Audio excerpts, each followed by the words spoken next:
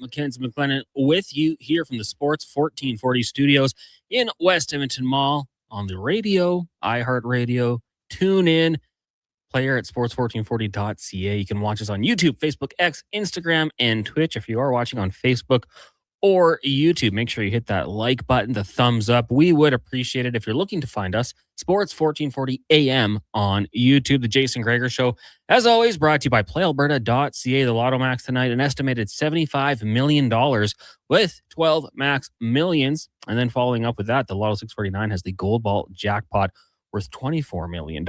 Also, maybe Lotto is not your thing. You want to do some specials? playalberta.ca/sports. The Jason Gregor Show daily specials are up. And with Jason away, I got a chance to dive into these ones. 3 parlays we picked up tonight.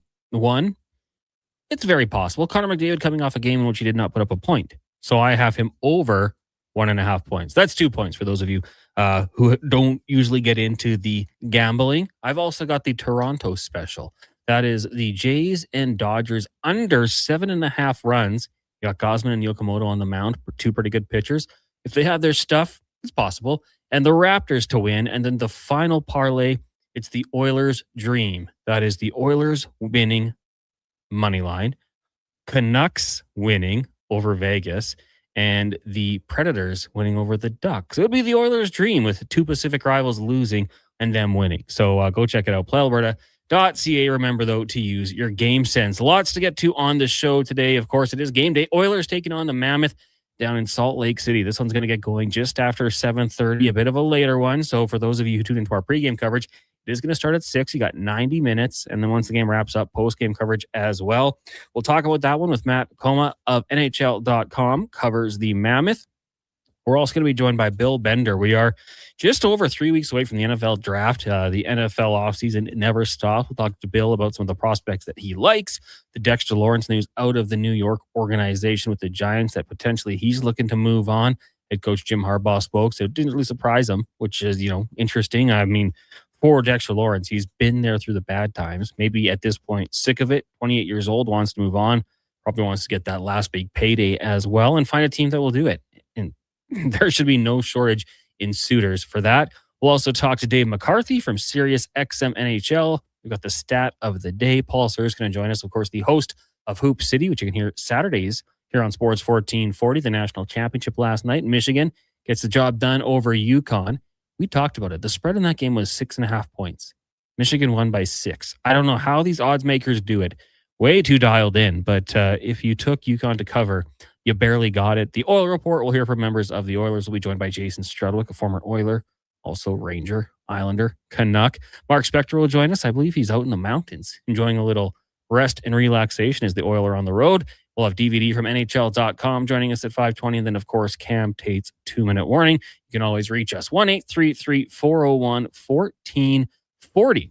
Blue Jays in action tonight, looking to bounce back as they take on the Dodgers once again. A couple changes. Dalton Varsho, he'll be batting second. Jesus Sanchez gets into the cleanup spot. Vlad will be third with Springer, of course, leading off. And then how about Brandon Venezuela getting into the game, catching. He'll bat ninth. Jays trying to do a little bit more than what they did yesterday against the Dodgers because that game, unfortunately, was over pretty quick. We can even talk to Dave McCarthy about that one. He was at the game with Jason Gregor and Terry Ryan, who we are hoping to get on the show as well. We've got Declan Kruger here, keeping us on track. Declan, good afternoon. How did you feel about the way the Natty played out last night? Michigan, go blue, got the job done. Listen, Matt, I loved the tournament. I loved the game. Shout out Michigan, most consistent team all year. Dusty May, heck of a coach. He actually is going to play in the NBA. What I mostly felt was bad for you because we had a conversation before the game, and I told you Michigan by 7. The line was 6.5, and they won by 6. It's incredible. You touched on in the opening there, like, how do they do it? How do these? There's a reason there is a magical city in the desert, and it's because of lines like this and people like us. So I feel bad for you, but it was a great game. It was a lot of fun. Love the tournament. Oh, well, don't feel bad for me. I enjoyed it. I think it was just a great night in sport. We also had the Edmonton Oil Kings. Unfortunately, their season coming to an end at the hands of the Saskatoon Blades down at Rogers Place in overtime. It was a series they fought to get into. Like every game, it was Blades, then the Oil Kings fight back. Blades win, Oil Kings fight back. Blades win, Oil Kings fight back. And then unfortunately just didn't have enough on the penalty kill last night. Down a man. They lose. They had a great chance too. At the third period, I thought the ice really tilted in favor of the Oil Kings, but they just couldn't get it done. And that's a team that still has lots of runway left, lots of potential on that team to do some really good things. We'll see what happens next year. Also tonight, you got the PWHL Takeover Tour in town. Emirates Mashmeyer in Vancouver taking on the Boston Fleet. Rogers Place. Mackenzie's going to be down there. If you see her, say hello. It should be a great game. Puck drop 7:30, I believe, for this one. So lots of things going on tonight as well. The text line, as we mentioned, 1-833-401-1440. The big news today, well, there's not anything really crazy. The Edmonton Oilers in action. We're going to be talking a lot about that one today. And Tristan Jarry looking like he's going to get the start for the Edmonton Oilers. He's won his last 2 games. We saw him a few weeks ago in Salt Lake City. It wasn't a bad game at all. You know, there was the first goal that was a double deflection. Doesn't really have a chance on that one. The big thing that we did see last time these two teams met in Salt Lake City was that the Oilers had a real big commitment to blocking shots, right?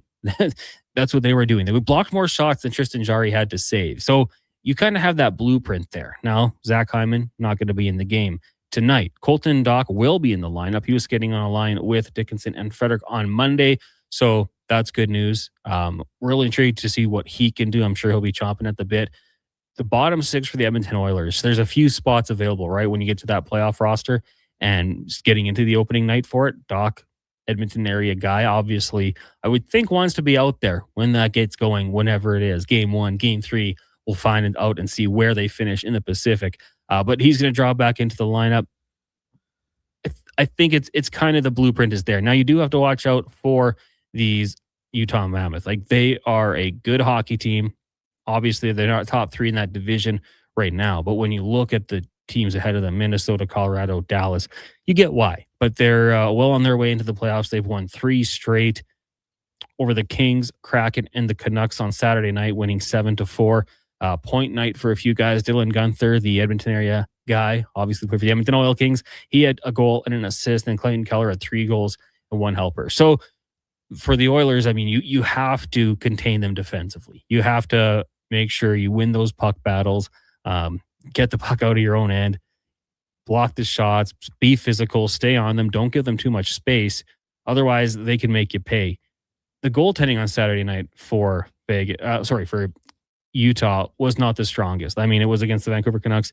They still allowed 4 goals. Veshmelka's save percentage was .826, 4 goals on 23 shots. So, you know, you can find ways to score goals in this game, I would think. Now you got to go out there and do it without 2 50-goal scorers on your team, which certainly doesn't help. But for the Edmonton Oilers, lineup-wise, probably nothing too major other than Colton Dock getting out there. Top line, assuming it's the same as practice as yesterday. Podkolzin, Connor McDavid, Matthew Savoy. The second line would have Nuge centering with Roslovic and Kapanen, Dickinson, Doc, Frederick, and then Adam Henrique with Jones, Lazar on the back end. No real surprises either. Ekholm, Bouchard, Nurse, Murphy, Wallman, Emberson, Tristan Jarry in line to get the start there. And well, like I said, we'll keep the Oilers conversation going here throughout the rest of the show. A lot of hockey talk today. Tonight on the schedule, massive. And it's going to be this way, I would think, until game 80, 81, maybe even 82, because there's going to be so much to figure out. Almost every single game has playoff implications going forward. Gets going with the Panthers and the Canadiens. The Panthers out, but trying to play spoiler. The Montreal Canadiens still trying to find top spot in that division. You got the Lightning and the Senators. The Lightning, I mean, comfortably in a playoff spot. But again, you got Buffalo right there, tied for top spot in the Atlantic. The Sens trying to get into the final playoff spot. Blue Jackets and Red Wings meeting in Detroit. That's another one. I mean, for the odds are plan. I hope they can figure it out and find a way to pick up the 2 points. The Flyers, the Devils meeting for both those teams. It's big. The Hurricanes and Bruins. Canes, you know, they've got that division, I would say, wrapped up, but still a big game. Avalanche taking on the Blues. Less important for the Avs, but for the St. Louis Blues, you're fighting for that playoff spot. The Stars, taking on the Flames. The Flames probably want to lose this game. The Stars, it looks like you're going to get the Minnesota Wild in the first round of the playoffs. Home ice would go a long way. You've also got the Kraken and the Wild meeting in Minnesota. So at those games going both 6 o'clock starts. And then wrapping things up this evening. Canucks hosting the Vegas Golden Knights. For Vegas, a game you would think find a way to get the job done. And then the Ducks taking on the Nashville Predators. And that's another situation where you have two teams jockeying for position with the win. The Anaheim Ducks stay right in the hunt there for top spot in the Pacific. And then for Nashville, a chance to potentially leapfrog the LA Kings, who picked up another win last night in extra time. 19 regulation wins. They also have 19 overtime losses.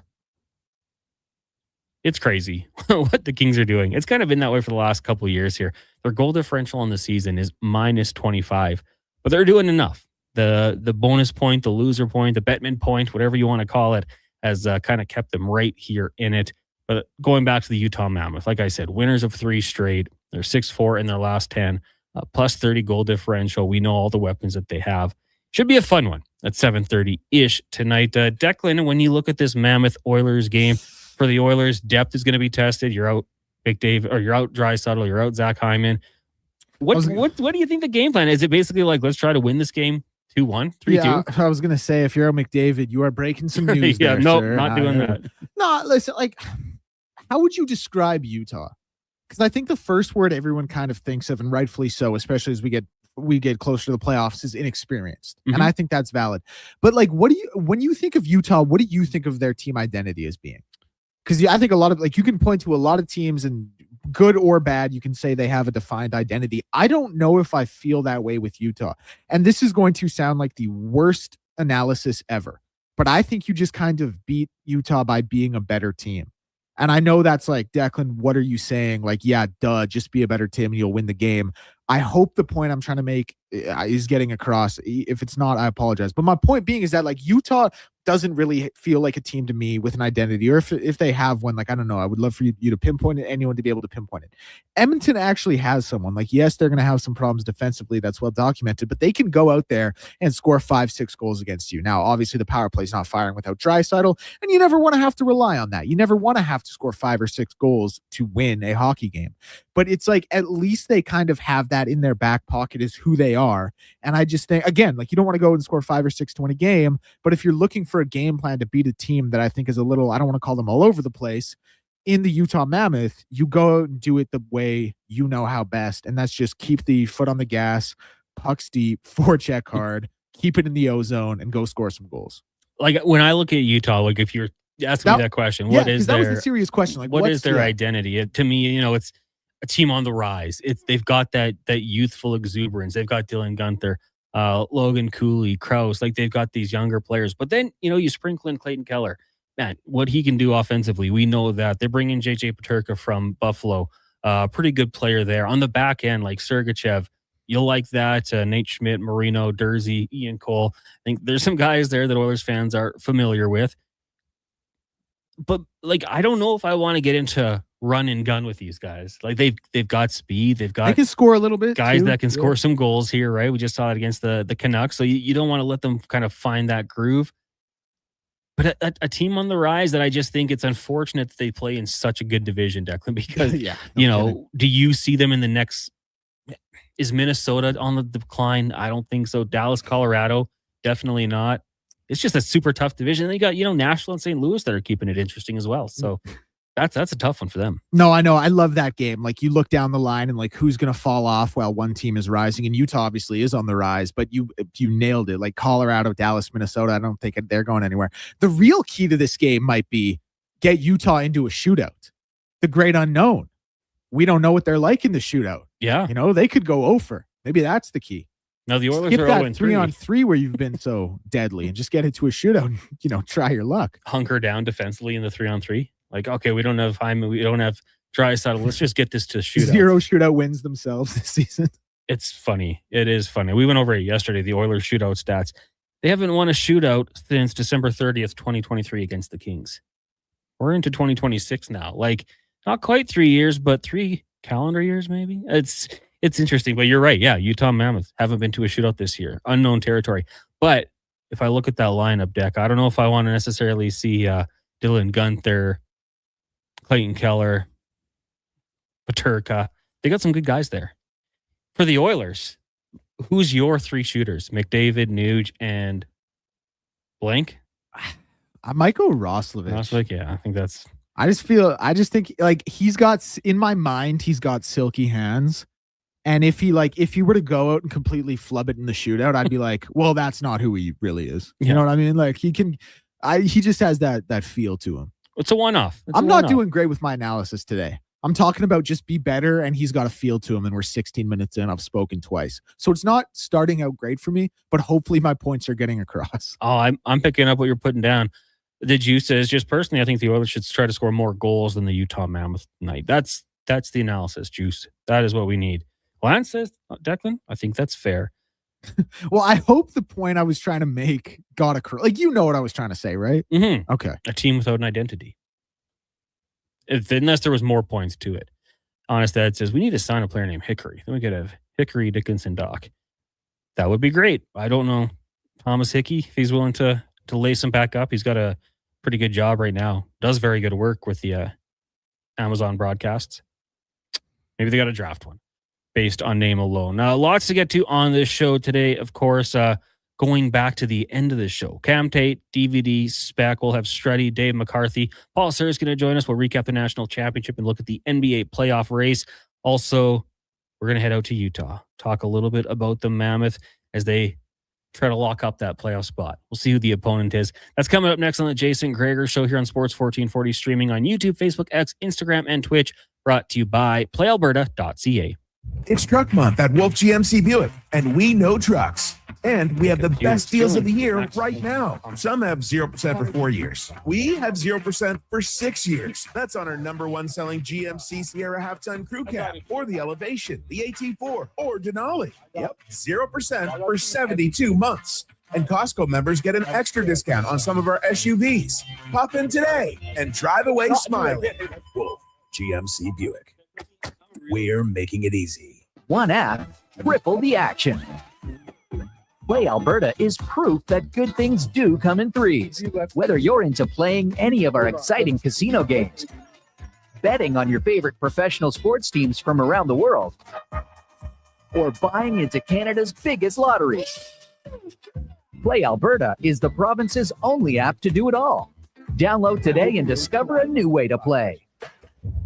Must be 18 plus to play. If you gamble, use your game sense.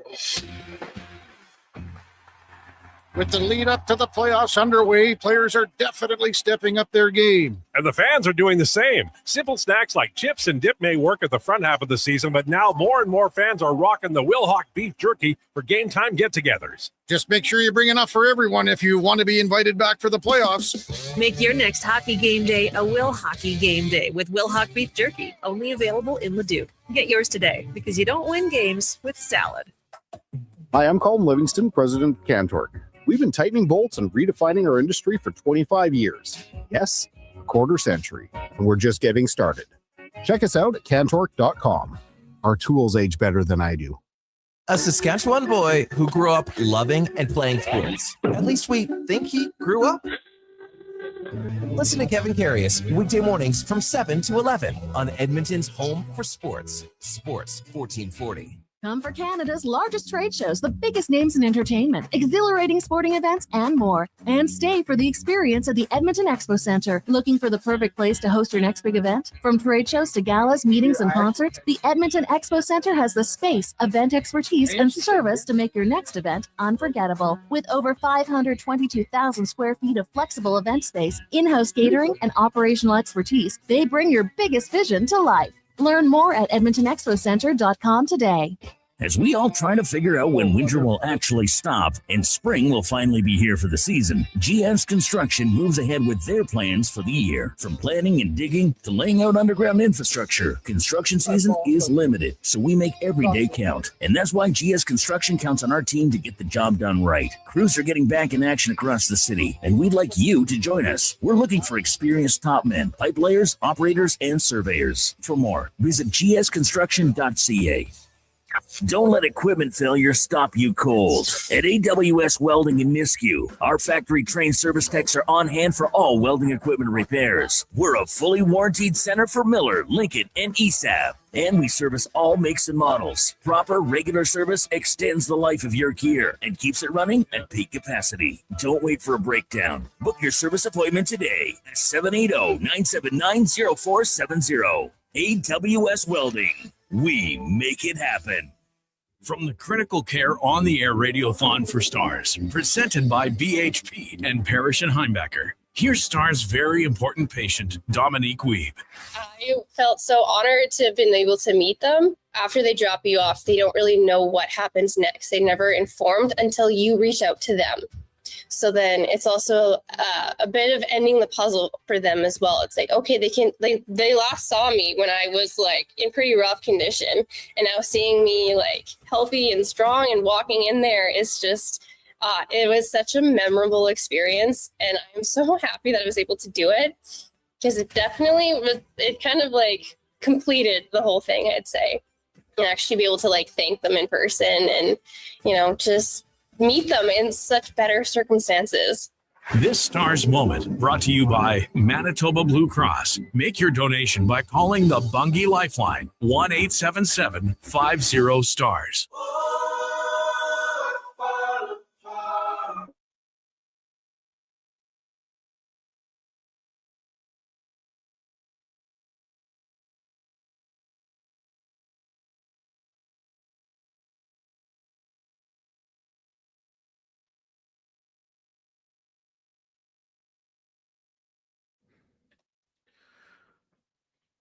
Portions of this hour brought to you by On the Rocks. The Oilers' push to the playoffs is on, and OTR is ready to be your hockey headquarters. $5.75 Molson Canadian, 69-cent wings, plus play score and win every game. See more at ontherocksyag.com. The Jason Gregor Show with guest host Connor Halley. This is Sports 1440. Brought to you by PlayAlberta.ca, Alberta's only regulated online gambling website.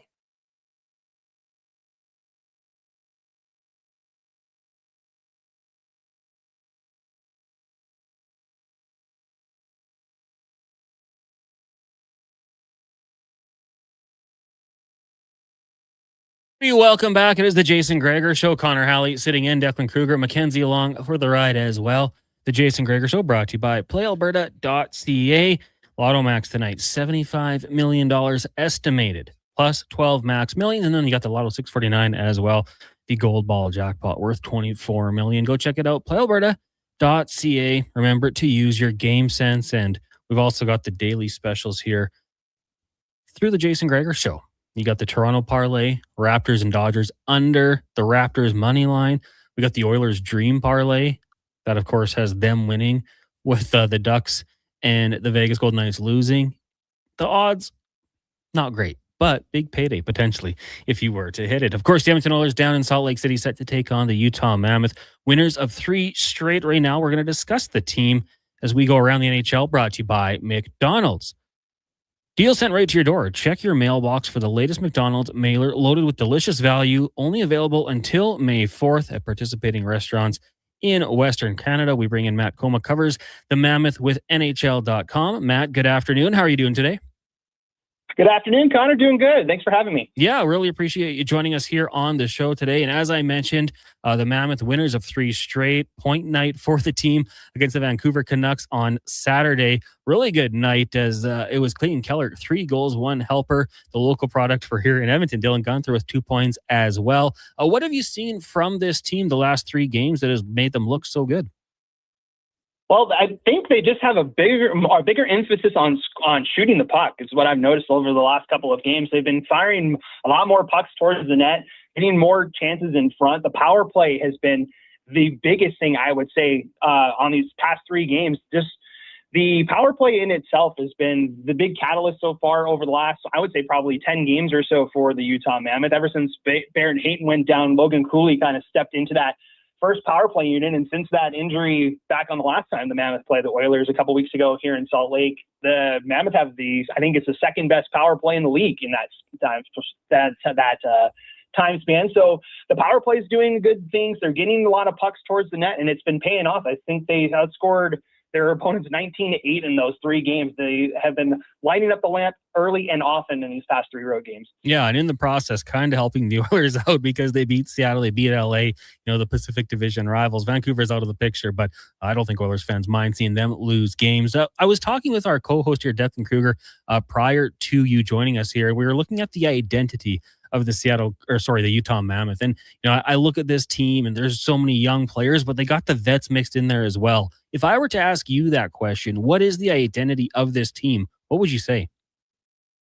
I think the identity of this team is it's a young core group of guys that are still just kind of getting into their prime. You mentioned they have a couple of veterans that they've brought in. Mikhail Sergachev and Mackenzie Weegar on the back end have been really good defensively for Utah. Same with Nate Schmidt and John Marino on the back end. You have these veteran guys bringing in Kevin Stenlin, Ian Cole, a lot of these veteran guys that have been on playoff teams, been on cup teams, that have kind of shown the way for this young core group of teams. Dylan Gunther, Logan Cooley, Clayton Keller, these guys are just getting into their primes, basically. You see Dylan Gunther leading the team in goals. He's going to probably have a 40-goal season this year, and he isn't even 23 yet. So he's still got a lot of room to grow. So I think the identity is it's a team that's starting to find out who it is. It's still a young core group of guys, but they are starting to figure out who they are, and they're getting into the best years, I think, of this program. Yeah, I wanted to ask you about Dylan Gunther and just the strides that he's taken this year. I think everyone knew he was a shooter. That alone isn't going to get you, into the NHL success. What have you seen in his development the last few years? Well, the nice thing, especially going from year 1 in Utah to year 2 in Utah for Dylan Gunther, last year he was kind of in that one spot, especially on the power play and in the offensive zone once they set up. He's kind of in that one spot. He's got a heck of a shot that he can hit at almost any spot. But this year he's done such a good job of just kind of redeveloping his game and finding new areas to shoot inside the offensive zone. He's not just that sniper in the slot that he's been known for since he's been in the NHL, but he's finding ways. He's getting some pucks to the net. He's getting in traffic. He's tipping shots, getting sticks on pucks in front of the net, just like little ways that he is finding ways to score. He leads the team in goals with 38 because of it. I'd say he's probably going to be a 40-goal scorer for the first time in his career, and just the way he's going, he's probably going to keep doing it. Matt Coma joining us here on the Jason Gregor Show. Connor Halley sitting in as we're taking a look at the Utah Mammoth. The Oilers down in Salt Lake City taking on the team tonight just after 7:30. Matt, when you just look at the popularity of this hockey team in the city, surrounding areas, I mean, obviously I know the Jazz have been there for so long and collegiate sports are very big, but where do you have the Mammoth slotted in there? And are they becoming more and more popular going along, obviously with the success they're having and I guess being here for another couple of years? Oh, absolutely. They've kind of made their way into the popularity here in the state of Utah and Salt Lake City just in general. Like, I would still say the Jazz are still the top ticket in town, but with them kind of in a rebuild situation, the Mammoth have kind of jumped in and been the team that kind of everybody follows, especially during the winter and spring months when football is not a big thing here in Utah. But the Mammoth have kind of moved into that spot. They sell out the Delta Center on a night in and night out basis. I was curious when the team first came here last season, how they would do on like the weeknight games and like the not so popular NHL tickets. It's been incredible to see at the arena. They sell out. It doesn't matter who's in town, what night it is. We just had a Sunday night game, I think 2 weeks ago, where they pretty much sold out the barn. So they've done a really good job of marketing this team. And it helps when you've got a lot of young talent. Like we mentioned, like all these guys are doing a fantastic job and they're really fun and relatable to get along with. They just opened the practice facility to the public a couple of weeks ago as well. So a lot of things are going in the Mammoth's direction, and within them being just on the doorstep of the playoffs here too, it's going to take it to another level if they can get it through here in the next couple of weeks. From afar, it seems like Ryan Smith, the owner, is very hands-on with this team. I've seen him on social media giving away tickets, things of that sort. Is that the case? Like, do you see that he's really hands-on, trying to grow this fan base?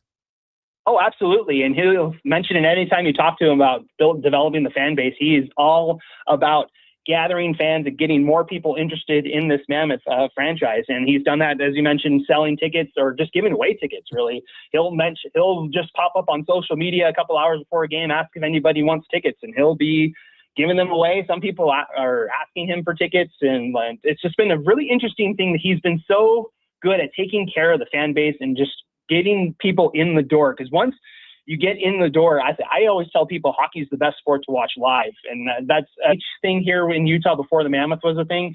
But people go to these games and they realize that this is a fun product that they have. And Ryan Smith does a fantastic job of promoting that here in Utah. Yeah, looks absolutely awesome. Somewhere I'd like to get down there and check out one of these days. Now, just back to the ice. Vishmelka, I don't know if you can confirm or not if he'll get the start tonight, but on top of that, this season, you look at the numbers, 898 save percentage, not elite. The goals against average, not elite. But then you look at the wins, 35, 19, and 3 is the record against really good teams in the division that you have to go head to head against. So what have you made of his play this season? Vejmelka's done a pretty good job. I would say he's had a couple of hiccups here and there down the season, but he has been playing a lot. This has been the same as what went down the stretch last year with Connor Ingram leaving the team and then having a lot of guys kind of rotate around from the AHL up to the NHL program with Jackson Stauber and Matt Velada, those guys kind of coming in. But Vejmelka, end of the season last year when the Mammoth were in that playoff push for the last month and a half, probably Vejmelka played every game in that sense. I think it was like 29 games in a row that he played. So Vejmelka's used to playing in a lot of games. He's got about 30 games on Vitek Vanacek, who's the other goaltender for Utah. Vejmelka's been the number one starter for Utah since that kind of shuffle. Ingram was the starter when Utah first came in here last season, but Vejmelka kind of took over that starting job around the Christmas break last year, and he's kind of flourished with it. He's had some ups and downs, but he is the go-to guy for this Mammoth club, and he just signed a contract extension as well, and so he's going to be here for a long time, and he will be goalie number one at least for the foreseeable future for Utah. Matt Coma joining us here on the Jason Gregor Show. Connor Halley sitting in. Matt covers the Utah Mammoth for NHL.com. Of course, Oilers Mammoth meeting tonight at 7:30. So the last time we saw these two teams meet, Tristan Jarry got the start, but the Oilers really put an emphasis on getting into shooting lanes, blocking shots. They blocked more shots than Jarry had to save, which is a crazy stat, in my opinion. Did that come up at all today? Speaking to the players, has there been an emphasis on trying to make sure they get shots through? Absolutely. That was one of the talking points morning skate this morning. But the biggest thing is trying to slow down the offense of Edmonton. That's been the Achilles heel of Utah in all of the matchups that they've had against the Oilers since the team moved here to Utah. They haven't beaten the Oilers. They're 0-4-1, I believe, going into tonight's contest. And so it's been just a tricky team for them to try and manage offensively. That was the biggest thing that was spoken by Andre Turney this morning and just the team in general. Is we need to slow down the Oilers and figure out a way to stop that offense. Yeah, you know what? Without Draisaitl, without Hyman, it gets a little bit easier, but they still have that depth. Who do you think gets the task of matching up with Connor McDavid's top line? I think it would be obviously the top line's pretty good. You have Krause, Keller, and Schmaltz all together on that top line.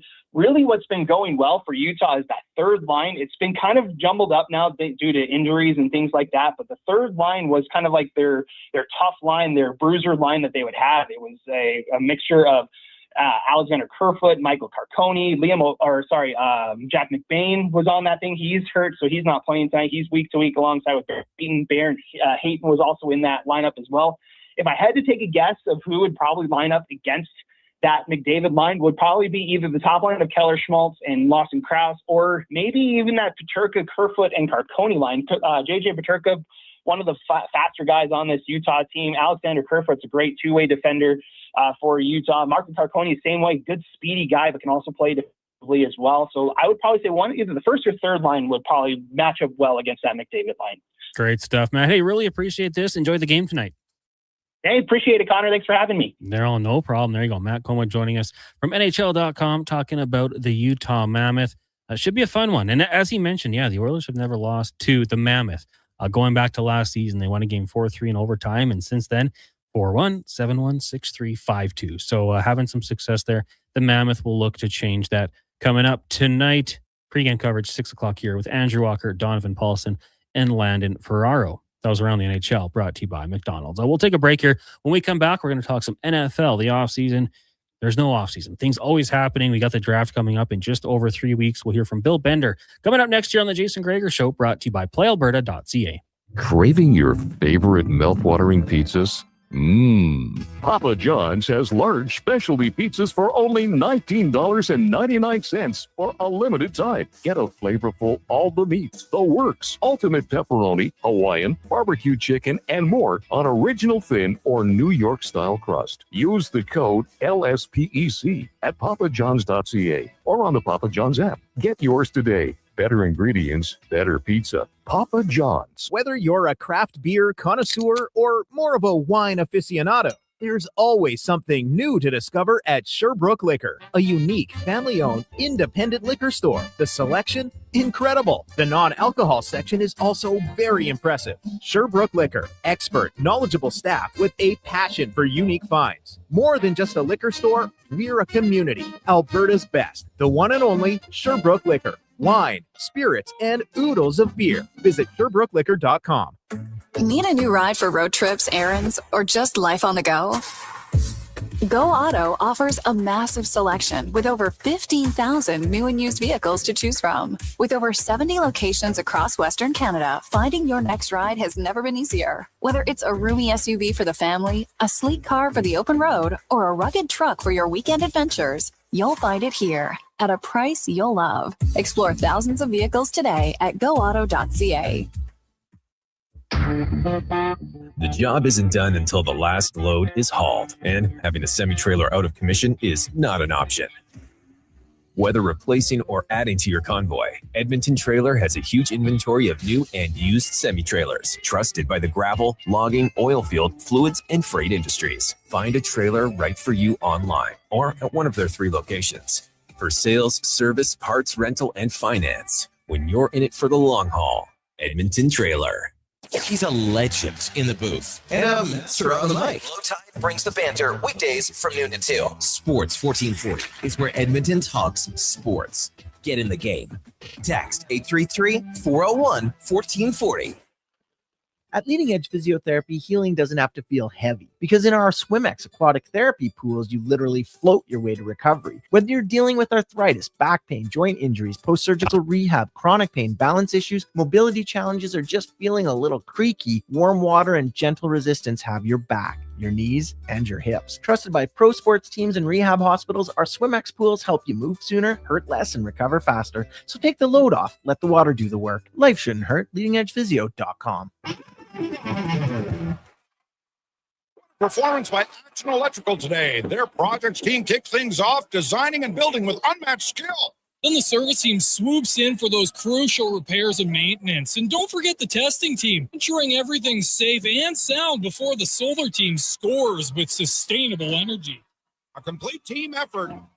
Have Action Electrical bring home a win for you and your project. Visit actionelectrical.net. Who's that working on the underground utilities over there? All-Star Construction, that's who. What about the street lighting? Yep, All-Star Construction. And the directional drilling, hydrovacking, neighborhood renewal, and telecommunication work? Yep. Since 2009, All-Star Construction has been doing all that and more, shaping and building Edmonton communities for land developers all around Edmonton. That's what All-Star Construction is all about. Are you overwhelmed by debt and getting nonstop calls from creditors? It can feel like there's no escape. Debt doesn't have to be a life sentence. A single call can turn things around. My name is Parveen Middleton. I'm a licensed insolvency trustee at BDO right here in Edmonton. I can help you become debt-free with a solution just for you. Let's put an end to those calls from creditors together. Call 1-833-BDO-TALK or visit bdodebt.ca to discover your debt-free future. For almost half a century, families, farmers, and mechanics across Alberta have trusted Ed's Auto Salvage in Westlock. Why? Because we know cars and we know value. Hi, Lisa here. And whether it's keeping your work truck hauling or getting your teenager's first car back on the road, Ed's has the parts you need at prices you can afford. Reliable, affordable, local. That's Ed's Auto Salvage. With province-wide shipping and daily delivery to Edmonton, visit us at edsautosalvage.com.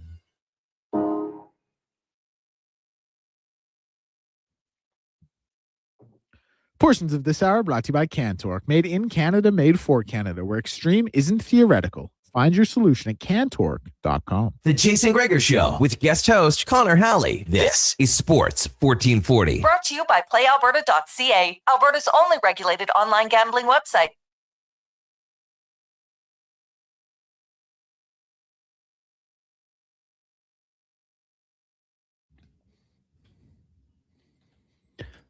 Well, welcome back. It is the Jason Gregor Show here on Sports 1440, brought to you by PlayAlberta.ca. Go check out the daily boosts. PlayAlberta.ca. Be sure to use your game sense. Go to GameSenseAB.ca. Remember to stay within your limits. Connor Halley, Declan Kruger, Mackenzie McLennan with you here in the Sports 1440 studios in West Edmonton Mall. Hope you guys are doing okay. Got your shoveling done as the snow hit this morning. I think it's already melted. We don't have windows in our studio, so I can't say for sure. But it was starting to look a little bit better out there.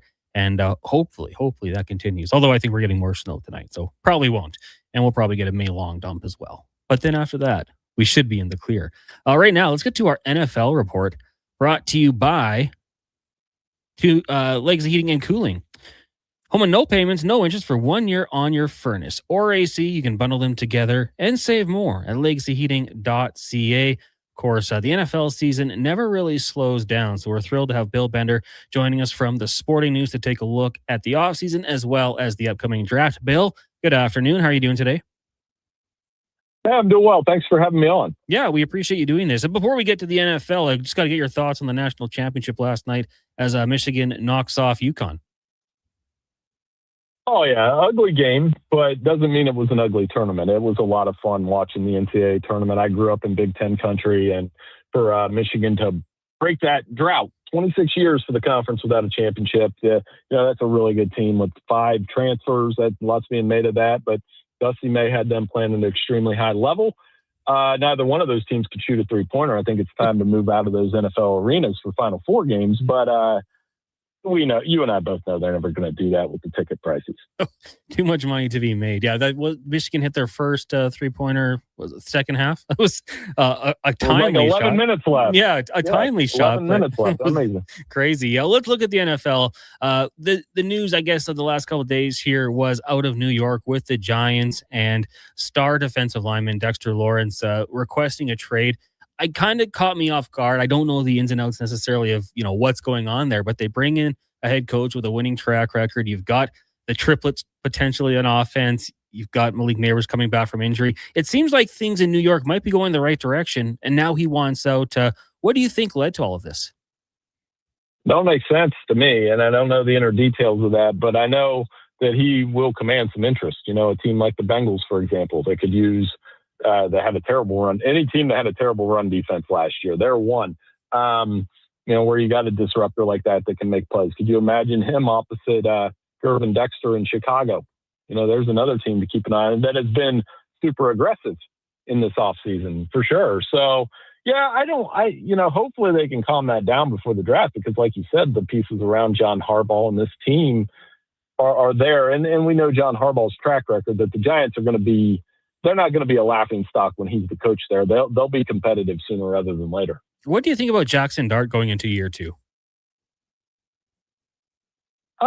It'll come down to development in the passing game, obviously. I think there was a brief moment last season where you had him and Scadaboo together, and they became one of the NFL's more popular teams for a couple of weeks because of that connection that those two have, because that they're trying to pull that franchise up. And when the Giants are good, I would say it's good for the NFL. And that's coming from somebody that's a Green Bay fan and watched those guys rip 2 rings off the Packers' fingers.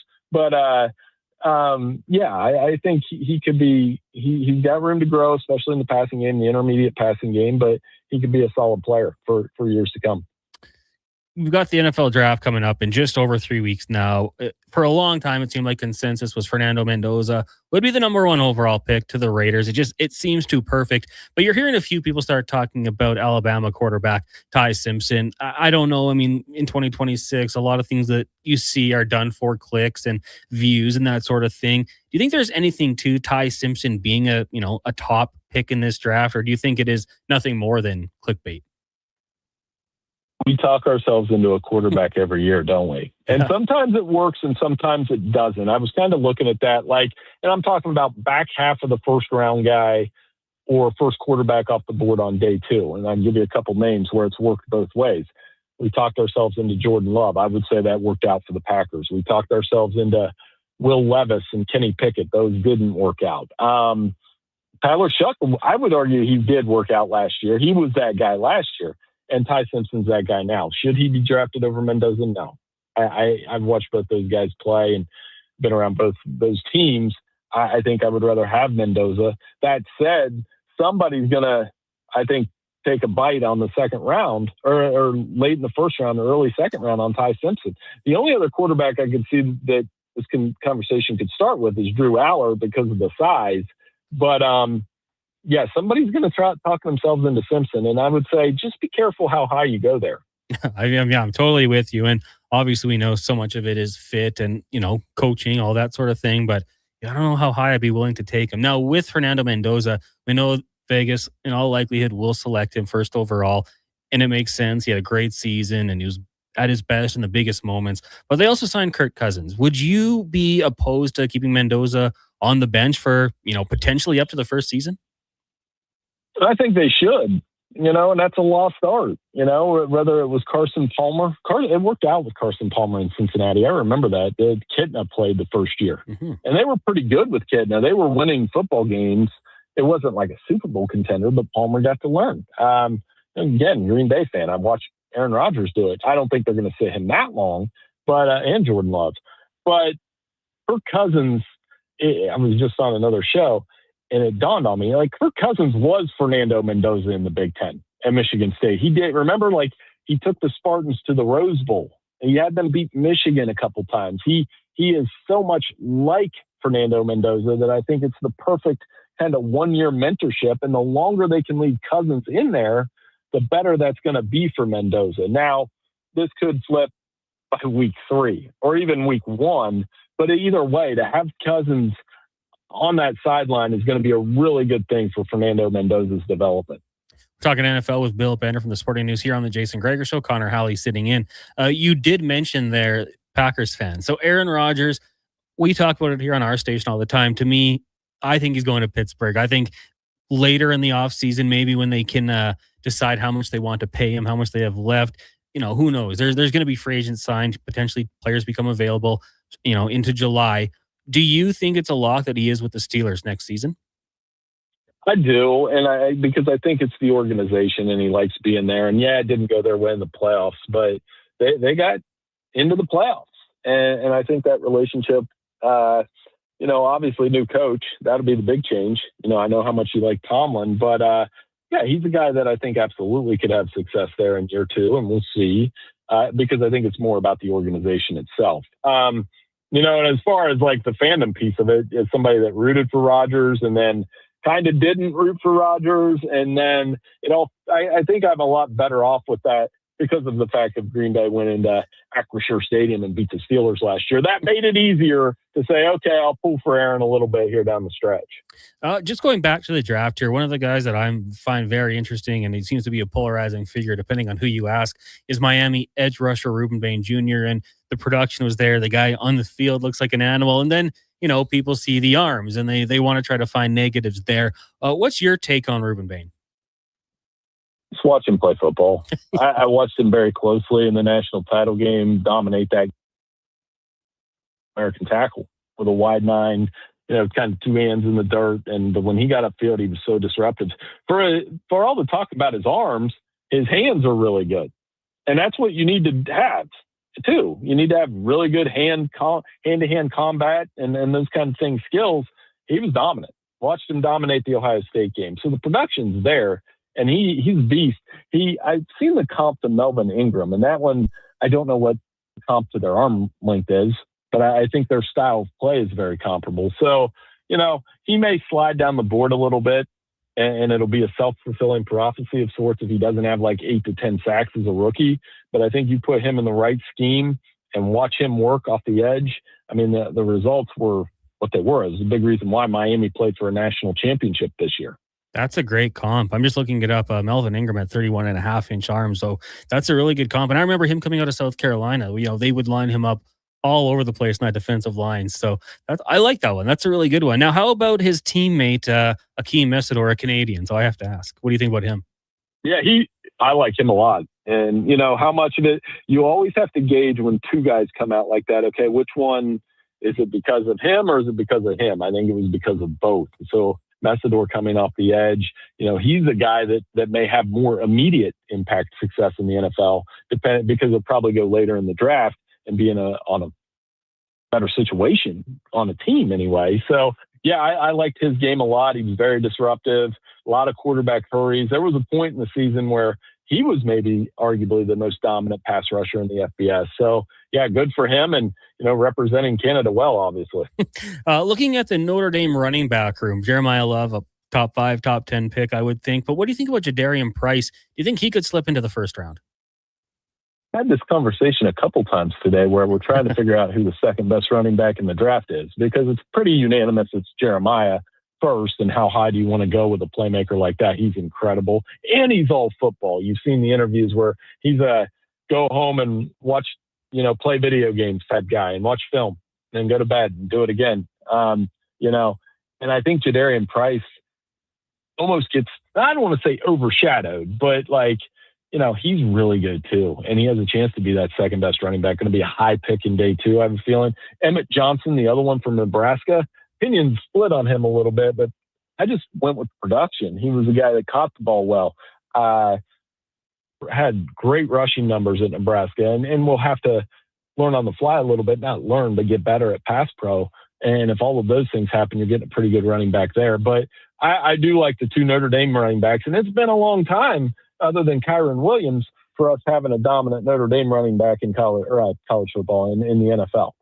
I think at 2 players being drafted that high from the same position, and all of a sudden I'm thinking Ronnie Brown and Cadillac Williams were the last 2 running back teammates to go first round. That'd be very impressive if it were to happen. Well, Bill, I know you're busy, you got things to do. Thank you for joining us today on this show. Really appreciate it. Hey, anytime. Thank you so much for having me on. I'll talk to you soon. Appreciate it. There you go. Bill Benner joining us, talking a little NFL. Covers the league very well for the sporting news. You can give him a follow on X at BillBender92. Deck, you're a little younger. I think I aged myself there. You remember the Cadillac Williams and Ronnie Brown draft out of Auburn? I don't remember the draft, but I actually had like a figurine of Cadillac Williams. Really? Carnell being his real first name, referred to as Cadillac. I had him number 24 on the Bucks, for anyone who doesn't remember. I had like a little, like not toy. What are they called? Just like figurine. He was like one you put in your room or like in your office, whatever it was. And I thought it was the coolest thing ever. And he had a really, really short peak in the NFL, but he had a season where he was like as good as any running back in the NFL. I got his autograph, man. That's awesome. On a visor to really date it. He and Bruce Gradkowski went to a Bucks game. Those are the autographs I got. You still have the visor, I'm assuming. 100%. It's, the visor fashion will come back, Declan.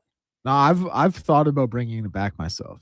So I hear you. If fanny packs can do it, and even if they want to give them a different name, I think the visor can do it as well at some point here. You're also you're a dad now, so I feel like dads can kind of just do what they want to do. Like I feel like you could bring the visor back yourself and make it cool with whatever I'm trying to say, like the base of it being, well, I'm a dad, I can do what I want now. You know what I mean? Like it's just functional. Exactly. Yeah. But then low key, you're like, this is like, I got some aura now. I'm burning the top of my head, but the sun is not in my eyes. The functionality of it isn't really there, but whatever. That running back room also for a year had Brandon Jacobs. This is sounding. This is Auburn, 2003, 2004. Yeah, this is sounding 01 Hurricanes-y a little bit. Good room. Obviously, I mean, the rest of the team, Auburn, heck of a program. No denying that. 1-8-3-3-4. That Auburn team, just like really, really quickly, that Auburn team was an undefeated SEC team that got left out of the national championship game because of the seasons USC and Texas had. Like, how crazy is that? Oh, it's insane. I mean, and hard to disagree because Vince, why am I slipping on his name? Wilfork. No, that was the tackle. It was definitely Vince Young. Yeah, I was like Vince Williams. No, Wilfork. No, Vince Young and Matt Leinart. Reggie Bush, obviously. Like that was a heck of a show. I think Dwayne Jarrett was playing receiver for the Trojans as well. Was it Jason Campbell? Was he the quarterback? Yeah. First round pick to Washington legend. Yeah. The current system, I think we all agree, is the way to go. Lance says the visor never left John Gruden. There's a few. Josh McDaniel, doesn't he still rock the visor every once in a while? Spurrier wore for ages. I don't know. I think it's kind of a tough look. If I had to go between that or a bucket cap, I'd probably lean bucket cap at this point. To me, function, like just talking about function, covers the ears as well. Makes sense. We got a text here from Corey. Betting perspective, Deck, who do you guys think goes number 2 overall? Ooh, that's a great question. Arvell Reese. What's the most important position? Quarterback? Yep. Second most, the guy protecting the quarterback? Yep. Third most, the guy chasing the quarterback? It's not a great year for tackles. And it's not a great year for left tackles. Yeah. Is Spencer Fennell the guy? He's the best tackle on the board, yeah. But where do you take him? I kind of like your pick there. I think the Jets need to do something with the defensive side of the ball. Who are they mocked to take on kind of the mock drafts? So Daniel Jeremiah's first draft has Reese going there. Yeah, okay. So you got that one. I'm looking at one right now that has Reese going there as well. I like it. He's a great player, man. You go to the Texans a couple of years ago, and of course they got C.J. Stroud and then traded up to get Will Anderson. And along with Daniel Hunter, I think that kind of transformed their defense.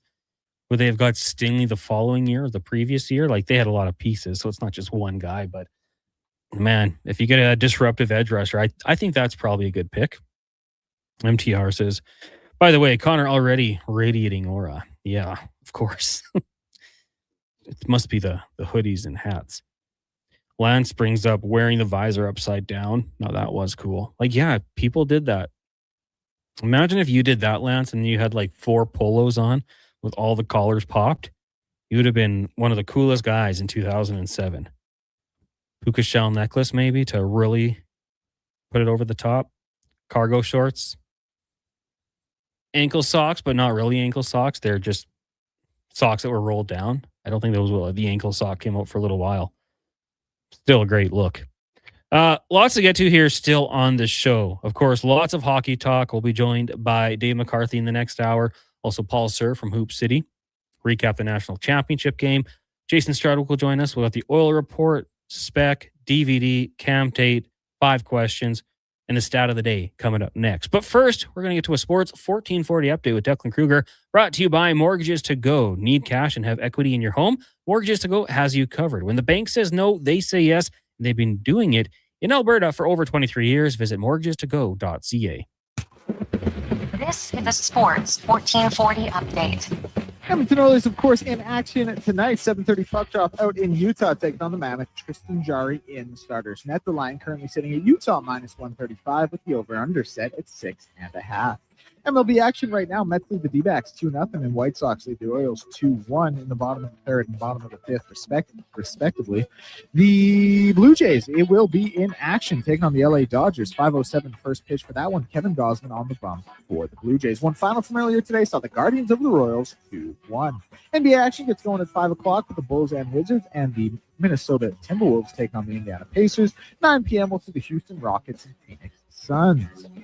BCHL playoffs. Black Faults in Sherwood Park to take on the Crusaders. That series currently tied 1 game apiece. And Brooks in Spruce Grove to take on the Saints. Brooks leading that one 2-0. Both puck drops 7 p.m. I'm Declan Kruger. This has been a Sports 1440 update. It's Sports 1440, a Stingray radio station broadcasting on Treaty 6 territory. Download the free iHeartRadio app and listen to CKJR wherever you go. Booster Juice is going crazy for hazelnuts. No, not crazy. Nuts. Booster Juice is going bananas for hazelnuts. I mean, there are bananas in smoothies, but that's not the point. Banana juice is booster for hazelnuts. What? Just stop. Booster Juice is going nuts for hazelnut. Introducing the Nutty Monkey Smoothie, Holy Hazelnut Acai Bowl, and Nutty Booster Ball, all made with rich, creamy hazelnut spread. Try them today, only at Booster Juice. Canadian born, blending since 1999. You've got a go-to coffee spot, a trusted barber, even a lucky game day jersey. But when it's about looking your absolute best, there's only one name you need. Mr. Dirk. Family run since 1939. We're experts in crafting impeccable tailor-made suits and offering a wide variety of everyday styles. Pair that with personalized one-on-one fittings and the convenience of on-site tailoring. Mr. Dirk elevates your style game. Visit our Edmonton store or explore MrDirk.com. Score big on style with Mr. Dirk. Hi, Mike here from Northgate Chevrolet Buick GMC. Would you like to be a part of history for the month of April? I'm kidding. Or as the kids say, bro, I'm joking. Would you like to help us set a record in April? Chill. Still kidding. At Northgate, we aren't trying to set any records or tell you how many vehicles we sell. And we really don't think you'd care. But what you will care about is this. Every dealer has the same costs. Trust me, GM does not have a favorite kid. You get to decide where you buy. 0% financing, a great selection, and of course, great people. Stop in and see us today, 13215 97th Street, or business online at northgategm.com. You're in Northgate country. When it comes to sports in Edmonton, Jason Gregor is a must listen. He brings you the inside scoop with guests from across North America. If it matters in sports, you'll hear it here first. Gregor rolls out weekdays from 2 to 6 on Sports 1440. Bringing every project to life requires the right team. By joining the Japa Machinery Group service or sales teams, you can be part of setting a new industry standard. Celebrating a legacy of excellence with Japa. Learn more at japamachinery.com.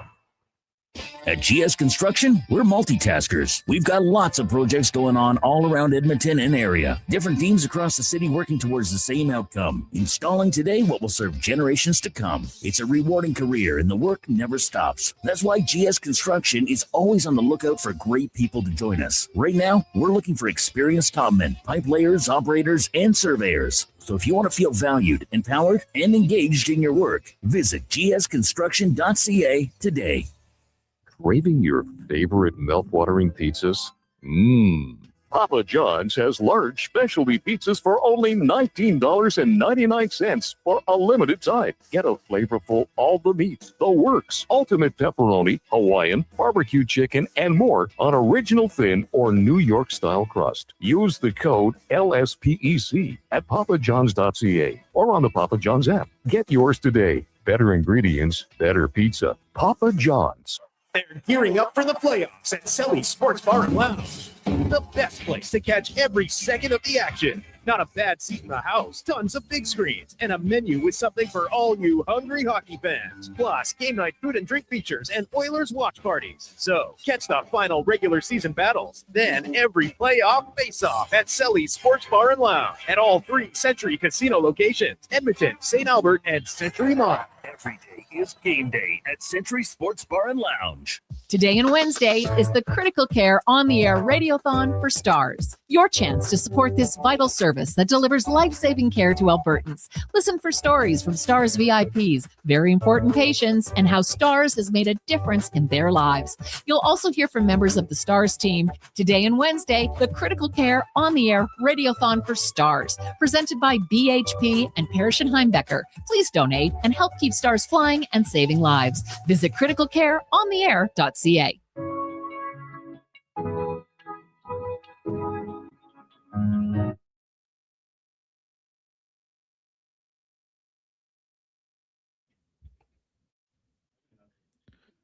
Portions of this hour brought to you by the Edmonton Oilers. Oilers fans, season seats have never been easier. Sign up for first access to full half and quarter seats starting at only $28 per week by visiting edmontonoilers.com/season seats. The Jason Gregor Show with guest host Connor Halley. This is Sports 1440. Brought to you by PlayAlberta.ca, Alberta's only regulated online gambling website.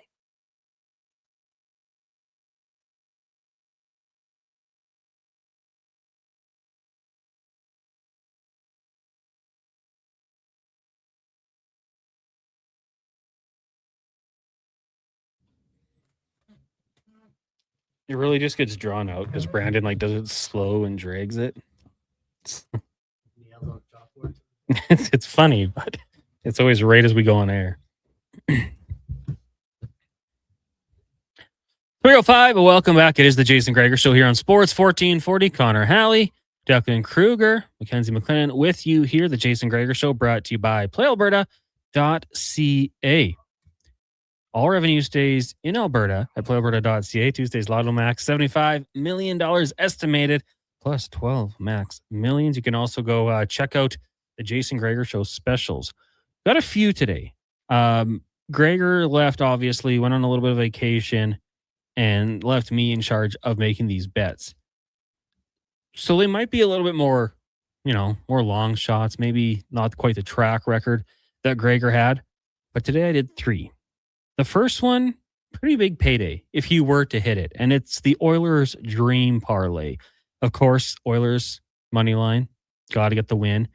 You'd also need the Vancouver Canucks to be victorious over Vegas, and then the Nashville Predators to beat Anaheim. Crazier things have happened, but if you win that, could be a nice little payday. You don't even have to sprinkle very much down. Also got the Toronto one. That's going to have the Jays and Dodgers under 7.5 runs. Yakamoto, Gosman on the mounds. They do their jobs. They can get you there. Plus the Raptors winning. And then we've also got the Connor McDavid 2+ points boosted.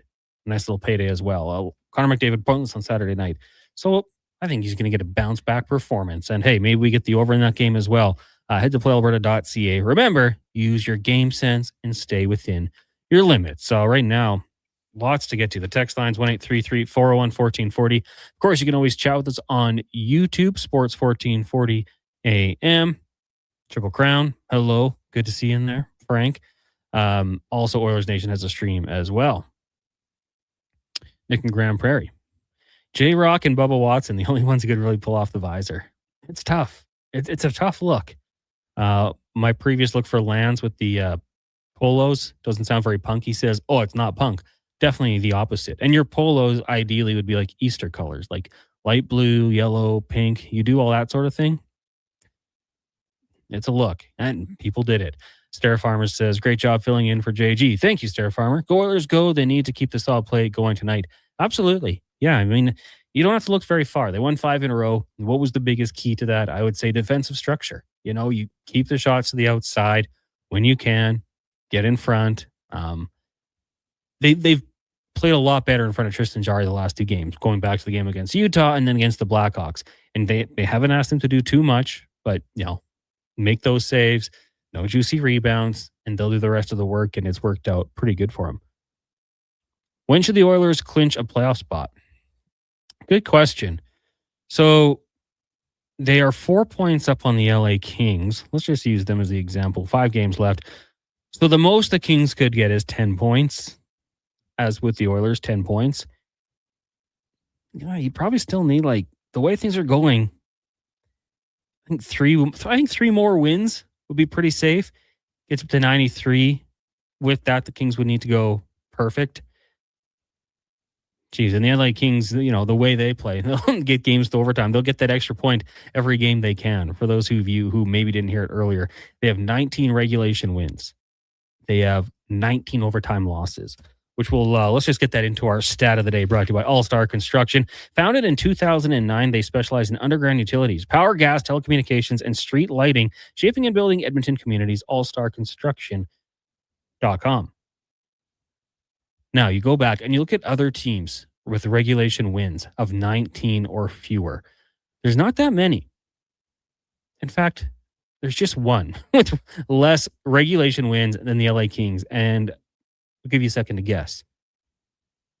The Vancouver Canucks. They have 22 wins. 17 of those have come in regulation. The next lowest when it comes to regulation wins, LA Kings at 19. It's tough to even find teams below 25. The Ducks have 24. The Maple Leafs have 23. Rangers have 24. Bottom feeders. Not teams sitting in the playoffs. Other playoff teams, currently looking at them, regulation win totals, 39, 39, 32, 36, 33, 24, 31, 24, 34, sorry. That's in the East. In the West, 44, 35, 29 in the Pacific, 30, 24, 27, 31 for the Utah Mammoth, and then 19 for the LA Kings. It's crazy. But they're making it work. They're also not very good at home. 13, 17, and 9 this year. Could we see the Oilers-Kings matchup? It is possible. Seems a little bit unlikely. They would have to track down Utah because Colorado's going to get the second wild card team. But the LA Kings, what they're doing right now, and it just feels like it's kind of been something we've seen a lot of in the past. Some other interesting notes here as I was scrolling through the old stat sheet. When you're looking at games played as a member of the Edmonton Oilers, 5 games left. Darnell Nurse can surpass Kelly Buchberger. He just needs to play in the next 3 games. Connor McDavid will come just short. He'll finish the regular season if he doesn't miss any games at 794. Buchberger 795. But Darnell Nurse could also pass Sean Horkoff, who is at 796. That's a little bit of a ways to go. Probably midpoint of next year, tracking down Glenn Anderson. He's at 845. But then the next one in succession, you got Mark Messier at 851. Now, you're not going to track down Leon Draisaitl in all likelihood because he's going to keep on playing games.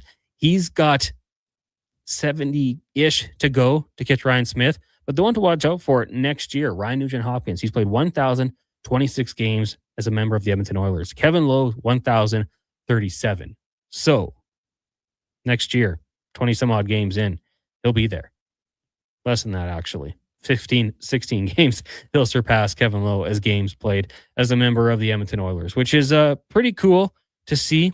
Other players, closing in on records in the next couple of years here. Leon Draisaitl is 40 goals back of Yari Curry. Statistically, he stays healthy. Next year should surpass him. Then he'll be about 110 away from Wayne Gretzky, who has the most at 583. Connor McDavid, 282 away from Wayne Gretzky when it comes to assists. But next year, in all likelihood, Leon Draisaitl should surpass Mark Messier. He's about 23 back. You could also have a chance for Ryan Nugent-Hopkins. That's maybe a pretty good year, but he could track down Yari Curry as well. So, there's going to be some historical marks potentially dropping upcoming. Ryan Nugent-Hopkins, still a ways to go when it comes to points. He's 105 back of Glenn Anderson, but a couple of years probably could get there. And if we're talking about catching the great one in point totals, for Connor McDavid, he's still got about 450 points to go. So assuming he plays out his contract, maybe signs another deal, he should get that one done. But it's interesting to see. Declan, I think you were out of the studio, but you made your way back in here. I was looking at games played here, and probably just me sleeping on him, but Darnell Nurse plays the remainder of the regular season. All of a sudden, he's 7th all times in games played for the Edmonton Oilers, trailing only Glenn Anderson, Messier, Draisaitl, Ryan Smith, Nuge, and Kevin Lowe. Pretty good run here for Darnell Nurse. Yeah, listen, it's cool, right? What did you say, 7th most? At the end of this season, assuming he plays the remainder of the games. Yeah, that's awesome. Would they have liked to move him 3 years ago when he would have been like 21st most on that list? Like probably, right? Should they have signed him instead of verging him twice? Do you remember when no trade and no move clauses became prevalent in the NHL? Like, I don't know the specific timeline in my mind because it obviously wasn't always a thing. It's kind of a newer thing. But do you remember about when it was? Oh, man. Because I also don't want to sit here and say the only reason Darnell Nurse is going to be on that list is because he has a no move, no trade clause. I think that's disingenuous to Darnell Nurse and the value he does bring to the team, despite us maybe not always wanting to see that. But I do also think there's something to be said, like, would he be climbing that high on the list if he didn't have those clauses? Like, I think it's something that's also rightly or wrongly worth bringing up. Yeah, I think so. I mean, I never fault the player, the agent, obviously, for getting those deals. No, of course not. Just the way the market went. But I would also say for Darnell Nurse, had they maybe bit the bullet, signed him 2 years earlier, the number would have been lower, maybe less egregious. People would still dislike his play, no doubt about that. It doesn't matter if you're making $8 million or $1 million. A bad play is a bad play. But yeah, it might not have been as egregious. I don't even know if I agree with that, man. Like, yes, a bad play is a bad play, but a $1 million player and an $8 million player can't both make 82 bad plays a season. Like, that's where I come out on that. Well, and I mean, geez, your $8 million player is going to play a whole lot more than the $1 million player. That they're going to be out there making those mistakes. Well, but let's use a quantifiable metric that would say like one turnover per 20 or something. TOI. I agree. Which actually isn't even that bad. Like that's a bad reference number because that essentially means 1 turnover per game, which like that's a pretty elite level for someone who handles the puck as much as those guys would. But you get what I'm saying. I get what you're saying, but I've long said on the ice, I don't care what you make. And I've always thought that coaches have to have that mindset too. A guy makes $8 million. If he's playing bad, put him in the box. Put him on the third pairing, right? Like don't necessarily equate what someone's being paid to ice time or anything like that. I do get what you're saying though. Like it would still be criticized. And when you're someone who's paid that much, it's because you're counted on and expected to be better. So the mistakes still haunt you. CBA 2005 deck. The NHL officially introduced no movement clauses and solidified the no trade clauses as part of the CBA in 2005. So there you go. This is like that domino meme, like NHL new CBA, and then the top domino is Darnell Nurse top 5 Oilers games played of all time. Just the way it worked out. Yeah, I mean, he's probably going to get there. And I don't know, people have talked about maybe this offseason he's willing to waive it and try something new, go to the next chapter. But if it doesn't happen, get ready for Darnell Nurse to climb into the top. Well, okay, he won't pass Draisaitl, but he'll be 5th. He'll pass Mark Messier. And that's interesting. Text lines 1-833-401-1440. Oilers in action night taking on the Mammoth. That gets going at 7:30. Some other news or big games around the NHL tonight. Of course, every game seems to matter. Right? It's awesome. It's exactly what the NHL wants. It's what we want. Some of these divisional matchups down the stretch are going to be, crazy good action. Canadiens, Panthers, matters, Lightning, Sens. But more specifically for the Edmonton Oilers, you got the Vancouver Canucks hosting the Golden Knights. The Canucks have nothing really to play for. They're running it out. They want to lose. They're huge underdogs in this one. But they did beat Colorado in a thriller 8-6. So who knows? Maybe there's a little spoiler in there. I don't know if that's going to happen tonight as they take on the Golden Knights. But you've also got the Ducks and the Preds. As I roll through these games, so many of them are crucial. Like Lightning and Sens is massive. Red Wings, Blue Jackets, massive. Blues, Avs, less massive. But, a lot of these games, both teams really need wins. The Preds and the Ducks, for me, might be one of the biggest ones because the Ducks' chance to win the division for the Nashville Predators, it didn't start off very good. We thought maybe they're going to start selling some of these players off. Get hot towards the end of the season, and they're right back in that playoff position. Just 1 point back of the LA Kings. So it's a fun time in the sporting world. We're going to talk some NBA in a little bit as well because the NBA battle is going on great. And Paul Sir is going to join us. Steve from Drumheller texting in. I think Nurse would have been traded by now if not for the no movement. I would agree, Steve. I think so.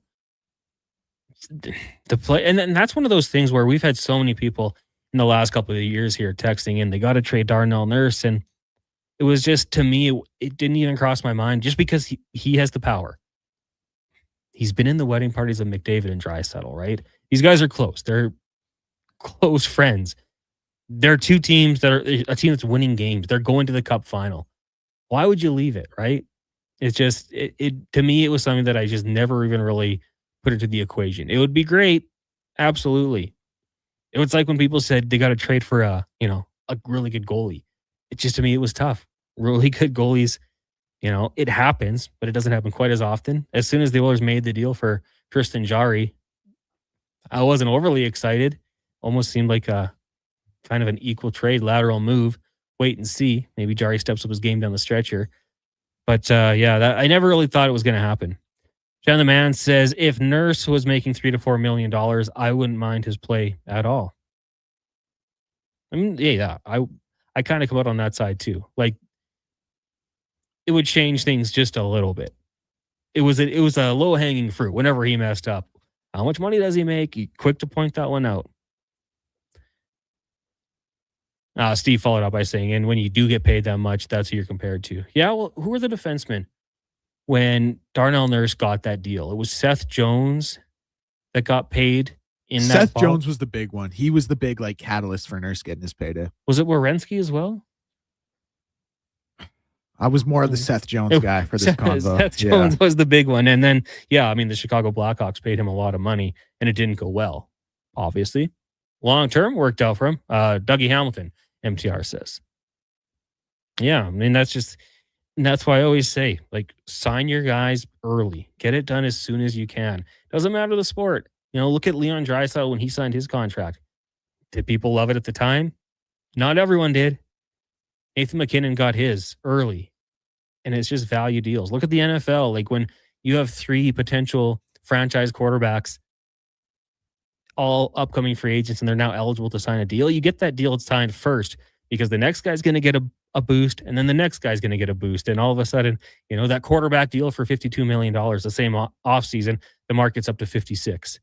$4 million swing. That's a player right there. Like, I'm a big fan of teams that draft well, develop well, sign them early, and get it done. And you avoid the bridge deal in the NHL, potentially. That number would have been a lot lower. And, hey, the contract actually might have been over by now. But here we are. We'll take a break here. When we come back, we're going to go out to Toronto, be joined by Dave McCarthy. He was at the Jays game last night. We'll see what he thinks about the result there. I think he was at Terry Ryan and Jason Gregor. So a pretty good crew there. We'll take a look at the Eastern Division, the Eastern Conference, in the NHL, the playoff race going on there. That's coming up next year on the Jason Gregor Show here on Sports 1440, streaming on YouTube, Facebook, X, Instagram, and Twitch, brought to you by PlayAlberta.ca. One app, triple the action. Play Alberta is proof that good things do come in threes. Whether you're into playing any of our exciting casino games, betting on your favorite professional sports teams from around the world, or buying into Canada's biggest lotteries, Play Alberta is the province's only app to do it all. Download today and discover a new way to play. Must be 18 plus to play. If you gamble, use your game sense. Welcome to Silent Ice Center, the region's newest hockey and event center in Nisku. Featuring 2 NHL-size ice surfaces, premium seating, private suites, and an electric atmosphere. From elite hockey to major tournaments, concerts, and special events, this is where the action lives. And with Summit Restaurant overlooking the rink, every event is a full experience. Silent Ice Center, built for champions, built for the community. Book your ice, your event, or your next big night at Silent Ice Center. Email booking at silenticecenter.com. Exciting news from St. Albert Dodge. The all-new 2026 Jeep Gladiator Sport packages have arrived. They have a great selection and a bunch of colors to choose from. And if you've checked out the Sport, you know it comes in some fun colors. Rugged capability, practical off-road features, and you can get behind the wheel for as low as $49,900. That's right. Put yourself in a brand new Jeep Gladiator Sport for less than $50,000. What more can you ask for? Time to head up the trail and see how easy it is to do business at St. Albert Dodge. Japa Machinery Group knows that XCMG may not roll off the tongue, but Japa's team will help keep your construction jobs rolling on time and on budget with heavy equipment sales and rentals. Visit japamachinery.com to find out more.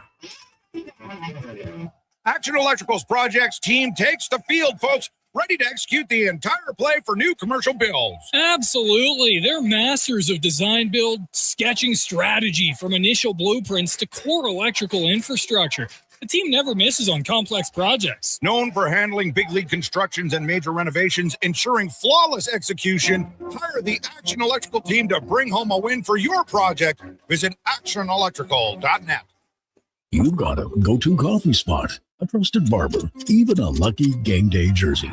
But when it's about looking your absolute best, there's only one name you need. Mr. Dirk. Family run since 1939. We're experts in crafting impeccable tailor-made suits and offering a wide variety of everyday styles. Pair that with personalized one-on-one fittings and the convenience of on-site tailoring. Mr. Dirk elevates your style game. Visit our Edmonton store or explore MrDirk.com. Score big on style with Mr. Dirk.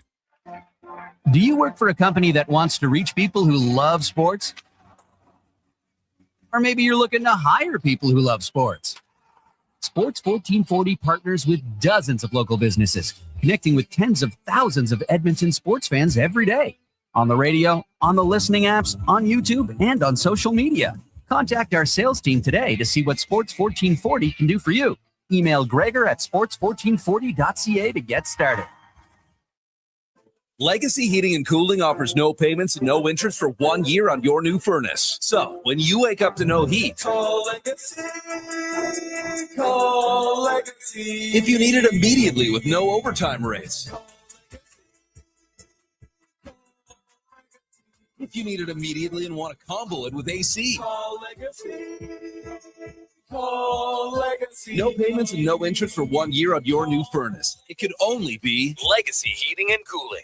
Today and Wednesday is the Critical Care On the Air Radiothon for Stars. Your chance to support this vital service that delivers life-saving care to Albertans. Listen for stories from Stars VIPs, very important patients, and how Stars has made a difference in their lives. You'll also hear from members of the Stars team. Today and Wednesday, the Critical Care On the Air Radiothon for Stars, presented by BHP and Parrish and Heimbecker. Please donate and help keep Stars flying and saving lives. Visit criticalcareontheair.ca.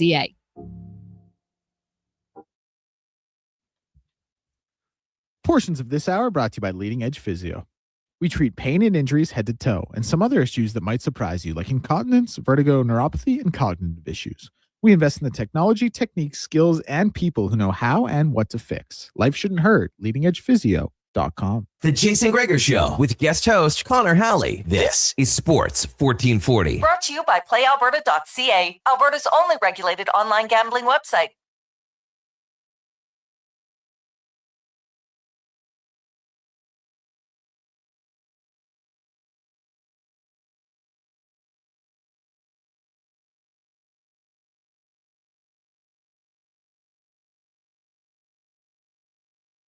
Back to the Jason Gregor Show. Connor Halley, Declan Kruger, Mackenzie McLennan with you. Brought to you by PlayAlberta.ca. Tonight's Lotto Max, an estimated $75 million.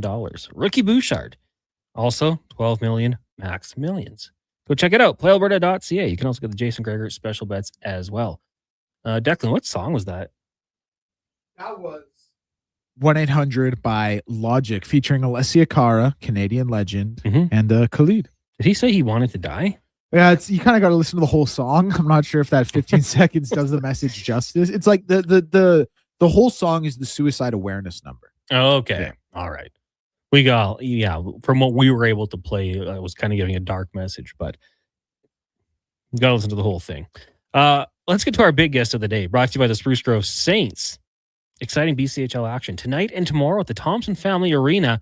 You can get your tickets now at sprucegrovesaints.ca. We bring in Dave McCarthy, covers the NHL with Sirius XM NHL. Dave, good afternoon. How are things going?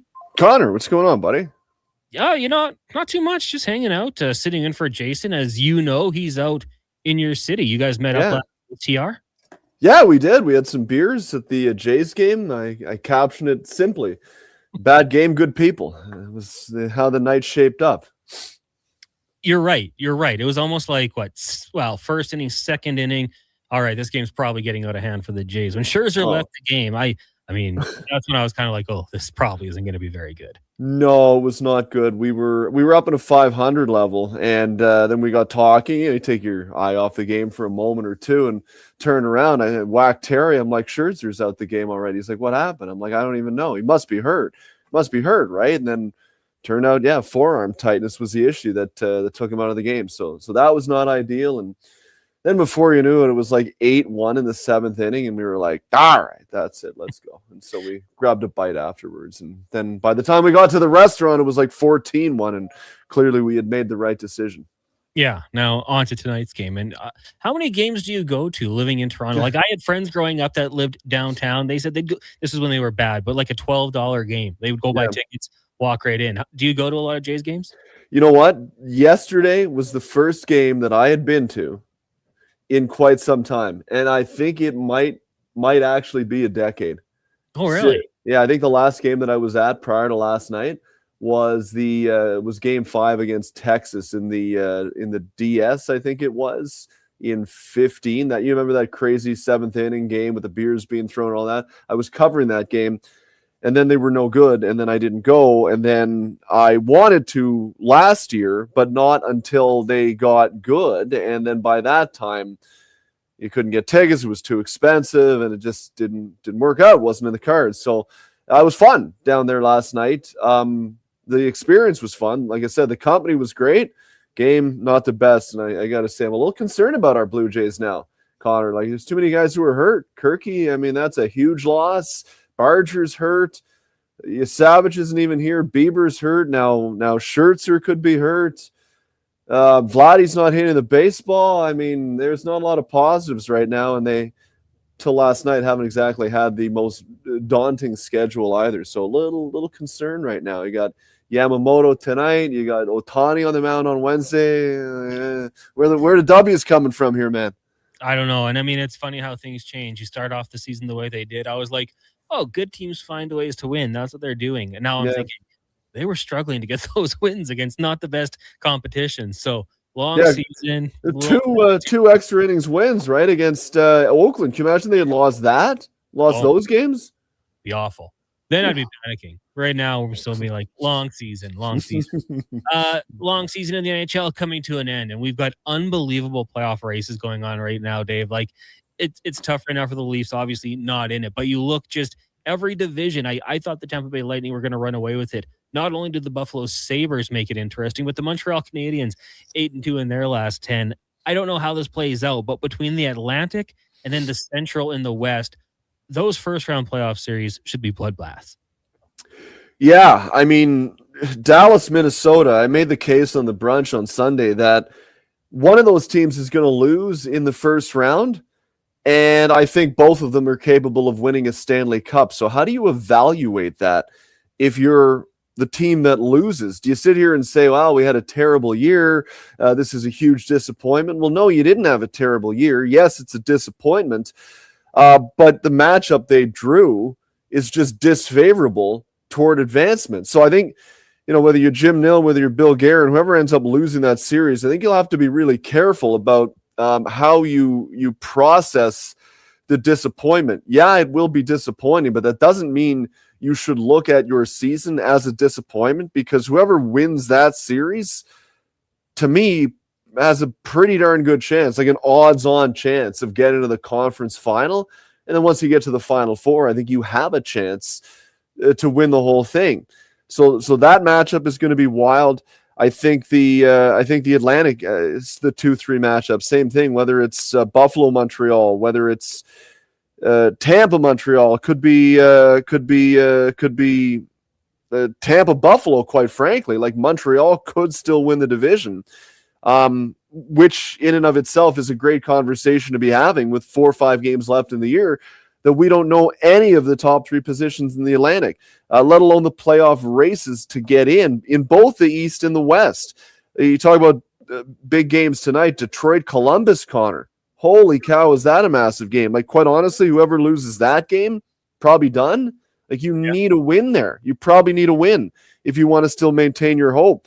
The Islanders, they don't get to play till Thursday, so who knows what the landscape will look like by that point. Of course, the opponent is the Leafs. It's always the Leafs when you make a coaching change or whatever. But they've played one more game already, so they're going to be watching with bated breath, hoping that some teams in front of them lose.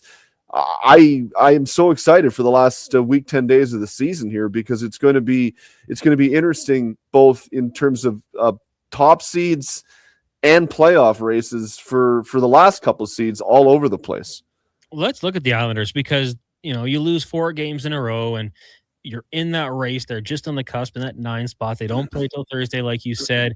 You move on from Patrick Waugh. I don't know if people expected the Islanders to have this type of season, but they are where they are. Obviously, management, Darce says, we got to make a change here. The schedule kind of lines up. You have 4 days off to maybe hammer in some new things or get that new coach bump, but they bring in Peter DeBoer, who has a track record. What did you make of the decision, and do you think it's too little too late and more of a move for next season, or do you think the Islanders go on a run here?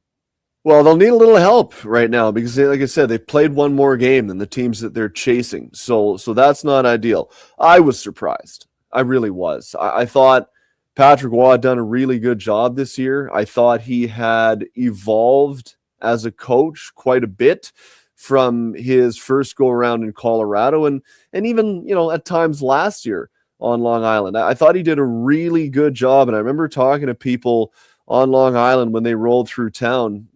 Would have been 2 months ago now. And the collective sentiment that I heard was just how good a job he had done getting the very most out of this roster, putting guys in positions to succeed and have success. You look at Look at the success that Matthew Schaefer is having. And it's largely because of the way Patrick Waugh handled him. He recognized what kind of player he had, and he allowed him to be himself. And it paid off. I think when you look at the roster, I just don't think it's that good yet, quite honestly. Like, if you took Matthew Schaefer off this team, I don't think they're anywhere close to where they are. So that's not an indictment on Patrick Waugh. That's not even an indictment on Matthew Darche at this point. It's just that where they are in the arc of their team, they need to continue to add better personnel to their roster before they can really expect to be a competitive team. Problem is, when you spend as much time in the playoffs as they did and you get to this point of the year, well, now you get greedy and you don't want to fall out. But in saying that, they still need help. And so that's why I think the move to hire Peter DeBoer was not so much about this year as it was when they looked forward into the future and thought they don't necessarily see Patrick Waugh as the coach to take them to where they want to get to. And you don't want Peter DeBoer to get snapped up, so you make the move now and you get out in front of it. If it helps this year, great, but I think it was too late to make that move to worry about this year. I think it's that they see him as the coach of this group moving forward long term, and they just did not want to see him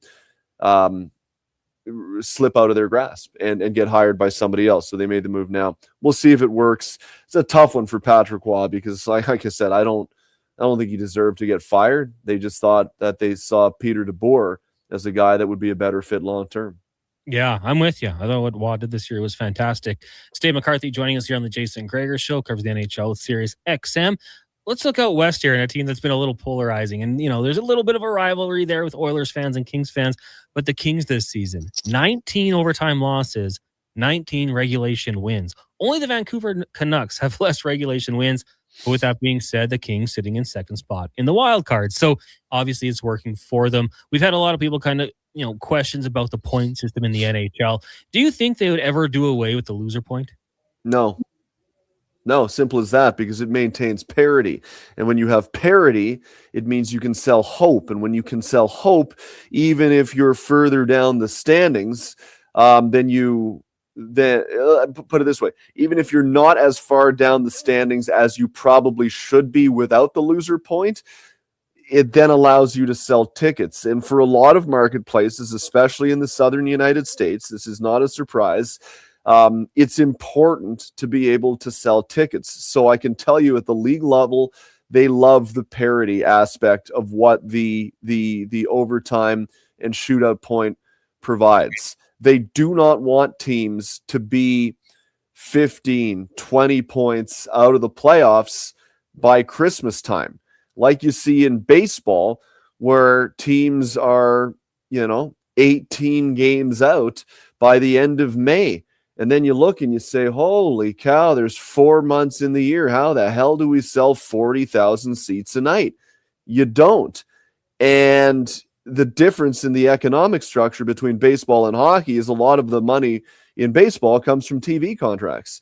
That's not the case in hockey. It's a gate-driven league. They need to be able to put bums in the seats. The only way you can do that is sell hope, especially to I won't say uneducated, but less sophisticated fans than in Canada. When teams are good in the US, people come. When people think their teams have a chance to have success, they will come. If they don't think that, they will not come, and that's not good business for the league. So you can gripe and complain and moan and whine all you want about the fact that the Kings have only won 19 of 77 games in regulation. That's less than a .250 winning percentage. That's crazy. But yet they're in the playoffs. The thing with that is everyone plays by the same rules. The Kings play by the same rules as everybody else. Teams like Seattle and whoever it might be, they're not playing with a system where they don't get a point when they lose so it's the same argument I make, Connor, when I hear golfers whining about the difficulty level of the course. The rough's just it's preposterous, too hard. Oh, really? Okay, because I didn't realize the guy teeing off behind you was playing the mini putt course down at the corner, and you're playing the tips with. Just get the ball in the hole and less blows than the guy behind you. That's all I know. He's playing the same course too, and that's the same with the standings and the point system in the NHL. Everybody plays by the same rules. You don't like it? No, you didn't lose effectively enough, and this team did. So I don't know what to tell you. That was a well thought out answer. In the beginning, I was like getting goosebumps to talk about selling hope. You know, Oh. that was good answer. Don't do. Vote. Final question for you: Oilers, Montreal in the playoffs. Do any other Canadian teams join them? Oilers, Montreal in the play. Oh, we're convinced Edmonton's a playoff team now, are we? You know, I think but I do believe they're. I think they're probably safe. Not home and cleared yet, but I think they're probably safe as long as they don't go in the tank, which I do not think that they will. Pacific Division. Yep. Yeah. Put it this way: geography alone has shifted the narrative to an entirely different direction. Man, if the Oilers were in the Eastern time zone and the Maple Leafs were in the Mountain time zone, you think about how different things would be. So, benefit of geography right there. I would say right now it's advantage Ottawa to get in ahead of the Islanders, ahead of Detroit that just, oh my God, are they doing it again 3 consecutive years?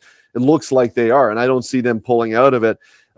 This game, Detroit-Columbus, massive tonight. But even then, then they'll be tied with Ottawa, whoever wins tonight, but they'll have played one more game. So Ottawa should be able to find their way in. Linus Ullmark wasn't at practice today. I heard maintenance. That's concerning. Now, mind you, he played back-to-back the other day on Saturday and Sunday after the weekend prior, saying he needed a rest despite playing just 2 games in whatever it was, 6 days. So it makes no sense, but I'm going to say that Ottawa makes it. I think they've got the best chance. I think it sets up for them. They've got tie breaks on a number of different fronts. Like they've got a lot of regulation wins. They've got a lot of regulation and overtime wins, more than Columbus. They're right there with the Islanders and Detroit, but the regulation wins, they've got significantly more, 34-28 for the Islanders, 29 Detroit, 27 for Columbus. So if they don't get in, Connor, I'll put it this way, I think they have only themselves to thank. I think they should be in, and if they don't, they let it get away. Totally. Dave, thanks for doing this. Have a great rest of your night. And are you going out to the game tonight? Hang out with Gregor and TR one more time? Well, no, I'm trying to convince Terry to come to the Leaf game tomorrow night. He said he'd check into that. Today I have to check in with him, see if I can expect an appearance. But I'll tell you this much. This is a very quick story. TR is a big deal, okay? And you guys understand that in Edmonton. And I'm telling you that is a straight fact. On 3 occasions last night, I could see people from yonder in the distance kind of like gazing, looking our way. And it goes to show you where my ego is. I thought they were looking at me. Yeah, of course. Fair enough, right? And then each time, hey, Terry, can we get a picture? So he took 3 pictures last night. He was a big deal. And I was just hoping that somebody was going to think that I was Connor McDavid with Terry in the commercial that he was in, that we could have redone it, since apparently people confuse me for Connor, but people are too smart. I guess they knew Connor wasn't at the ball game. That did not happen for me. But Terry's a big deal. I'll put it that way. It was awesome to see. Keep hanging out with him. Eventually, it'll happen. One of these days. Thank you for doing this buddy. today, Dave. We'll talk to you next week. See you, buddy. There you go. Dave McCarthy, Sirius XM NHL. He and Gregor chat every Sunday on his show and then every Tuesday on our program. MTR says, Davey referenced the Bautista bat flip game and didn't even say Bautista or bat flip. Yeah, just the game where the beers got thrown on the field. What a moment. I was watching Polar and a few other Jays talking about that. Popped up on my algorithm, and yeah, what a moment that was. If you ever got a few minutes to burn, just go watch that inning and what led to that play. I mean, I'm getting goosebumps just thinking about it. We'll take a quick break. When we come back, we'll talk some hoops with Paul Cyr of Hoop City. It is the Jason Gregor Show here on Sports 1440, brought to you by PlayAlberta.ca. Legacy Heating and Cooling offers no payments and no interest for 1 year on your new furnace. So when you wake up to no heat, call Legacy. If you need it immediately with no overtime rates. If you need it immediately and want to combo it with AC. Call Legacy. Call Legacy. No payments and no interest for 1 year on your new furnace. It could only be Legacy Heating and Cooling. Day or night, tasting just so right. You can order Oodle Noodle at oodlenoodle.ca, delivering you the news almost right away. Remember, you can order Oodle Noodle at oodlenoodle.ca. So sit on your couch all day and order oodlenoodle.ca. Oodle Noodle.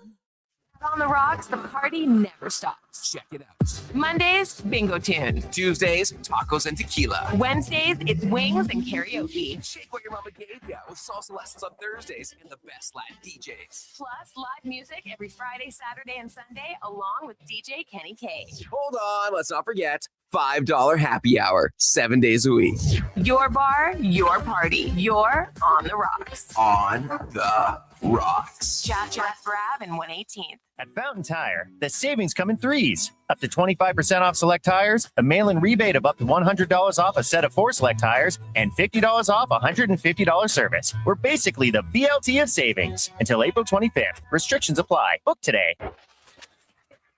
24 hours a day, 7 days a week. Edmonton sports fans stay informed with Sports 1440. Stream us. Listen to us on the AM dial. However you consume this radio station, thanks for listening. Who's that working on the underground utilities over there? All-Star Construction, that's who. What about the street lighting? Yep, All-Star Construction. And the directional drilling, hydrovacing, neighborhood renewal, and telecommunication work? Yep. Since 2009, All-Star Construction has been doing all that and more, shaping and building Edmonton communities for land developers all around Edmonton. That's what All-Star Construction is all about. Scott McGilvery here, HGTV host and renovation expert. The one upgrade I know homeowners will love: better, fresher Culligan water straight from the tap. Culligan's Aquasential reverse osmosis filtration system takes your water to the next level. With up to 7 stages of filtration and 14 filter options, they're certified to reduce over 90 contaminants. Your tap water is about to get a major upgrade. Safer water that tastes great. Get started with a free in-home water test at Culligan.com. Culligan, water you love. The job isn't done until the last load is hauled, and having a semi-trailer out of commission is not an option. Whether replacing or adding to your convoy, Edmonton Trailer has a huge inventory of new and used semi-trailers, trusted by the gravel, logging, oil field, fluids, and freight industries. Find a trailer right for you online or at one of their 3 locations. For sales, service, parts, rental, and finance, when you're in it for the long haul, Edmonton Trailer. It's here. The Ford, it's a big Not yet. The Ford, it's a big deal. Oh, guys, just wait. The Ford It's a Big Deal event is on. Really? Now! Hurry in to lease a 2026 F-150 STX with black adherence package from $237 bi-weekly at 0% APR for 36 months with $54.90 down. That's like $119 a week. The Ford It's a Big Deal event. Visit your Alberta Ford store or Ford.ca. Every morning, you look in the mirror and see less of yourself. Hair loss can feel like losing a part of who you are. But it doesn't have to be that way. Hi, I'm Dr. Vance Elliott. At Advanced Hair and Skin Surgery, we understand the pain of hair loss. Our advanced hair restoration solutions won't just bring back your hair. They'll help you face the mirror with confidence. Good morning, you sexy beast. Visit drvanceelliott.com today because it's time to be the man you remember.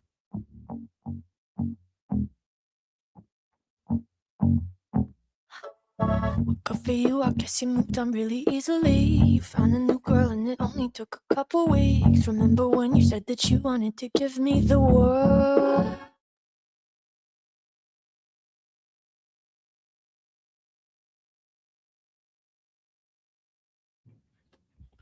Portions of this hour brought to you by Ewell. Helping you finish your electrical project is their goal. From pot lights to electrical panels, the gear you need is at ewell.ca or in person at one of their Edmonton area locations. Ewell.ca, your partner in power. The Jason Gregor Show with guest host Connor Halley. This is Sports 1440. Brought to you by playalberta.ca, Alberta's only regulated online gambling website.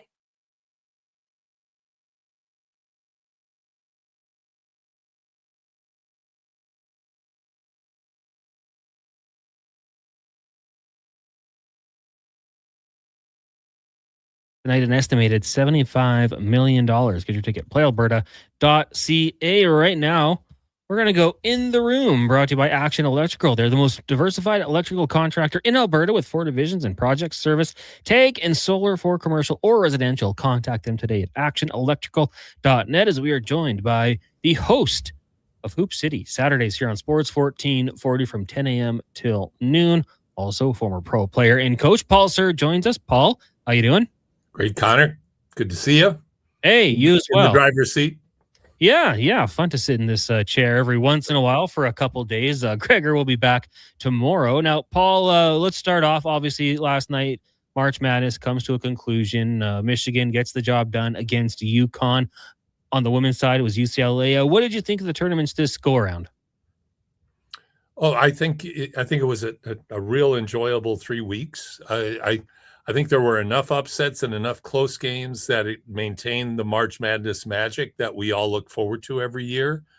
Clearly, by the end of of both the men's and women's, Connor, the 2 champions were the true champions. UCLA became just a dominant force.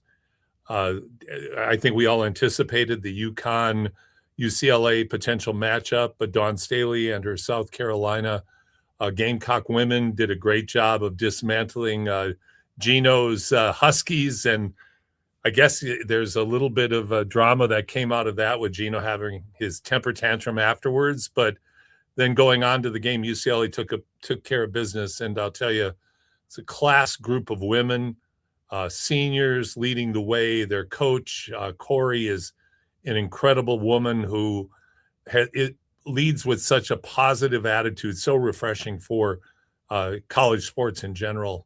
And then Michigan just became a juggernaut. And I have to give UConn credit, Connor. They fought hard. They made it a rock fight. They made them play ugly, and they were swinging bats at each other all night. But Michigan was the better team. I guess you call it controversy, even though no rules are contravened. Maybe because there's no real rules anymore, but they've got the first team ever to have 5 new transfers starting to win a national championship. So some new ground being broken, but overall a great 3 weeks.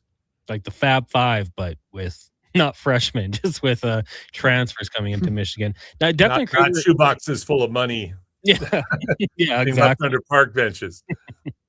Good documentaries if you ever can watch those ones. Now, Declan had a really good question yesterday in 5 questions, and he's going to get in here and ask you some more really good questions. But he brought up the Lakers yesterday, and with the injuries to Austin Reeves, who's going to miss the rest of the season, 4 to 6 weeks. You got Luka Doncic out. He's traveling to Europe for more work. LeBron James not going to play tonight.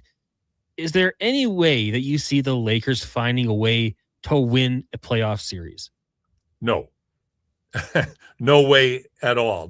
No way forward that I could see, because the depth of their talent, the quality of their talent has improved through the course of the year, but they're purely supporting pieces to the 3 that you mentioned. Luka at the top of the food chain. Reeves was having a career season. LeBron, a miracle at 41 years of age to be playing at the level that he's at. But without Luka, without Austin, they're a shell of themselves. LeBron's still very good. He's not a franchise player anymore. He's not going to carry a team in the playoffs. The West is strong enough, not as strong top to bottom, 1 through 10 for the playoffs as they've been, but there's no way I see. I mean, if they had to play in a play-in game, I bet against them. That's how little I think of the lineup that they have, even with LeBron, without Luka, and without Austin. Paul, I wanted to talk about OKC a second here. You know, You bet. I think okay, they're my pick to win the title. I think they're probably going to do it again, but you know, nothing's guaranteed. And the Spurs are a bad matchup for them. And so like you look at this Thunder team, and they're like $28 million over the second apron in 2027. But that's with the player options that they would have on the books. And those are some like really valuable guys. Like Hart is on there, Lou Dort is on there, Kaysen, Kenrich, even though he's a little bit older. So like, I just wonder, and I'm kind of thinking out loud here, if let's say it's a Western Conference Finals exit at the hand of the Spurs, do the Thunder, like what kind of decisions do they have to make financially when you look at how that roster looks? And do they have to have a real serious conversation about Jalen Williams? Like 38-8 without him this season. He's only putting up like 17-5-5 when he's been playing. Obviously, great player, all NBA player last year. But just financially, there are some things that this team I feel like really has to consider kind of here in the near future here. Well, what I would say, Declan, is I think you've just summarized it beautifully. And there's not really a question. There's an answer in there. I think you summarized it perfectly. They have to ask big questions now because they can't afford that kind of expenditure over the second apron. They're going to have to make choices this year. And you mentioned Jalen Williams. That's a tempting choice to have to make, A, because of the success you described, and B, because of the pieces that you might be able to get for him that would be a lot less costly, but be able to fit into this marvelous team system that they've developed. You hate to say it, they really, and this goes against the Canadian grain, they really can do very, very well without both Jalen Williams and Lou Dort. They have found other defenders outside of Lou Dort that are a little more consistent offensively. And to have to pay Dort, I don't know that they really need to. And the same with Jalen Williams. I don't think they really need to. I think they can be awesome. Hartenstein, that's a little bit different because if they lose him, they lose that valuable size that they're going to need. Now, they might pick somebody else up, but if I had to pick out of those three, not because he's the best player, but because he's the best fit around the personnel that they have, I'd probably try to keep Hartenstein and try to find less expensive but effective pieces for the other two that we mentioned. Yeah, and I think like the J-Dub thing is kind of tough because you obviously look at the situation and wanting to keep the core together and the job Sam Presti did in finding these guys. And it's like, yeah, Jalen Williams is no question he's a max player. But then, you know, the market for him, like the market isn't really him being a max player. Like what team wants to take on $250 million guaranteed in Jalen Williams? Like I'm just not like, that's why it's tough to move, but it's also like you kind of want to, I don't know. It's just a weird situation that I don't know how it works out. I have one that's along a similar vein of that, just speaking about the second apron, and like Cleveland's right there as well. I think they're over it for this season. They have $170 million tied up in 4 players with James Harden's player option next season. And like the thing with Cleveland is still no conference finals for Donovan Mitchell. They've kind of gone all in here. But like, I don't think anyone's picking them over Detroit, Boston, or New York to come out of the East this season. And now they obviously could. Again, nothing's guaranteed in the playoffs. But they're in a situation here where like Dean Wade probably wants to get paid a little bit, even though he's older. They have so much money. I don't want to say it's a lot of A-level spending on B-level guys because I do think they are A-level guys. But there has to be something to be said for like, okay, like we got to at least get to a conference finals. And so I guess the question is similarly, like what does this offseason look like for the Cavs organization if it's another playoffs with no conference finals? I think I really believe that I think this is a Kawhi Leonard situation in Toronto. I think that's why they brought in James Harden. I think they're rolling the dice this year. They have no intention of paying all that money to those 4 players next year. I think they're just going for the gusto while they can. And to your point, Declan, if they don't have great success, not limited success, conference finals at least, if not the NBA finals, I think they're going to do like they did on SCTV and they're going to blow them up. Mm-hmm. And I think that's really what they're going to kind of have to do with that top 4. That's just too much money into that talent pool. Harden's too old, as good as he still is. He's too old to invest that amount of money into. And they're going to have to make, like Oklahoma City, hard decisions in a market that's changing. Because as you correctly pointed out in your comments on OKC, all right, we're going to get rid of Jalen Williams, but his numbers are down. He's been injury prone all season. Are you going to find a buyer out there that's going to spend the kind of money that he demands? Paul, you got the Raptors and the Heat tonight. Big game tip-off in about 90 minutes here. Toronto right now sitting 6th in the East. The Miami Heat kind of in that play-in vicinity, but still within striking distance. What are you looking for in tonight's matchup? Well, I'm looking for one of the teams to assert themselves, Connor, and say, I really want to do this in the playoffs. I want to go into the playoffs with some momentum. The Raptors, man, oh man, they are part of a group of teams that are fading at the absolute wrong time. Like the Raptors, the Timberwolves, they're just struggling right now to find any kind of a winning formula. So the Raptors need to get it going. Miami's in the same boat. They have not been playing well. So these teams have to dig down a bit. And of course, we can go through the litany of injuries and we can go through all the disruptions, all of that. All excuses aside, this is crunch time. This is the week. March Madness is over. All of the attention in the basketball world shifts to the playoffs, the way that the seedings are going to take place. And when you look at the 5 teams in the East, that could all be switching positions. That could be actually going from hosting to play-in games. Like it's that upset in the East in the bottom 5. So the Raptors have to assert themselves regardless of what the outcome is. However, I think for all Raptors fans, we can take a little bit of solace in the fact that this was not a major step forward, but an important step forward for the organization.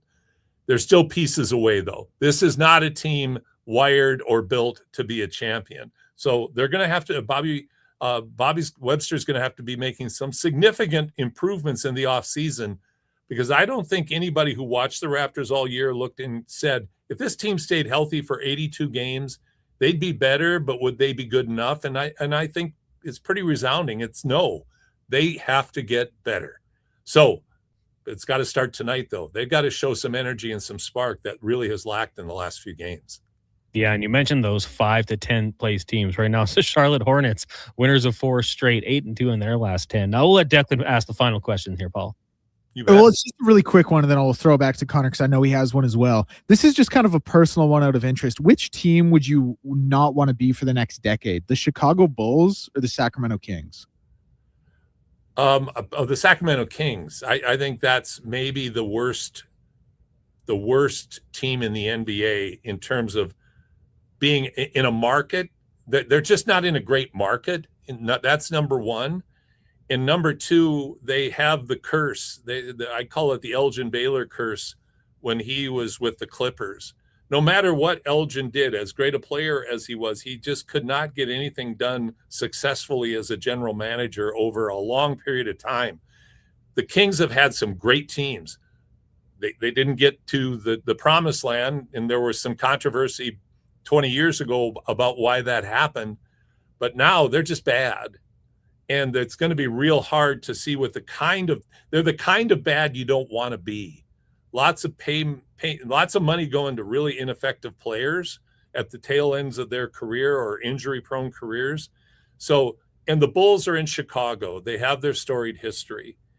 They've got the same problems, but they've got resources that Sacramento just doesn't have. So I'd much rather be in the Bulls' position than in the Kings' position. Paul, just looking locally here with the Edmonton Stingers, we're about a month away before they kick things off against Winnipeg. No Sean East on the team this year. What did you make of their offseason, and what can fans expect from the team this year? I don't know, to be honest. Like right now, I mean, I'm really glad to see Nick Hornsby back and Tate Donald. That's great. They've signed 2 other players, but they've only announced 4 players. So I'm hoping they've got some stuff up their sleeve. I'm sure that they do. But, yeah, I mean, losing not just Sean, but losing Xavier Moon as well, him coming back into the league and going to Winnipeg, those are big hits. And so far it's been underwhelming in terms of what they've announced. But having said that, I'm sure, like I said, there's going to be some announcements coming out. The CEBL is a ton of fun. It's great for the basketball community. So I'm hoping over the next 2 to 3 weeks that the Stingers give the fans in the city. Here's how I see it right now. Right now, they're asking for people to buy tickets. Now they got to give them reasons to buy tickets. And so far, it's been underwhelming. But like I said, that can all change very, very quickly with the announcements of some key signings that I hope are forthcoming. Just think of a hot summer night, go to a nice AC building with cheap food and good basketball. Can't beat I that. think we'll get people out there. Paul, thanks so much for doing this. And I don't know if you've got the schedule coming up. Do you know what's going to be happening this Saturday on Hoop City? Working on some follow-up to March Madness with a number of, we got a number of feelers out there. I'm having Ben Golliver on. Again, we're going to do the deep dive. Ben, he wrote a couple of great articles this week about NBA, all the stuff going into the playoffs. So we're going to do our deep dive into what to look for in the final weekend of play, and then what the opening round matchups are starting to take shape, and really try to get into the weeds on it. Awesome, Paul. Thanks for doing this. Oh, my pleasure, Connor. Thanks to you and Declan. Take care. You as well. Paul Sir, host of Hoop City. Check it out Saturdays, 10 a.m. here on Sports 1440. We'll take a break. When we come back, we'll get to the oil report. We'll also hear from Jason Strudwick. Ask 5 questions. We've got Spec, DVD, Cam Tate, and more. It's the Jason Gregor Show here on Sports 1440. Right now, we'll get to a Sports 1440 update brought to you by Fountain Tire. At Fountain Tire, we can meet all your car needs and more with our digital vehicle report. We don't just tell you what your car needs, we show you. Book an appointment at fountaintire.com today. This is the Sports 1440 update.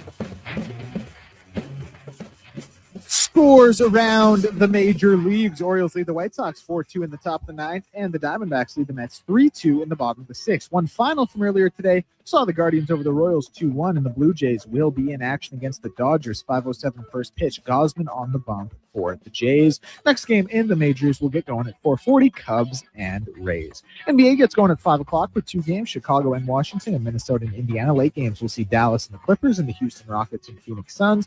And in the NHL, the Edmonton Oilers, of course, in action in Utah. Tristan Jarry in the starter's net.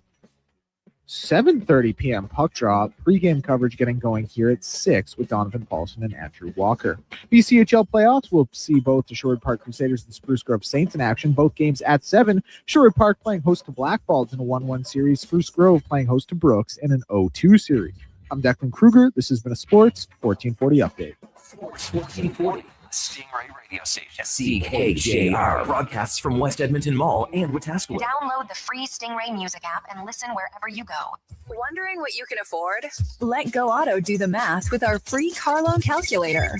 No pressure, no awkward convos, just quick answers on your budget and payments. Bad credit? No credit? We got you. Text check to 780-777-7777. That's check to 780 all 7. Find out what you qualify for and start shopping with confidence. Go Auto. Drive what you love with payments that make sense. Are you looking for safe and reliable transportation solutions for your wedding, corporate retreat, or golf trip? Look no further than Silent Rides, Alberta's premier charter bus company. Whether your group is big or small, Silent Rides has you covered. We offer 3 different sizes of units to cater to your needs, and we provide first-class service at affordable rates. Get your quote today. For more information and to request a quote, contact sales at 877-748-0991 or visit silentrides.ca. Day or night, tasting just so right. You can order noodle at oodle-noodle.ca, delivering you the news almost right away. Remember, you can order oodle-noodle at oodle-noodle.ca. So stay on your couch all day and order oodle-noodle.ca. Oodle-noodle. If you've got a smart speaker, get it to play Sports 1440. And it doesn't matter when you listen, as we roll out the Sports Talk 24 hours a day, 7 days a week. Edmonton's home for sports radio is Sports 1440. Everything is going to be okay. If you're feeling the weight of too much debt, you have options. I'm Dan McDicken, a licensed insolvency trustee with Faber. Becoming debt-free is possible, and a personal bankruptcy or a consumer proposal will get you there. Schedule your free Faber Focus session at faber.ca today. You'll learn how a consumer proposal will eliminate your debt by paying a percentage of the amount owed without interest. At Faber, we've got your back. Bring into savings at The Brick. Refresh your home with huge discounts. Save up to $1,800 on sofas and sectionals.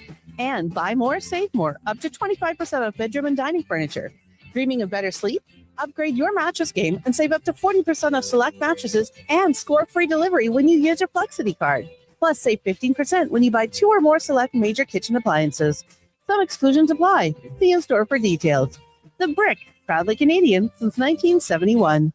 From the Critical Care on the Air Radiothon for Stars, presented by BHP and Parrish and Heimbecker. Here's Bryce, dad of Stars' very important patient, Beckham Koscielny. Well, without Stars, I don't have my son, so I think if anyone can donate anything, it's a worthwhile cause. I was telling Beckham's story to a colleague the other day who wasn't totally aware of it, and you don't appreciate things until you need them, and you maybe don't think about them until you really need them. And Stars wasn't something I had much familiarity with prior to, and obviously now it's something that I talk about and want to support as much as I can. And one of the things that Beckham maybe didn't talk about was he has a Stars helicopter on his goalie mask, and he will continue to probably do that for the rest of his life to show his appreciation.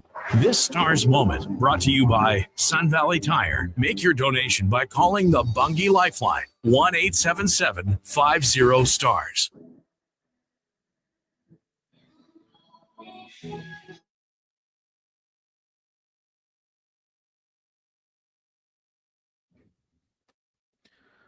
Portions of this hour brought to you by Papa John's. This week at Papa John's, enjoy pizza My Heart thin crust pizza for only $17.99. Order now at papajohns.ca or on the Papa John's app. The Jason Gregor Show with guest host Connor Halley. This is Sports 1440. Brought to you by playalberta.ca, Alberta's only regulated online gambling website.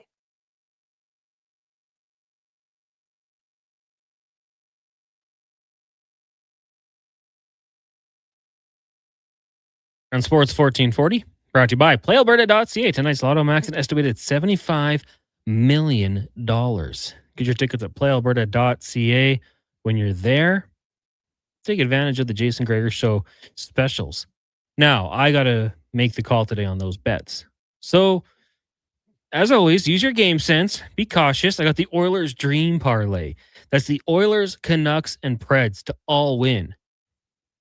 Big payday. It's going to be tough, though, because this is just basically the ideal situation for the Oilers. That would mean that the Ducks lose to Nashville and the Golden Knights lose to the Canucks. And the Oilers win. That's the Oilers Dream Parlay. You've also got the Toronto look here. Dodgers, Jays, under 7.5 runs, which I hate to do, but the pitching, dynamite. And then the Raptors to beat the Heat. And our third parlay, Connor McDavid, 2 points. Coming off a game where he didn't have a point. I think you rebound strong down in Salt Lake City. PlayAlberta.ca. Remember, use your game sense. GameSenseAB.ca. Also, you probably heard the commercial there that just ran, but today it is Critical Care on the Air, the Radiothon for Stars.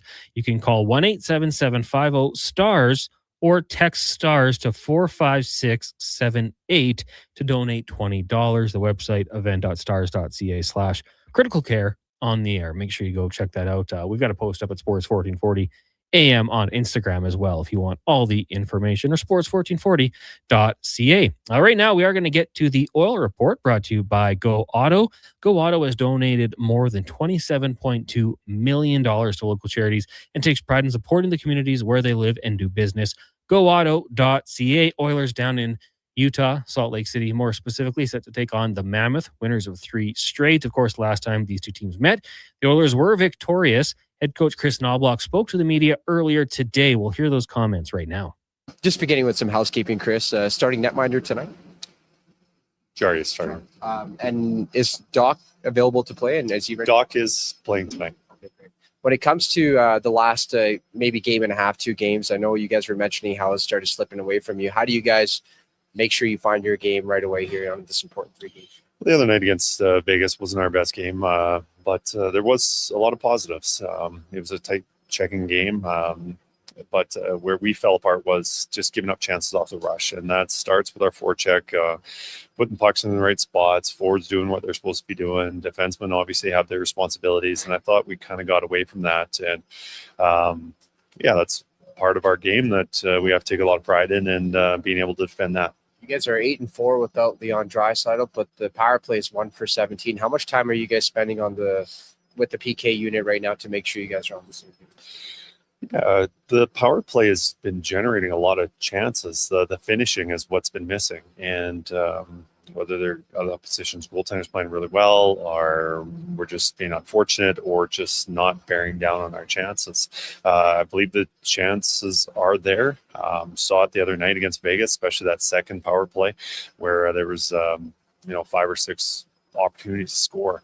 But as much as we want to be generating opportunities, it's the most important thing is putting the puck in the back of the net, and I think we are a little bit due, but we got to stick with it, and maybe we have to simplify a little more. So how do you approach that? Do you just not change anything because you know it's going to be a matter of time, or are you trying to tinker a thing here and there to make sure execution? I think just emphasis on the execution and bearing down when we have opportunities, because the best power plays are the ones that are playing together. They are in sync. They know what each of them are doing. When you're changing up a lot, that's usually when there's confusion, and you get a different look, and maybe it's harder for the opposition to pre-scout your power play. But I think it's most important that guys are on the same page and know what everyone's doing. So, I think our power plays look good. We just haven't been able to score. This Utah squad you saw a couple of weeks ago, but they just rattled off 3 straight wins, scoring at least 6 goals in each of them. What's going right on with their offense right now? Yeah, they're playing very well. 19 goals in the last 3, as you said. They've got a lot of good shooters, but I think what allows them to play that offensive game and score goals is their transition game, and that starts in the back end. Is that the biggest thing that you guys are honing on? Because you talk about off the rush, their transitions to strength, just that matchup. Is that going to win or lose? Yeah, overall, they're certainly very, they're scoring a lot of goals, but 5-on-5, they're one of the better teams in the league. And they're feeling it right now with the scoring. They probably had 2 games where they were disappointed with the results. The game against us, I think it was Washington after that. And then since then, they've been playing really well. So, we got to make sure that we are playing a very similar game than when last time we were here. Chris, Savoy has 15 points in 19 games since we came back from the Olympics. Is there a lesson for maybe some of the Oilers' other younger prospects, and just in terms of the journey, what he accepted in terms of roles down in the minors last year, becoming a full-time penalty killer, which allowed you to use him as a penalty killer, even though he wasn't in the top 6 for the first 50 games this season. But, a bit of a template there in terms of, and maybe a sign that the organization, the team's doing a better job in developing some players, because there has been some questions in the past with the development of some of the younger prospects. Matt, the players have to be just knowing that it is a process. And as much as any player wants to get drafted and make the NHL right away, as good as player you are, there are things that you need to learn. And the American Hockey League is a very difficult league. It's a little more even defensive than the NHL. But there's a lot of lessons that you can learn down there and work on your game. I think with Matt Savoy, his mindset going down there, even though he was a very high prospect, drafted high, we obviously had a lot of expectations on him, but he worked on his game down in Bakersfield, very solid, and made the NHL right out of training camp, and was moved around the lineup, mostly in a 3rd or 4th line role, but being able to play on the penalty kill and spotted in on the power play, and it took some time, but like you said, after the Olympic break, came back refreshed, rejuvenated, and had another level to his game. And now he's been a top 6 player for us since the Olympic break. So yeah, you have to work at your game, and it doesn't come automatically. And it's nice to see that Matt has been, his hard work has been paying off. So what's it like having Owen Michaels join the fold with you guys last couple of days? Well, it's nice. It's nice having the player here. We're very excited that he's going to be joining us, and whether he gets in a game this year or not, that'll determine on how we're playing and our health. But I think he'll have a very promising future with the Oilers. There you go. Head coach of the Edmonton Oilers, Chris Knoblock, speaking to the media earlier today down in Salt Lake City. Puck drop 3-ish hours away. We know it likes to run a little bit late, just after 7:30 is the time on the website, probably 7:38 or something like that. 2 anthems factored in. We've got pregame coverage coming your way following the Jason Gregor show with Landon Ferraro, Andrew Walker, Donovan Paulson. Should be great. We'll get to more Oilers audio later on in the show. Ryan Nugent-Hopkins also spoke to the media, but coming up next, we'll be joined by a former Oiler, Jason Strudwick, co-host of Got Your Back. We'll get to that next here on the Jason Gregor Show, brought to you by PlayAlberta.ca. One app, triple the action. Play Alberta is proof that good things do come in threes. Whether you're into playing any of our exciting casino games, betting on your favorite professional sports teams from around the world, or buying into Canada's biggest lotteries, Play Alberta is the province's only app to do it all. Download today and discover a new way to play. Must be 18 plus to play. If you gamble, use your game sense. Legacy Heating and Cooling is the #1 heating and cooling company for people who want heating and cooling, because you'll save a bundle by bundling. Then you can use hot, cold, hot, cold. Come on, thermostat, do what you're told. Turn up the heat, turn up the cold to the vent, start pushing out tornadoes. Bundle my furnace with some AC. Gonna get a deal from Legacy. Oh, yeah. Save a bundle when you bundle your new furnace and AC from Legacy today. Plus no payments and no interest for 1 year. That's how you build your legacy. Legacy Heating and Cooling. Hi, Mike here from Northgate Chevrolet Buick GMC. Would you like to be a part of history for the month of April? I'm kidding. Or as the kids say, bro, I'm joking. Would you like to help us set a record in April? Chill. Still kidding. At Northgate, we aren't trying to set any records or tell you how many vehicles we sell. And we really don't think you'd care. But what you will care about is this. Every dealer has the same costs. Trust me. GM does not have a favorite kid. You get to decide where you buy. 0% financing, a great selection, and of course, great people. Stop in and see us today. 13215 97th Street or business online at northgategm.com. You're in Northgate country. Expand your brand with Fusion Promo Marketing. Fusion is your trusted partner for all things branded merch and apparel. Thousands of products perfect for businesses, sports teams, and corporate events. Fusion with a Z. Promomarketing.ca. Well, get ready for a silly hockey fans. Your partner in power just skated onto the ice. PWHL.ca, the new e-commerce website for electrical wholesalers Edmonton, is ready for the power play 24/7, 365. UL skates to where the puck will be in 5 years. Now that's forward thinking. Killer selection, slamming products from the best brands, and legendary service. Don't sit on the bench. Get your account today at ewell.ca and win that project. Plug into your partner in power. Get an EWEL.ca account today. Nothing beats getting a deal at McDonald's. Why? Because you get a deal now. And a deal later. Redeem an offer from the latest mailer or the McDonald's app and dig into instant savings. Plus, you earn points towards free McDonald's. Now that's what I call a double whammy of deals. Why does that keep happening? Deals sent right to your door. Check your mailbox for the latest McDonald's mailer loaded with delicious value. For a limited time at participating restaurants in Western Canada. Today and Wednesday is the Critical Care On the Air Radiothon for Stars. Your chance to support this vital service that delivers life-saving care to Albertans. Listen for stories from Stars VIPs, very important patients, and how Stars has made a difference in their lives. You'll also hear from members of the Stars team. Today and Wednesday, the Critical Care On the Air Radiothon for Stars, presented by BHP and Parrish and Heimbecker. Please donate and help keep Stars flying and saving lives. Visit criticalcareontheair.ca. Debt can take over your life. The stress, the constant worry, it can feel like you're drowning. When people come to see me, they're often anxious and feeling hopeless. But when I explain how I can help them get out of debt, those feelings melt away. I'm Parveen Middleton, licensed insolvency trustee at BDO here in Edmonton. I will create a personalized debt relief plan so you can move forward with confidence. Call 1-833-BDO-TALK or visit bdodebt.ca to discover your debt-free future.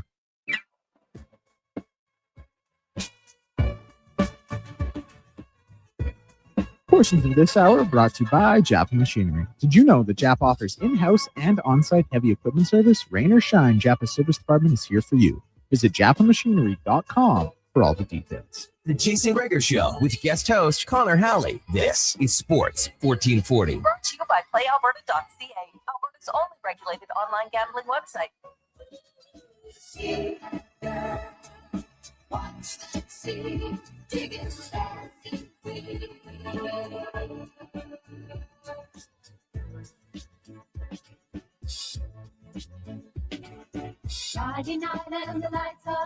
424, welcome back. It is the Jason Gregor Show here on Sports 1440, streaming on YouTube, Facebook, X, Instagram, and Twitch, brought to you by PlayAlberta.ca.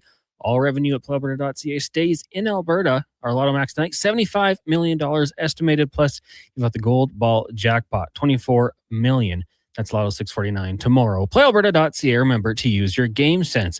Connor Halley, Duncan Kruger, Mackenzie McLennan with you here. Sports 1440 Studios in West Edmonton Mall. You can always join the conversation at 1-833-401-1440 or on the YouTube chat at Sports 1440 AM. Right now, we are joined by former NHLer, longtime member of the Jason Gregor Show, now co-host of Got Your Back with Ryan Rashog, Jason Strudwick. Struddy, good afternoon. How are you doing today? Oh, I'm a lot better. It's just you and me. Not that I don't like Gregor, but what a treat. It's been a long time since it's been you and I, so I'm excited about this. Again, not a shot at Greg's, although he might take it that way, but this is great, man. Yeah, well, we'll just talk about the New York Giants for the next 15 minutes, and everyone will love it, right? Yeah, the best player wants to get traded away. That's not ideal. Did you see this one coming? Because we talked about it with Bill Bender earlier on in the show, and I was joking. We'll talk Oilers and NHL, of course. But he's been through the worst of the worst with the New York Giants. Now they bring in a head coach with a proven track record. He's won a Super Bowl. You've got your quarterback. I think you have some running backs. You've got a receiver. It seems like things are going in the right direction, and now the time to go. I don't know if this is just a way to try to get a bigger contract or something, Struddy, but Dexter Lawrence, there should be 31 teams making phone calls to New York right now. Oh, for sure. And listen, he's a really good player on that defensive line. I think it is about the money. If I recall, I think he's been 2 1-year deals or even franchise tags. I think the last couple of years, I might be wrong, but something like that. And so I think this is a push for more cash. But he's a really important player. The problem is this: is that you trade him away. I don't know what you're getting. Probably some draft picks, and they do need to replenish. But he's 28 years old. He's still got a few good years in him. Although this last year, I don't think he had many sacks. So I don't know. I can honestly go either way. I'm a little bit upset about this, but also if they do trade him away, maybe you find the next guy in the draft to take his place that is more in line with kind of where this team is for turning it around. Yeah, it was a couple of years ago. He had 9 sacks, and this past year just half a sack, but still a guy who eats up double teams. And, you're right, because at the age of 28, you kind of have to have that discussion. And the Raiders did it with Max Crosby, right? They agreed to move on from him and then obviously decided not to. But, yeah, I think that was a unique wrinkle. And with the draft just 3-ish weeks away, it'll be interesting to see what happens. Let's turn our attention to the Edmonton Oilers. They're down in Salt Lake City, taking on the Mammoth tonight. Puck drop 7:30. Last time these two teams met and Tristan Jarry got the start, Struddy, the Edmonton Oilers played outstanding defensively. They were blocking shots, more blocked shots than saves for Tristan Jarry.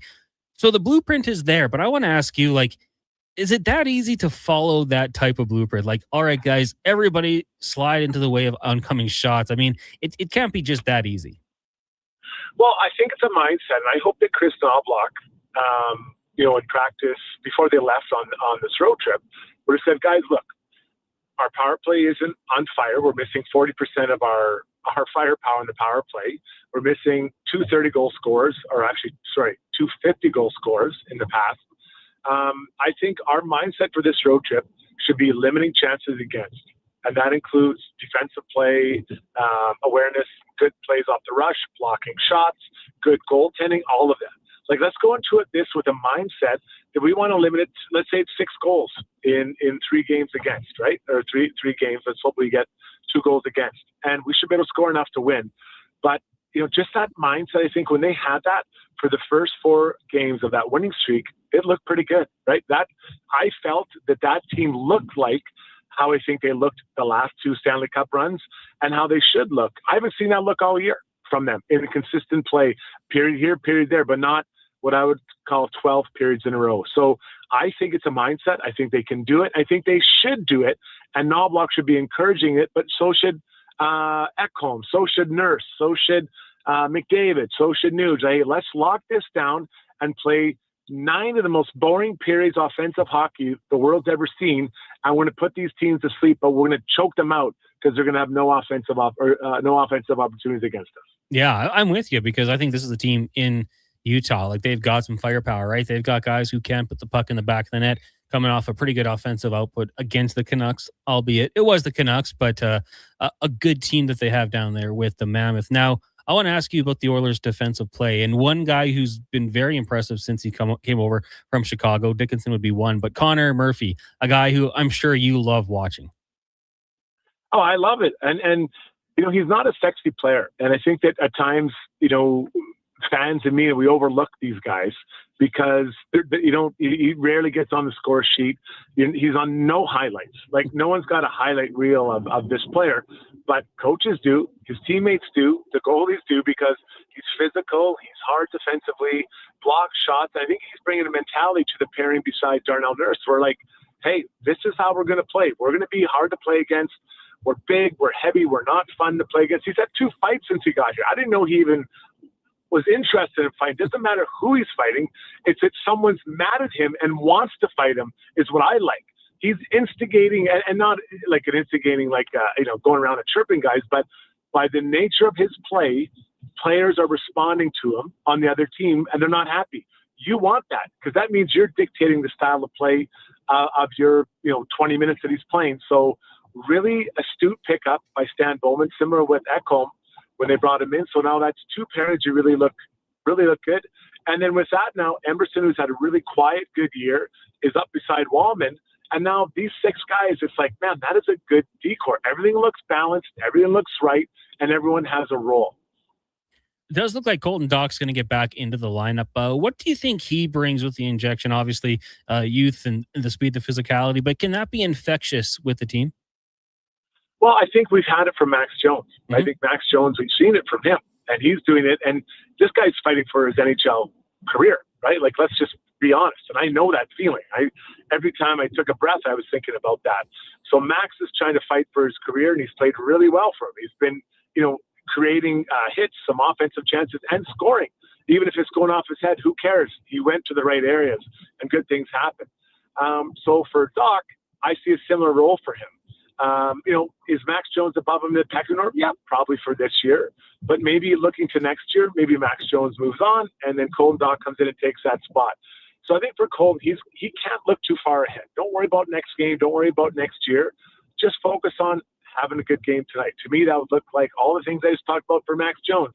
Being physical, being annoying, make people react to the way you're playing, getting to the net, getting the forecheck, and most importantly, no bad penalties. You cannot afford to take bad penalties when you're in that role. But he's a player I want to see more. And I've said that about Szymanski earlier, this year. So I think that's a really good thing when there's players that are stepping up. These youngish players, they're stepping up and saying, man, I've got a voice here. I'm going to let people know that I deserve more ice time. And that's the attitude you need. Former NHLer Jason Strudwick joining us here on the Jason Gregor Show. Connor Halley sitting in. And you talk about those younger players, and that kind of leads me to my next question about Matthew Savoy. And it just seems like this is a guy who knows exactly what he has to do to be an NHL player. The stories of him going to Bakersfield and getting on the penalty kill. One of the things I saw that I really liked on Saturday night in a game where, it didn't really go the Oilers' way, but after the goal that they did score, we saw Rasmus Andersson kind of going towards McDavid. Savoy just grabs him from behind. Like, no, you're not going any closer to the captain. Like, just little things like that. Matthew Savoy, to me, Struddy, has been someone who just every game, there's something positive from it. So he figured out quickly as a young pro that he needs to be able to do things to keep him in the lineup. And to me, the penalty kill is the easiest one. I don't think I've ever met a young player that said, when they're 14, man, I want to be the best penalty killer possible. But you know what? It gets you extra ice time. That's an extra 2-3 minutes of ice time, and you get to stay in the lineup. And now when you're out there, if you're doing things well, the coach is like, geez, this guy's doing a good job. I got to get him more ice time somewhere else. So Matt Savoy figured that out. He got a toe hold on the penalty kill this year, and I wasn't sure if he was going to be able to do it because he's not super long. He's not long like some other penalty kills we've seen here in the past, but he's smart and he's got a good stick and he knows where to get around the ice. So now he's in on that. And that bottom time, he's in every night. And then all of a sudden there's an injury or they want a different look. They throw him up with Leon or they throw him up with Connor. And his offensive game has come out. So now all of a sudden he's on the penalty kill. He's playing with Connor McDavid or Leon, and he's on the power play. So he's touching every part of the game. What is that guy? That's Nugent Hopkins. He does that too. So it's a really valuable thing to be able to you have to get in the NHL to be able to work your way up the line. You can say, I want to be an offensive player. You'll probably be saying in the AHL for the rest of your career. But he's so smart to understand. He became a good defensive player, and he was a penalty killer. Now he's got more than a toehold here for the Oilers. And this is a really good young developing player for the Oilers. You think about Ryan McLeod. Yeah, he helped the Oilers, got a big contract. Now Savoy's time will come too with the money. But they got him another year at a very low cost relative to what he's producing, I feel. And he's, filling a role. So Stan has done tried to add young players to come in, whether it's Podkolzin or the big guy, Savoy, Szymanski, these guys coming in, Emberson. That's 4 guys off the top of my head that are coming in and playing regular roles on this team. They're young and they're cheap. Struddy, want to talk to you about Tristan Jarry. He's going to get the start tonight. Obviously, we saw it back March 24th against Utah. Pretty good game, but like we said, a lot of block shots. Had a good game against the Chicago Blackhawks his last outing earlier in April. Picked up the 3-1 win over Chicago. As a defenseman, when you have a goalie struggling, what are the things you're trying to do to make life easier for him? Well, I think, obviously you want to block shots. That goes without saying, but it starts way before that. It's about trying to deny easy entry into your zone. It's about not giving up odd man rushes, and that's just not the G-men. That's the forwards getting up high. You see the Oilers having a higher F3 these days, and they're trying to limit those rush chances against. And then you want the shots to be predictable. Doesn't mean they can't go in, but no goalies love backdoor tap-ins. Give me a chance. I always hear the goalie, give me a chance. I'd rather have a straight-up shot and get beat by that than someone passing the back door and tapping in the back door. So those are all things that you can do to help him feel comfortable. And now, we've seen Tristan. He had a pretty good break there. Now he's starting to find some traction. For him, he can't look too far ahead. Just worry about your first save. Then worry about the next save. Worry about the next save. He's trying to rebuild his game. And probably more importantly, Connor, his confidence. Just looking around the league here, we saw it last week with the Vegas Golden Knights and John Tortorella making the coaching change. I mean, you get that coaching bump and, whatever it might lead to, we shall see. Now the New York Islanders on a 4-game losing skid. They don't play until Thursday. They make the coaching change. And, I don't know necessarily how it's going to pay off. Maybe it's just getting that guy in the building ahead of the offseason, making sure you have a contract for him with Pete DeBoer. But what do you think? Like, if you're a player on the Islanders, what's the message? How do you think they're going to respond to this change in the coaching position? I can't even imagine 4 games to go getting a new coach. I cannot imagine. I think this is what you said. I think it's all about getting this guy in place for next year. And, you have this guy because there's no way he was going to make it through a second summer. Or I shouldn't say no way, but it was unlikely he was going to get through a second summer as a free agent. So they got him. They jumped the queue and got him. But as a player, you mentioned they don't play till Thursday, so they'll have 2-3 practices, I guess, to kind of get their dose of the new coach. But you're not redoing all of your systems in 3 practices. Like, that just doesn't happen. Now you tweak it. Maybe you tweak the lines. Maybe guys get a breath of fresh air and a bit of a change from the previous coach. But I think that it's a time for the team. They just got to get it done, right? There's what do they have? 12 periods left to get enough points to get into the playoffs, and they probably should be in the playoffs, although it's all over the place over there. But now you have Schaefer, a young player. You're trying to get him into the playoffs to get his first taste of it. I have a hard time computing that they did this with 4 games. So I have a hard time understanding that Vegas doing it at the same time, and they're not even sure if Torres is going to be back next year. But if you feel there's a change, I guess, to be made, and as a player, he's got to figure it out.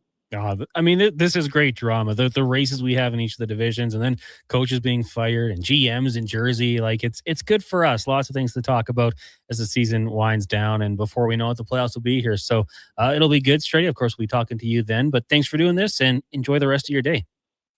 Yeah, great job, buddy. Thanks for having me on. We'll talk to you guys later. Take care. That is Jason Strudwick, co-host of Got Your Back, former NHLer, and as Declan Kruger mentioned before we got him on here, the one-time host of Dinner Television. I always liked watching Struddy on that. I always thought they should have sent him out to events. Would have been great content. But always appreciate Struddy joining us on the show. Still to come, we got 5 questions. We've got Spec, Derek Van Dies from NHL.com, and Cam Tate's 2-minute warning. So make sure you keep it locked here on Sports 1440 plus pregame show with Andrew Walker at 6 o'clock. It is the Jason Gregor Show, brought to you by PlayAlberta.ca.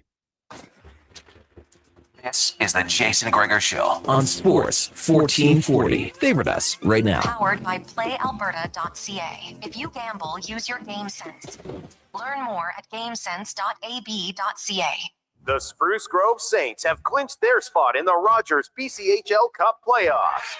Catch all the first-round action at the Thompson Family Arena, one of the most exciting junior hockey atmospheres around. Feel the energy, hear the crowd, and be part of the playoff push as the Saints battle for the cup. For tickets or information, follow the Spruce Grove Saints on social media or visit sgsaints.ca. The Spruce Grove Saints are playoff bound. Don't miss your chance to be there. It's go time. Go Saints, go. Booster Juice is going crazy for hazelnuts. No, not crazy. Nuts. Booster Juice is going bananas for hazelnuts. I mean, there are bananas in smoothies, but that's not the point. Banana juice is booster for hazelnuts. What? Just stop. Booster Juice is going nuts for hazelnut. Introducing the Nutty Monkey Smoothie, Holy Hazelnut Acai Bowl, and Nutty Booster Ball, all made with rich, creamy hazelnut spread. Try them today, only at Booster Juice. Canadian born, blending since 1999. And here comes Action Electrical Service Team sprinting onto the scene. These are your first responders for any electrical emergency. That's right. With their fleet of service vans and specialized gear, they assess, they service, and maintain electrical lighting and automation systems. They're all about rapid response. Quick diagnostics and repairs to restore power and safety fast. Hire the Action Electrical team to bring home a win for your project. Visit actionelectrical.net. And on the rocks, the party never stops. Check it out. Mondays, bingo tune. Tuesdays, tacos and tequila. Wednesdays, it's wings and karaoke. Shake what your mama gave ya with salsa lessons on Thursdays and the best Latin DJs. Plus, live music every Friday, Saturday, and Sunday, along with DJ Kenny K. Hold on, let's not forget $5 happy hour, 7 days a week. Your bar, your party. You're on the rocks. On the rocks. Jeff Brab and 118th. At Hughes, it's all about getting in and out quick and clean. No cash, no problem. With Hughes' new tap and wash system, all you need is your debit or credit card to get your vehicle sparkling clean. Find us at HughesCarWash.com. Summer, it's coming. An unstoppable force that will turn your home into the Sweatbox. Don't live in a summer blockbuster. Pro Solutions is your one-call solves-it-all expert for AC repairs, tune-ups, and new installations. With fast appointments and flexible financing, we'll make sure your home story has a comfortable ending. AC season is coming soon, so book today. Lock in pre-season pricing today. Visit prosolutionsinc.ca to schedule your service today. Bring into savings at the Brick. Refresh your home with huge discounts. Save up to $1,800 on sofas and sectionals, and buy more, save more. Up to 25% off bedroom and dining furniture. Dreaming of better sleep? Upgrade your mattress game. Save up to 40% off select mattresses and score free delivery when you use your Flexity card.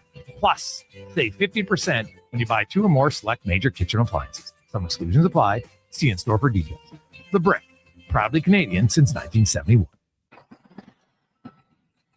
Bashaw Concrete Products. From concrete and septic tanks to blocks, precast water pads, Jersey barriers and aggregates. Farmers, contractors, homeowners. Plan your next project at BashawConcrete.com. Family owned, over 60 years pouring. Bashaw Concrete Products. Once again, start here. BashawConcrete.com. Start thinking spring road trips and off-road trips in your new Subaru Crosstrek. Stylish, rugged, and so many features. Standard on every Crosstrek. Subaru symmetrical all-wheel drive, EyeSight driver assist technology, heated seats, and LED steering responsive headlights. Plus, with interest rates from 0.99%, you'll love the affordable weekly payments. No waiting, immediate delivery available. Subaru Crosstrek. Visit Subaru.ca. Welcome to Uncommon. Welcome to Subaru.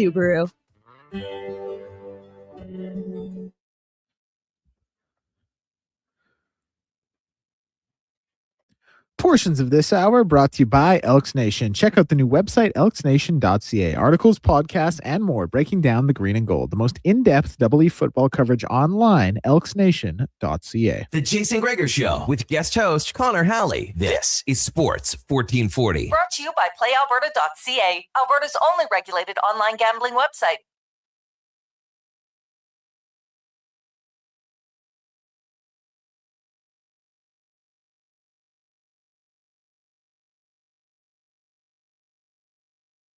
.445, welcome back to the Jason Gregor Show here on Sports 1440, brought to you by playalberta.ca. Tonight's Lotto Max, an estimated $75 million. Get your tickets at playalberta.ca. Remember, use your game sense. Text us, 1-833-401-1440.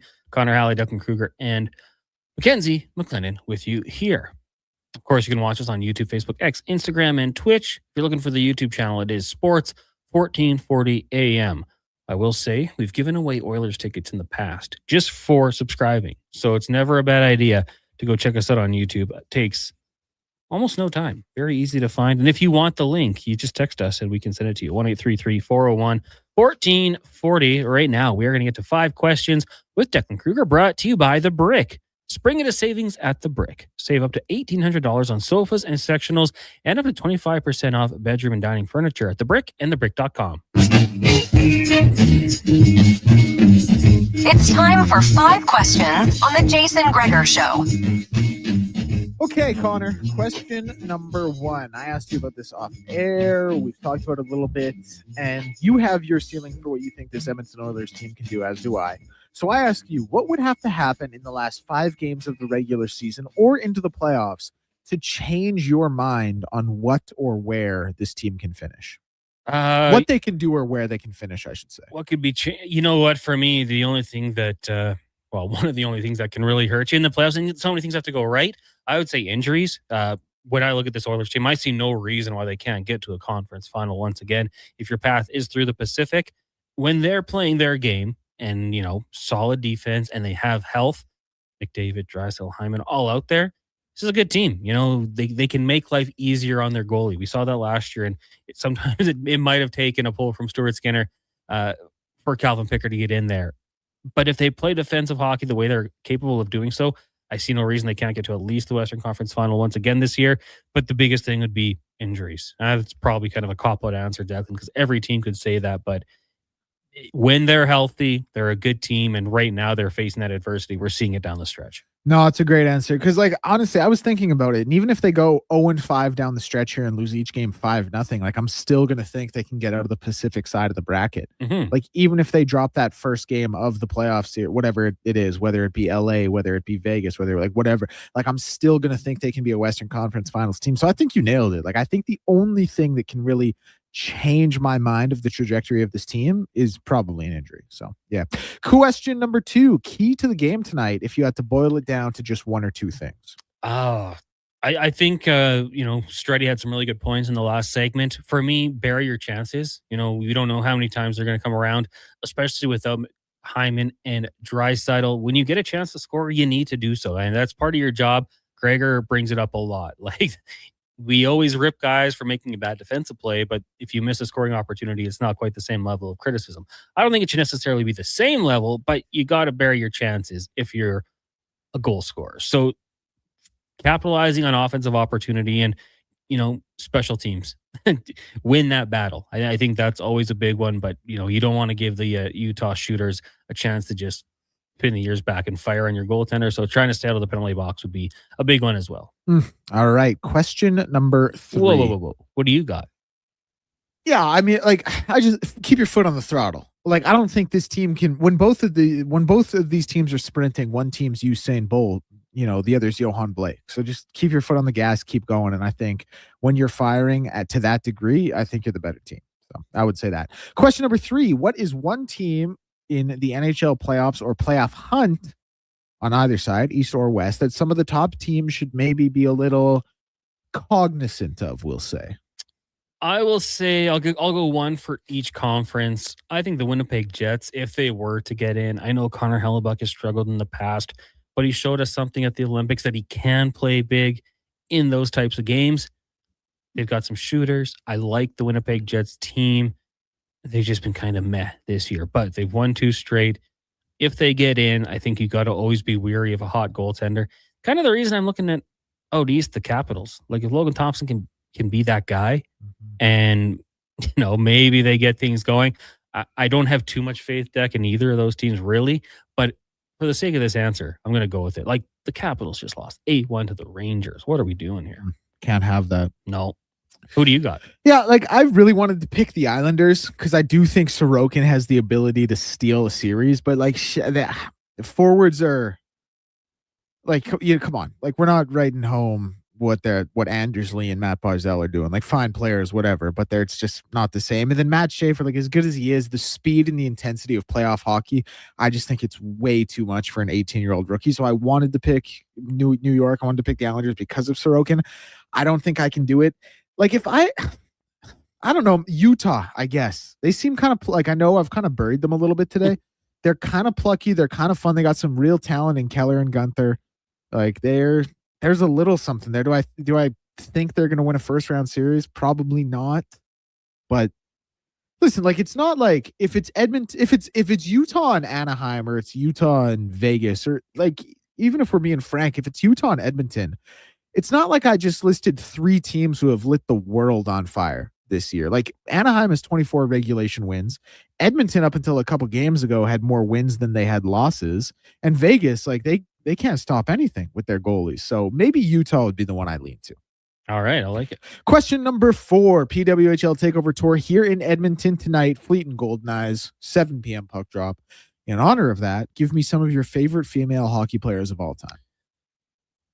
Yeah, I mean, it could be a long list, really. I'll try to cap it at just a couple.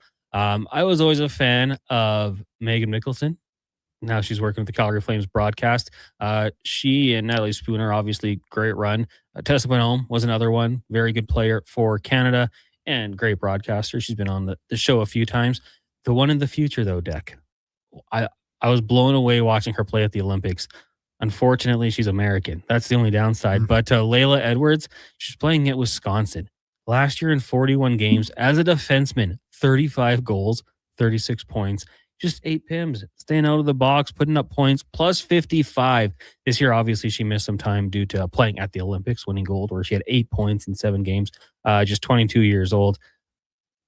I'm not going to tell the PWHL teams how to draft, but if she gets out of the top 2, I think someone you're going to have a problem. I'm going to have a problem. Okay. Yeah. So there's, wish she was Canadian, but she's going to be a stud, I think. How about you? Yeah, like Haley, I hate going so chalk with this, but Haley Wickenheiser obviously is such an icon, and she really kind of, I think to a large degree, encompasses what we thought of or what Hockey Canada is. And so I think she'd be the one. Natalie Spooner was another great shout. So I would probably say those 2. Like I hate to go so on the board and not be original with it, but especially like Haley Wickenheiser, she is who she is for a reason. You know what I mean? And like I told you in the break, my dad taught her swimming lessons. So tough to overlook that. Question number 5, give me your Mount Rushmore of that boy nice. I don't know what this means when you say that. So I'm going to let you go first, and then I'm going to try to pick up. Like, yeah. I can't be like, it's not like my favorite athletes who are good. It's kind of like guys you respect around the league, or you do your thing. I think a good example of this might be Jason Williams, if you remember him, White Chocolate, like really flashy. Listen, like if you look at Jason Williams' career or his career numbers, he's like the most average player who ever lived. But if you look at his highlight tape that's 90 seconds on Twitter, you're like, why don't we compare this guy to Jordan? So kind of like, I mean, something like that, like someone whose highlight tape maybe over exceeds what they actually did in the game or their ability. I will give you my list here, just what you think of yours. I had Victor Cruz as the first name that came to mind. Like, Okay. really, really flashy receiver, had really good hands, was a little bit undersized, wasn't completely, a written off player or anything like that. Like, he was a good player. People know who Victor Cruz was, but he was never a top 10 wide receiver in the league. He was never, like a number one overall choice in fantasy drafts or anything. He's not going to the Hall of Fame, but he was really solid, had great hands, flashy kind of a player. First name that came to mind. Second one, I had Hunter Renfroe. Like, the way Hunter Renfroe would get out of breaks on those 5 and outs was, I'm sure you've seen the clips as a Chargers fan, like Derwin James talking about how hard he is to guard out of the slot there. And obviously the injuries were really unfortunate for him. But like I said, the way he would get in and out so quickly, he was shifty. He looks like an encyclopedia salesman, so no one really pays attention to him. But he was really, really cold out of the slot there for a couple of years. I had Milan Hajduk. Loved playing with him in NHL 06. He was on that top line with Sakic and Tanguay over there in Colorado. 50 goal scorer one year, so obviously he is remembered. But I still think he's like, no one really, to my ears anyway, no one brings up Milan Hajduk when they're talking about their favorite or the best NHL players of all time. But he was a phenomenal player, and like scoring 50 goals in any era is really tough. I think it was the 03 season he did it.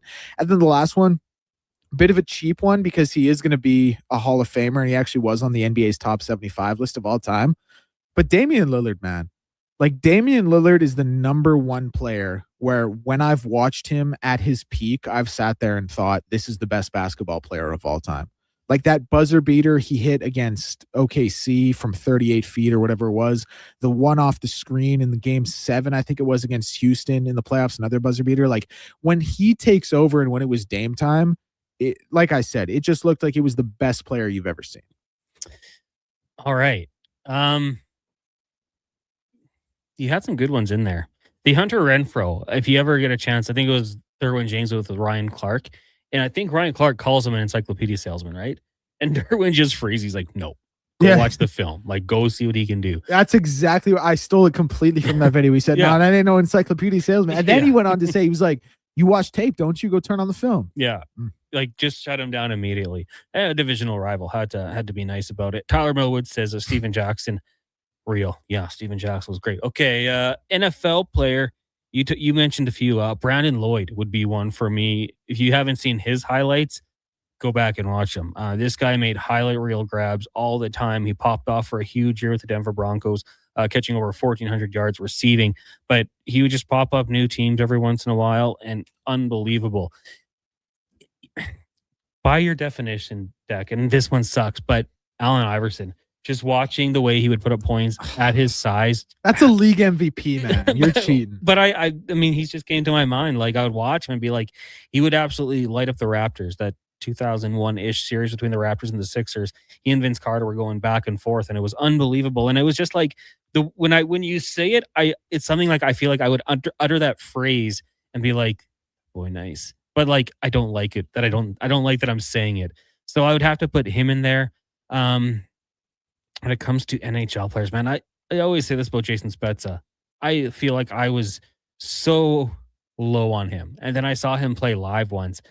The guy just blew my mind. I was like, this guy is absolutely ridiculous. Just made tons of plays all the time and like just looked so good. Like when you see him in person, what he was actually doing. And then a final one.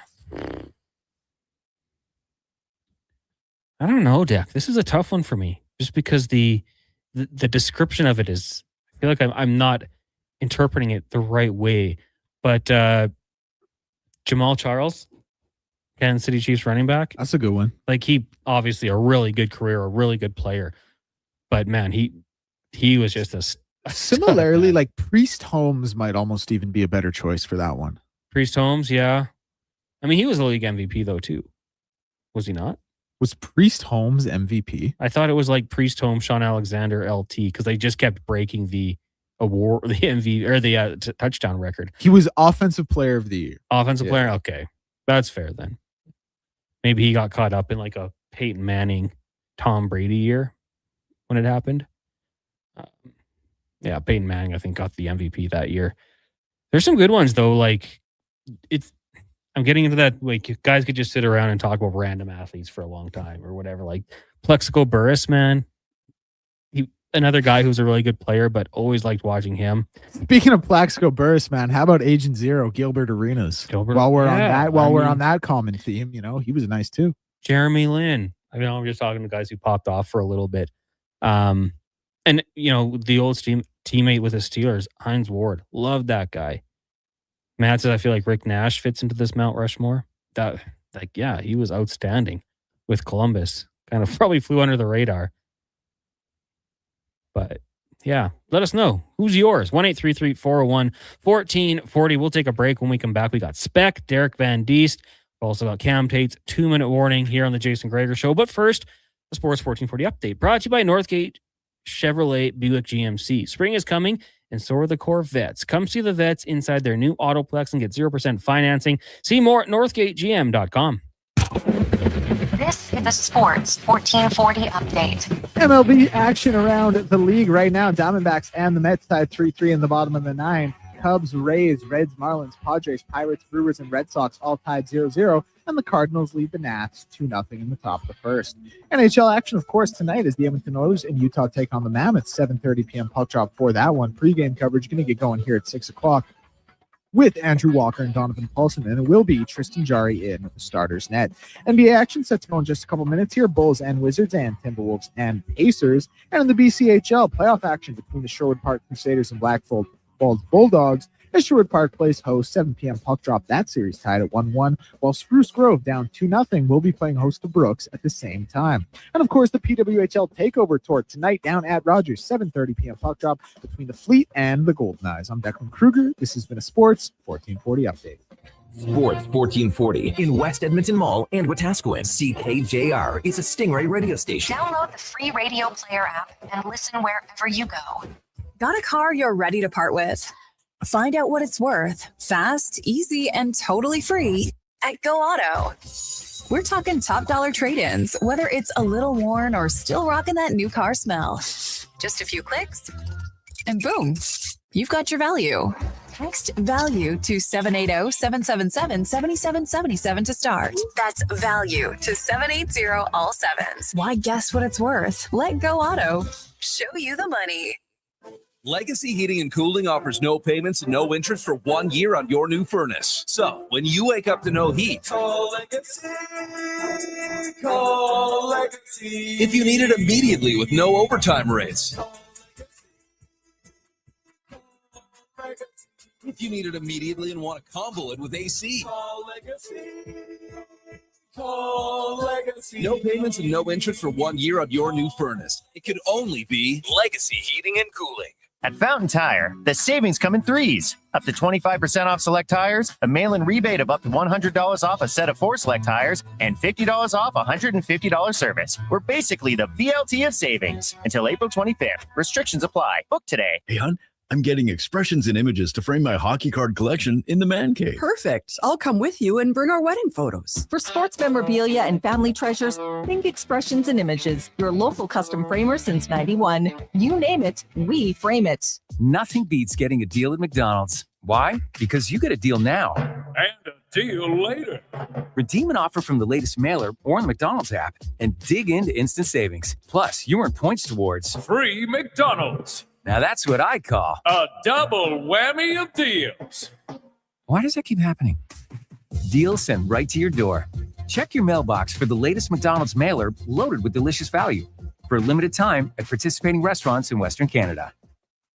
Well, get ready for a silly hockey fans. Your partner in power just skated onto the ice. PWHL.ca, the new e-commerce website for electrical wholesalers Edmonton, is ready for the power play 24/7, 365. UL skates to where the puck will be in 5 years. Now that's forward thinking. Killer selection, slamming products from the best brands, and legendary service. Don't sit on the bench. Get your account today at ewell.ca and win that project. Plug into your partner in power. Get an EWEL.ca account today. From the Critical Care on the Air Radiothon for Stars, presented by BHP and Parrish and Heimbecker. Here's Emma, wife of Star's very important patient, Dawson Mullenbeck. Now, 6 years later, it's like there's things that I notice and that I pick up on because I live with him and I lived with him prior and, throughout. And I've seen those silent struggles that not everyone highlights. But we always tell our friends and family, he's 98% him. Like, everyone's going to see him and just think, oh, wow, he's like totally himself, which is a blessing.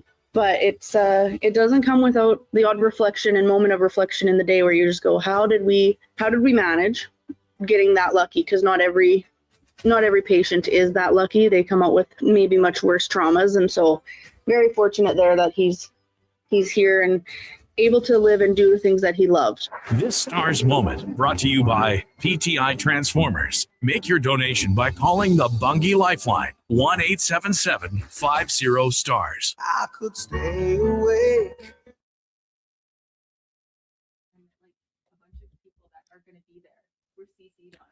Portions of this hour brought to you by CanTorque. We offer sale, rental, repair, and calibration of hydraulic, pneumatic, and battery-powered torque wrenches, stud tensioners, and flange maintenance equipment. Order today at CanTorque.com. The Jason Gregor Show with guest host Connor Halley. This is Sports 1440. Brought to you by PlayAlberta.ca, Alberta's only regulated online gambling website.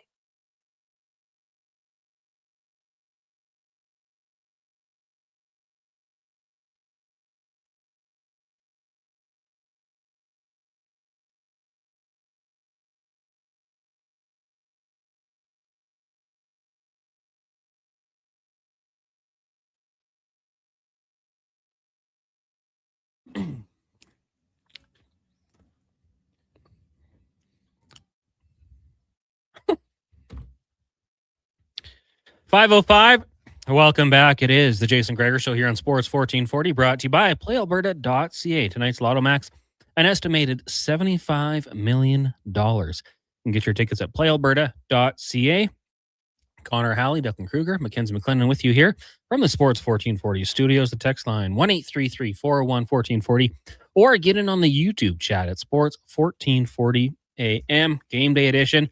Coming up immediately following the Jason Gregor Show, we've got pregame coverage with Andrew Walker, Donovan Paulson, and Landon Ferraro.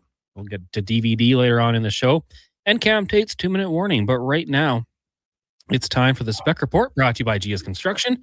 They are hiring. You can work for a fantastic company that loves to promote from within with great benefits, and they're huge sports fans. Apply at gsconstruction.ca and search careers. Mark Spector joining us now. Spec, how you doing today? Oh, awesome. Just pulled into Jasper, ready to do a little skiing tomorrow. Pump, man, let's go. How much time do you spend on the hill when you get out there? I don't know. Like, I'm a guy that shows up at the hill at 9:30, 10, not like 8. Yeah. And then because it's weekday in Jasper, if you just ski for, like, there's no lift lines and you just ski. So probably by about 2:30, I'm starting to feel it. So I'll go for a beer and then I'll be like, oh, I guess I better go out and ski some more, even though I really don't want to. Are you going to go to Jasper Pizza? I don't know. Should I go to Jasper Pizza? Oh, yeah, absolutely. Yeah, it's a great spot. Get a side order of fries as well. Sure. Yeah, I might stop in there for a pint and a wheel. Who knows, man? Watch a hockey game here tonight. I'm actually got to keep an eye on that, I'm sure. What time are they playing tonight? 7:30? 7:30 tonight, yeah. We know it's 7:40 probably, so you got time. Got a little daylight between now and then? Absolutely. Edmonton is probably going to be rolling out the same lineup. Colton Dock returning, playing on the third line there. So a little energy boost there. Tristan Jarry gets the start. Tristan Jarry's been better as of late, Spec. What do you think the confidence level is in Tristan Jarry going into this one?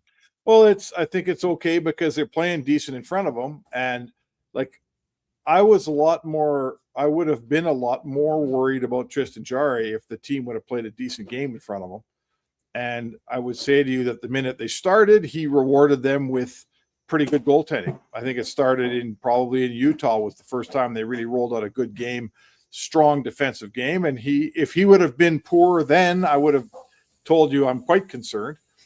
But I think it was Woodley was saying that the environment in front of the Edmonton Oilers goaltenders since the Olympic break is best in the league, which is interesting to me to hear that. So I guess if you can't play goal behind this team right now, then there is a problem. But he's played real well. He's had 2 good starts. He led in 2 in Utah. One of them was a pinball off his own guys, and he led in 1 against Chicago, and he's ready to go tonight. So maybe Tristan Jarry's got some confidence back. Who knows? Yeah, well, I mean, I'm hoping so. Now the Utah Mammoth, winners of 3 straight. On Saturday, they beat Vancouver 7-4. Pretty nice night for Clayton Keller, scoring 3 goals, 1 assist, and the local product Dylan Gunther a point, goal, and an assist as well. Early on in the show, Declan Kruger brought up the point of this Utah Mammoth team. Like, what is the identity? What do you think of when you see this team? I want to ask you that question because even the texters, like, nobody really had a great answer. Nobody really nailed it. I feel like they remind me of the Oilers like 3-4, maybe 4 years ago when they just ran and gunned their way to any wins that they got. They I laughed quietly the other day. Connor McDavid was talking about Utah, and he said, look, they just want to play offensive hockey, and they got a ton of skill. He says, we got to play a low event game. That's what teams used to do to beat the Oilers when they were Utah. They'd come in here, they'd play low event hockey. The Oilers didn't know what to do, and they would lose a game because they'd force it, right? They'd try to score and try to look for offense when there wasn't any. And that was always to the Oilers' demise back then, and the veteran teams would win. And now with the shoes on the other foot, Edmonton's trying to play that game. And, they know how to play that game. And Edmonton, let's face it, until Utah does something, Edmonton's still a better team than they are. So I like Utah. They're fun. They got a bunch of good little players. The Vijmelka, I'm still trying to figure out how good he is. I think he's pretty good. He plays a ton.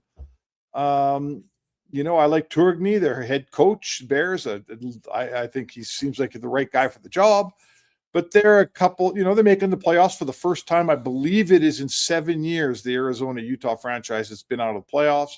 So they're kind of, like I say, they're sort of where Edmonton was in about, 2021 or so. Is that fair?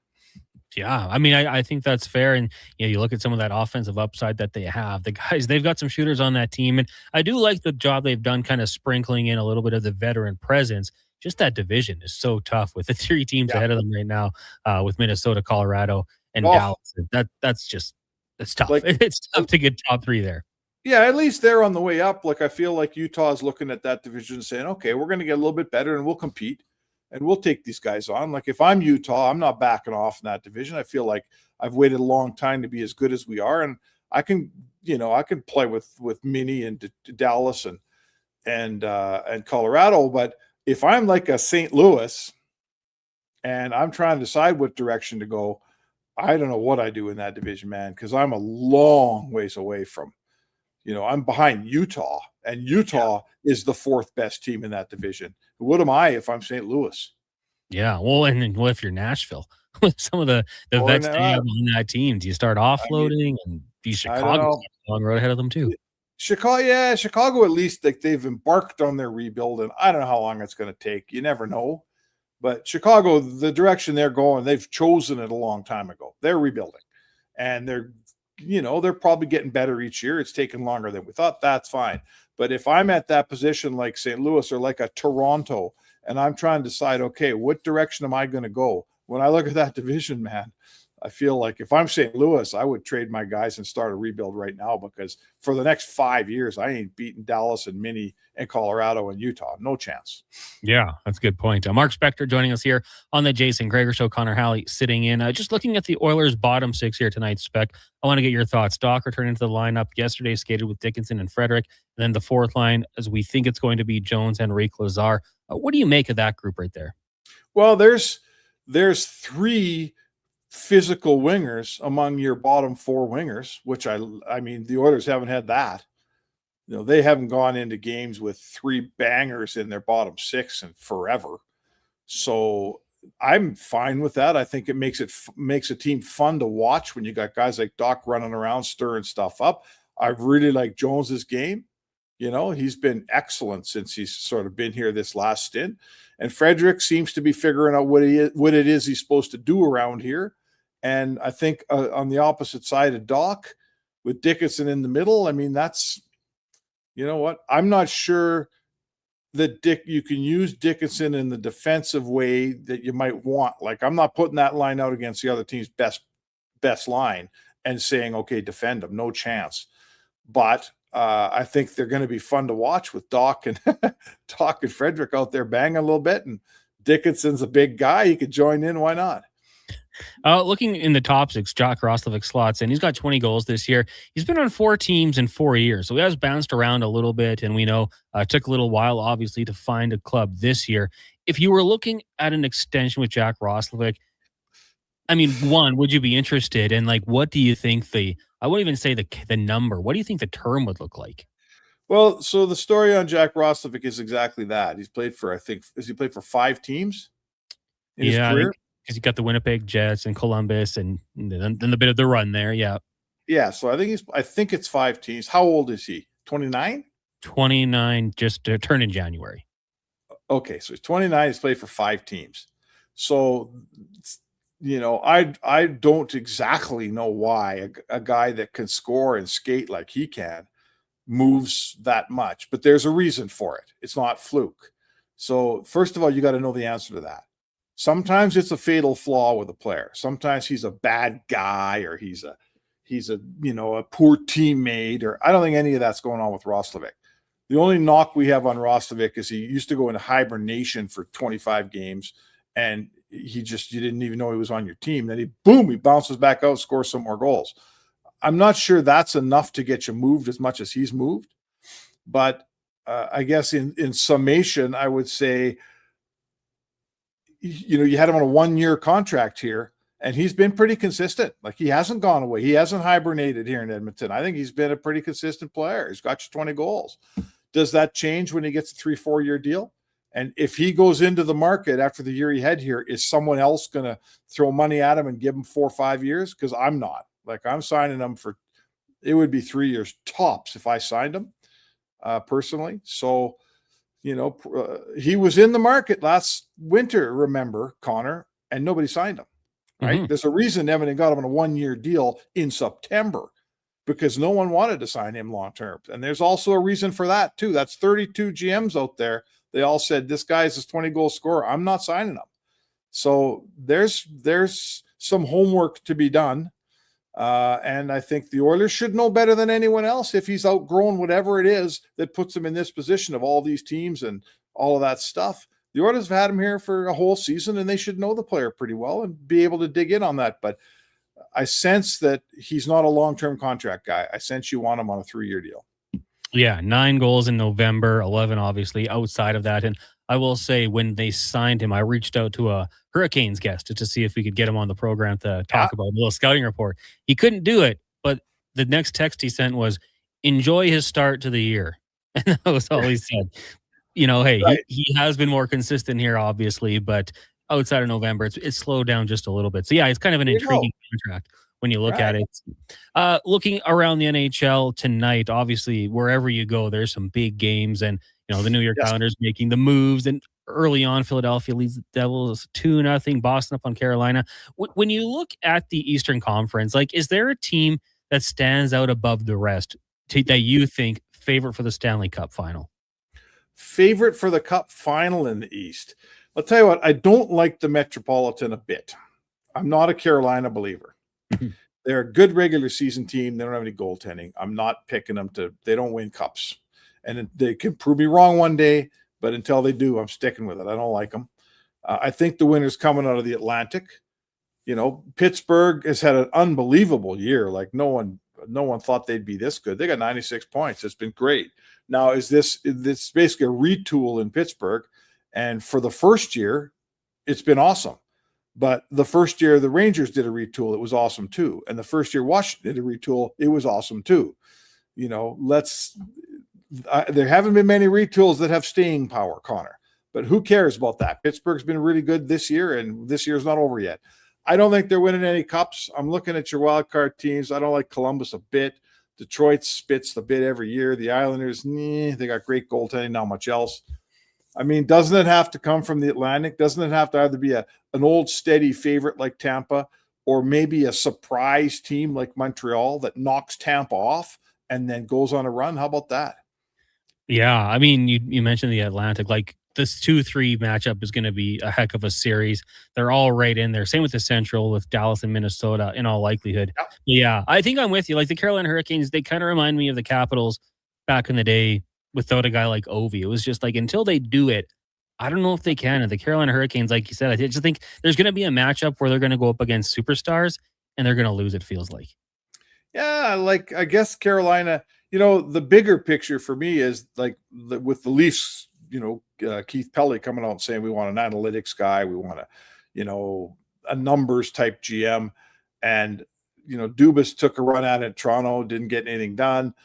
Tulski's now in Carolina, and he's got a really good team for sure. Like I would say that he's the top analytic type guy as a GM in this league. I mean, every team uses analytics, don't get me wrong, but Tulski came from that environment. It's time for them to get past just being a good regular season team. Dubas is doing it in Pittsburgh here now. Let's see if the second run, Dubas can figure out how to mix his analytics intelligence with also whatever else it takes to build an actual winner, not just a good regular season team like Carolina's been. So let's see. I'm interested. I'm interested to see. One of these guys is going to crack the code here at some point, Connor, but I would say to you that none of them have yet. I'm fired up for it, Spec. It's going to be some good hockey, and we're kind of already at that point right now. Every game matters for so many of these teams down the stretch here. Tonight's going to be fun for sure. Well, you enjoy the evening and enjoy the time on the slopes tomorrow, and hopefully you'll be free at 5:00. I'll be there at 5:00, maybe from a hospital room. I respect the commitment to the bit, though. That would be big. Spec, thanks for doing this. Have a great night. All right, man. See ya. There you go. Mark Spector, Rogers Sportsnet, joining us here on the Jason Gregor Show, as he does every Monday through Friday at 5:00. And it is interesting, we kind of, as I said, until the Hurricanes do it, there's going to be doubters. And they've tried, they brought in Gensel, obviously, and brought in Rantanen. Obviously, it didn't work out there either. But you just look back, and a lot of teams that have these superstar players, they draft them. The Hurricanes, going back, they haven't had too many top picks. Seth Jarvis, good player. I don't know, you look at him and think he's going to dominate in the playoffs. 2021, their highest pick was 40th overall. 2022, highest pick was 60th overall. Took Bradley Nadeau 30th overall in 2023, and then from then on in, it's just been second round picks at the highest. So, yeah, I mean, they've tried to bring in that superstar player in the past, and they just can't get over the hump. Got to treat those guys better, I suppose. Treat the families better when you're bringing a guy over from Colorado. Maybe not the hotel by the airport. We'll take a quick break here. When we return, we'll be joined by Derek Van Dies from NHL.com. After that, we'll have Cam Tate's 2-minute warning, and if we've got time, we'll squeeze in some comments from Ryan Nugent-Hopkins. It is the Jason Gregor Show here on Sports 1440, streaming on YouTube, Facebook, X, Instagram, and Twitch, brought to you by PlayAlberta.ca. One app, triple the action. Play Alberta is proof that good things do come in threes. Whether you're into playing any of our exciting casino games, betting on your favorite professional sports teams from around the world, or buying into Canada's biggest lotteries, Play Alberta is the province's only app to do it all. Download today and discover a new way to play. Must be 18 plus to play. If you gamble, use your game sense. Craving your favorite mouth-watering pizzas? Papa John's has large specialty pizzas for only $19.99 for a limited time. Get a flavorful all the meats, the works, ultimate pepperoni, Hawaiian, barbecue chicken, and more on original thin or New York style crust. Use the code LSPEC at papajohns.ca or on the Papa John's app. Get yours today. Better ingredients, better pizza. Papa John's. Great news for your weekend project. CFI, that's Custom Floors Inc., is now open 6 days a week with Saturday hours from 10 till 2. Get top quality Canadian products from Beaulieu with the convenience you need. For your free estimate, visit CFI at customfloorsinc.ca. Spring into savings at The Brick. Refresh your home with huge discounts. Save up to $1,800 on sofas and sectionals. And buy more, save more, up to 25% off bedroom and dining furniture. Dreaming of better sleep? Upgrade your mattress game and save up to 40% off select mattresses and score free delivery when you use your Flexity card. Plus, save 15% when you buy 2 or more select major kitchen appliances. Some exclusions apply. See in store for details. The Brick, proudly Canadian since 1971. Sleep is for the off-season. What off-season? Sports 1440 is live, loud, and locked 24/7. Oilers, Elks, Riverhawks, Stingers, Oil Kings. We've got your fix. Edmonton's home for sports is Sports 1440. Getting your vehicle sparkling clean doesn't have to cost a fortune. Take it into Hughes today and pay just loonies a wash. Find us at hughescarwash.com. Good to go. With Mortgages to Go, you'll be good to go. MortgagesToGo.ca says yes when the banks say no. That's why Alberta has trusted Mortgages to Go for over 23 years. If you need cash and have equity in your home, you're approved instantly, guaranteed. Call 1-888-888-5998. That's 1-888-888-5998. With Mortgages to Go, you'll say, good to go. Today and Wednesday is the Critical Care On the Air Radiothon for Stars. Your chance to support this vital service that delivers life-saving care to Albertans. Listen for stories from Stars VIPs, very important patients, and how Stars has made a difference in their lives. You'll also hear from members of the Stars team. Today and Wednesday, the Critical Care On the Air Radiothon for Stars, presented by BHP and Parrish and Heimbecker. Please donate and help keep Stars flying and saving lives. Visit criticalcareontheair.ca. Charging down the baseline for home plate or gliding down a lakeside park trail on two wheels. Spring's the time to save at St. Albert's Source for Sports. You'll find everything baseball, from cleats and bats to gloves and much more. And you'll get incredible spring savings on bikes from Specialized, plus a great selection of e-bikes, along with advice and full service from the pros. St. Albert's Source for Sports, your source for baseball, bikes, and a whole lot more for over 35 years.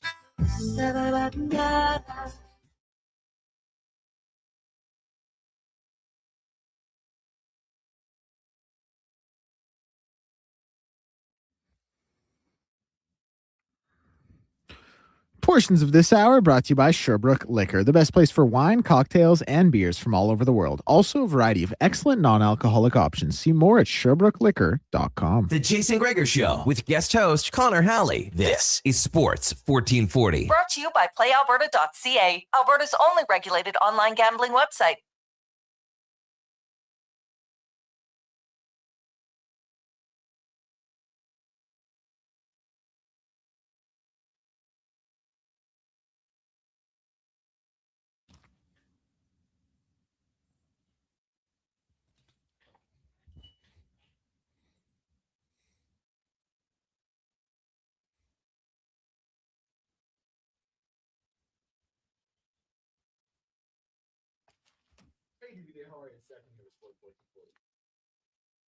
I'm doing very well, thanks. Are you still good to go with the comment?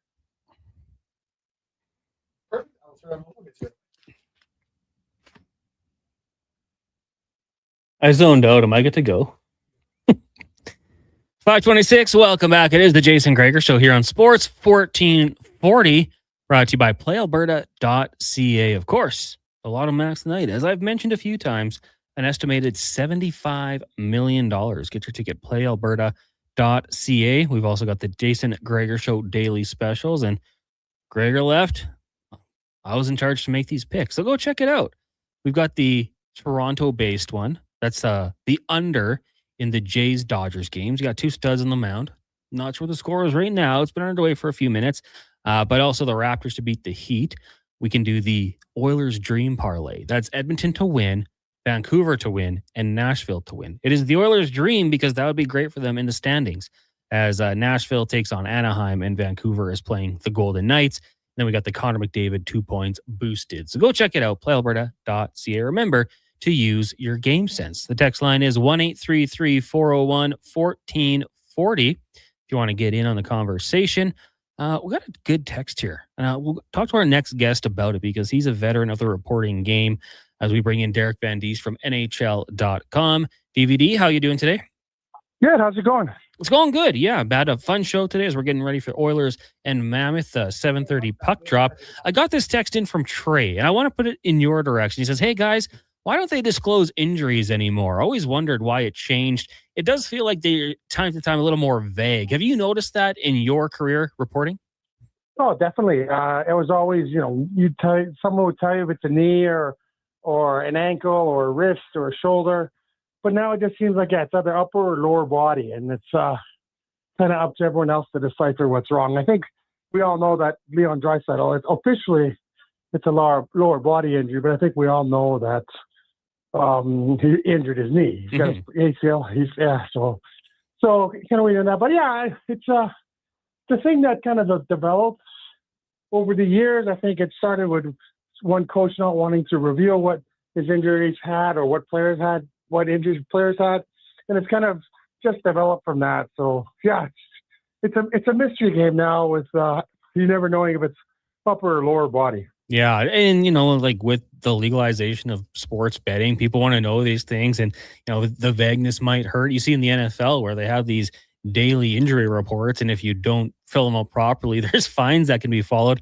I don't know if the NHL would ever go that far, but it seems like it's turning into kind of football coach answers sometimes when you're talking about injury. The Edmonton Oilers without Hyman tonight, without Leon Draisaitl, certainly won't be easy going in to take on a good Utah Mammoth team that have won 3 straight games.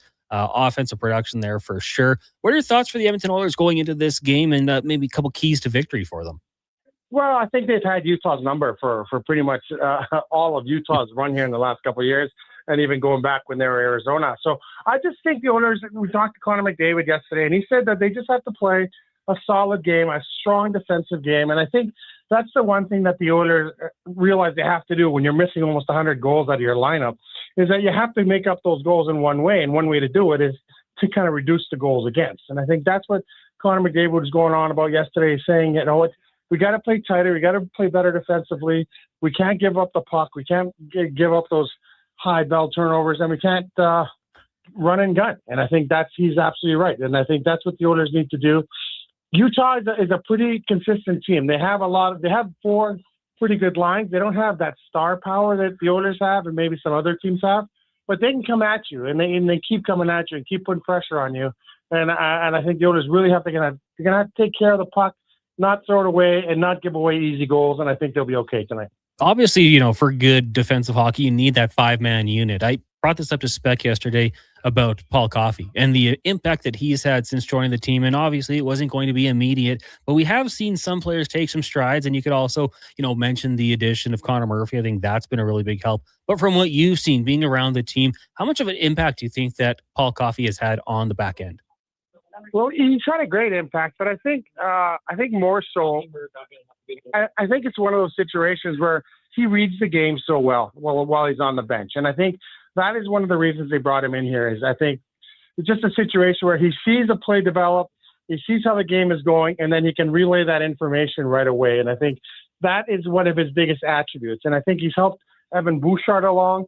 I think he's given Evan Bouchard a lot more confidence. And I think that's the big thing too, is Evan Bouchard plays like Paul Coffey did.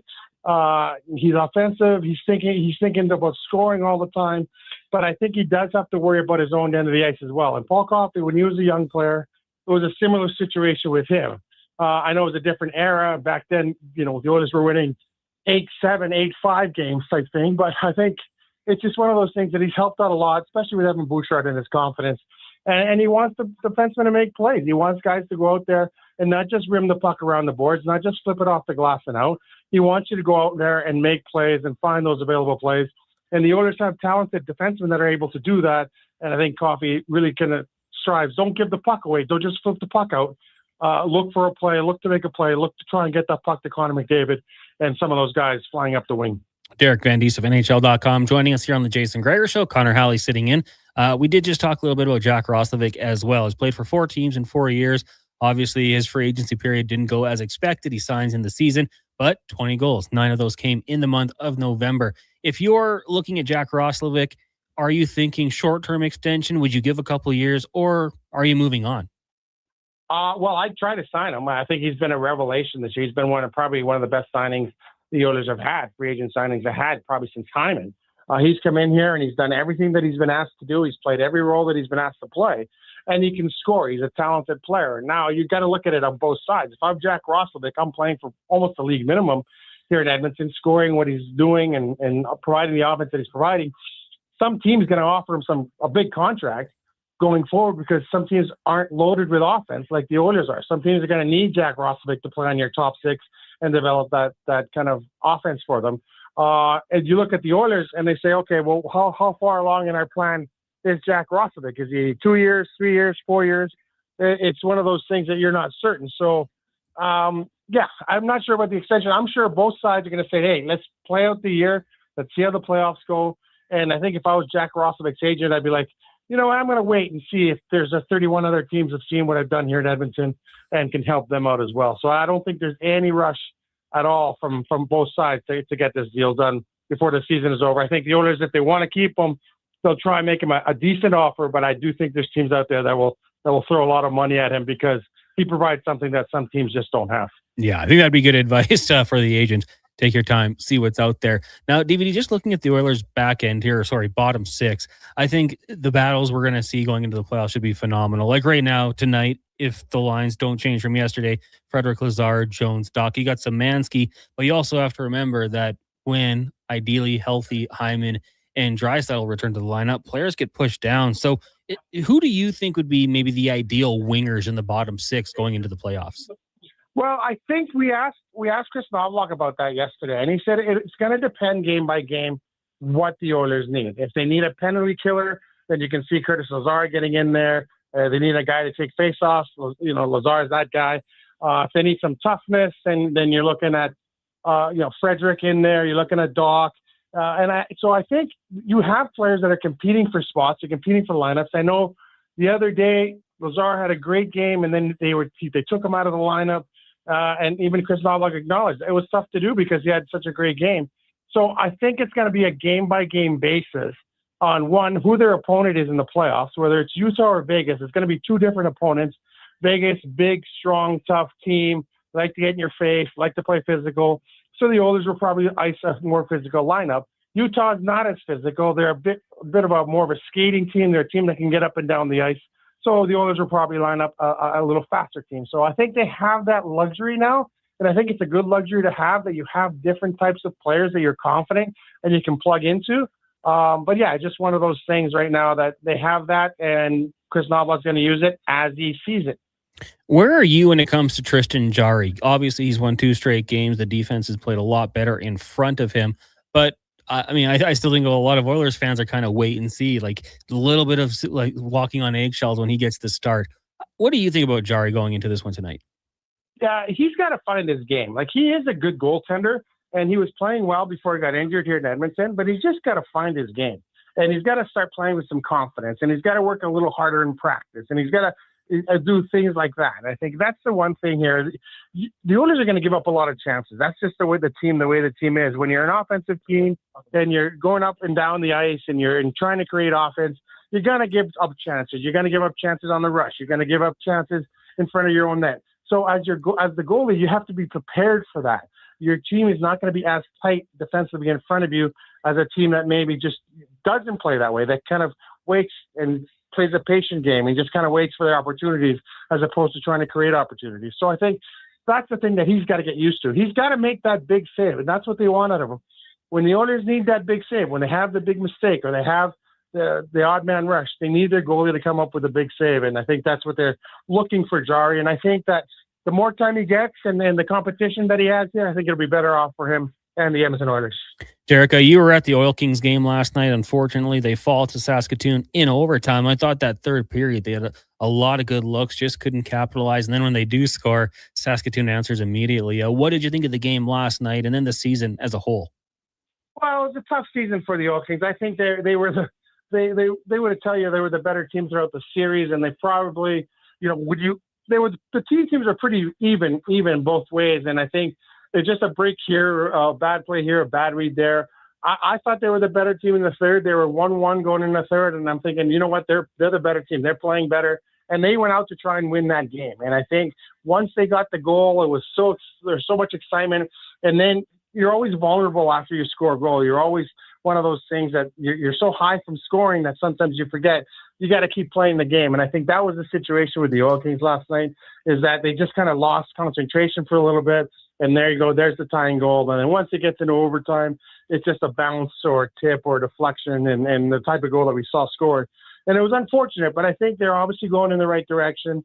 It takes a while to rebuild in the Western Hockey League when you go all in and you win a championship and you go to the Memorial Cup, because you're drafting players at 14, but they probably don't make an impact on your team till they're 17, 18, 19 years old. So I think they're in that competitive phase again. The Oil Kings are going to be better next year, and I think they're doing good things. But it was an exciting game. It was a fun game.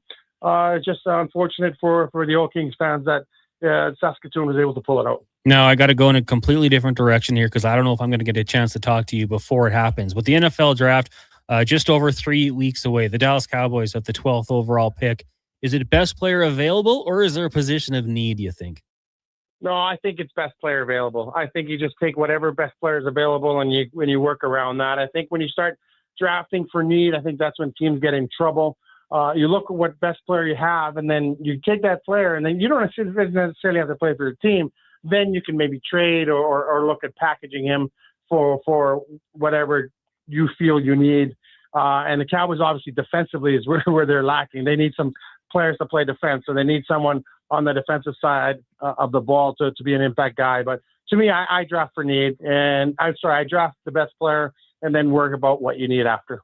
Oh, I'm looking forward to it, and I like that strategy. I've always kind of been that way. Don't reach on a position because you need. Take the best player available. Fill that hole through free agency or whatever it might be, or later on in the draft. But it's going to be awesome. DVD, thanks for joining us today. Really appreciate it, and enjoy the games tonight. Sounds good. Thanks for having me on. There you go. Derek Van Diest of NHL.com. Got a text here. No name. So if you'd like to send your name in, please do. Come on, guys. Are we still talking in circles about the lack of grit on this team? They made the finals twice. We're not back in 2016 full of young kids. These guys need to pull up their bootstraps and start playing tough and physical. No more excuses. Play tough in front of the net, in front of your own goalie, and in front of your fans. Get on with it already. Yeah, I mean, for sure. We've seen this team, the physicality. They did ramp it up last year in the postseason after, I think, at times in the regular season being criticized for not really having that element. We'll see what they can do. You have Max Jones. I don't know how game to game how much he'll be counted on, but he brings the physicality.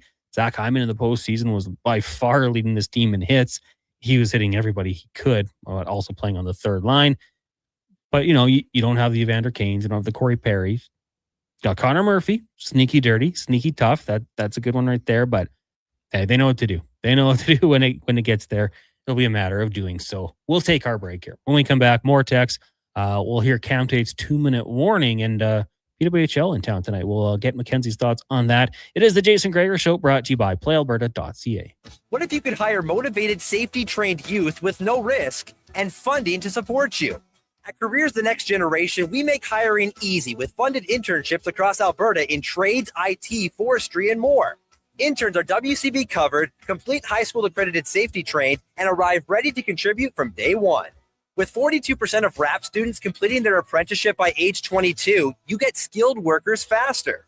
Spots are filling up. Visit careersnextgen.ca today. Hey, sports fans, we've got a clear choice for you. At Crystal Glass, we provide customers with the perfect glass for any job. From home to auto and even commercial, installation or repairs, we're your team. Call 310-GLASS or visit crystalglass.ca. Crystal Glass. Nothing beats getting a deal at McDonald's. Why? Because you get a deal now. And a deal later.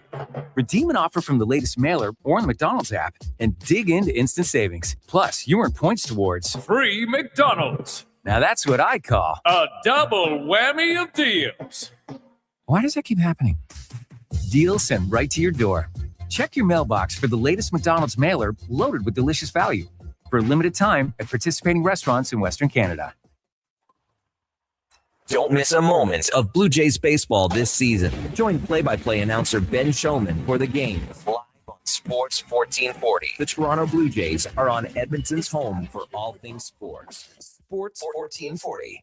Alberta runs on hard work and high performance. Titan Supply has the products, knowledge, and service to ensure that performance. Now, they're part of Benmore, a Canadian company delivering lifting and securement solutions across the country. From designing and manufacturing to delivering lifting slings, securement products, crane cable, and more. They're built to take on the toughest jobs. Titan Supply and Benmore. Stronger together. Visit ben-mor.com.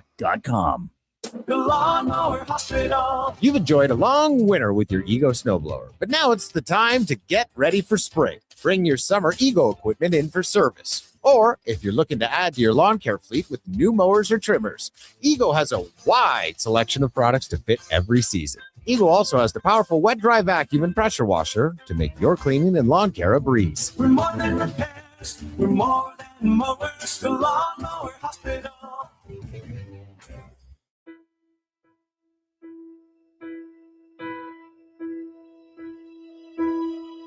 I can almost. Portions of this hour brought to you by Crystal Glass, your clear choice for residential windows. Locally manufactured and installed, Crystal Glass provides a beautiful product and incredible customer services for all your residential needs. Call 310-GLASS or visit crystalglass.ca for a quote. The Jason Gregor Show with guest host Connor Halley. This is Sports 1440. Brought to you by PlayAlberta.ca, Alberta's only regulated online gambling website.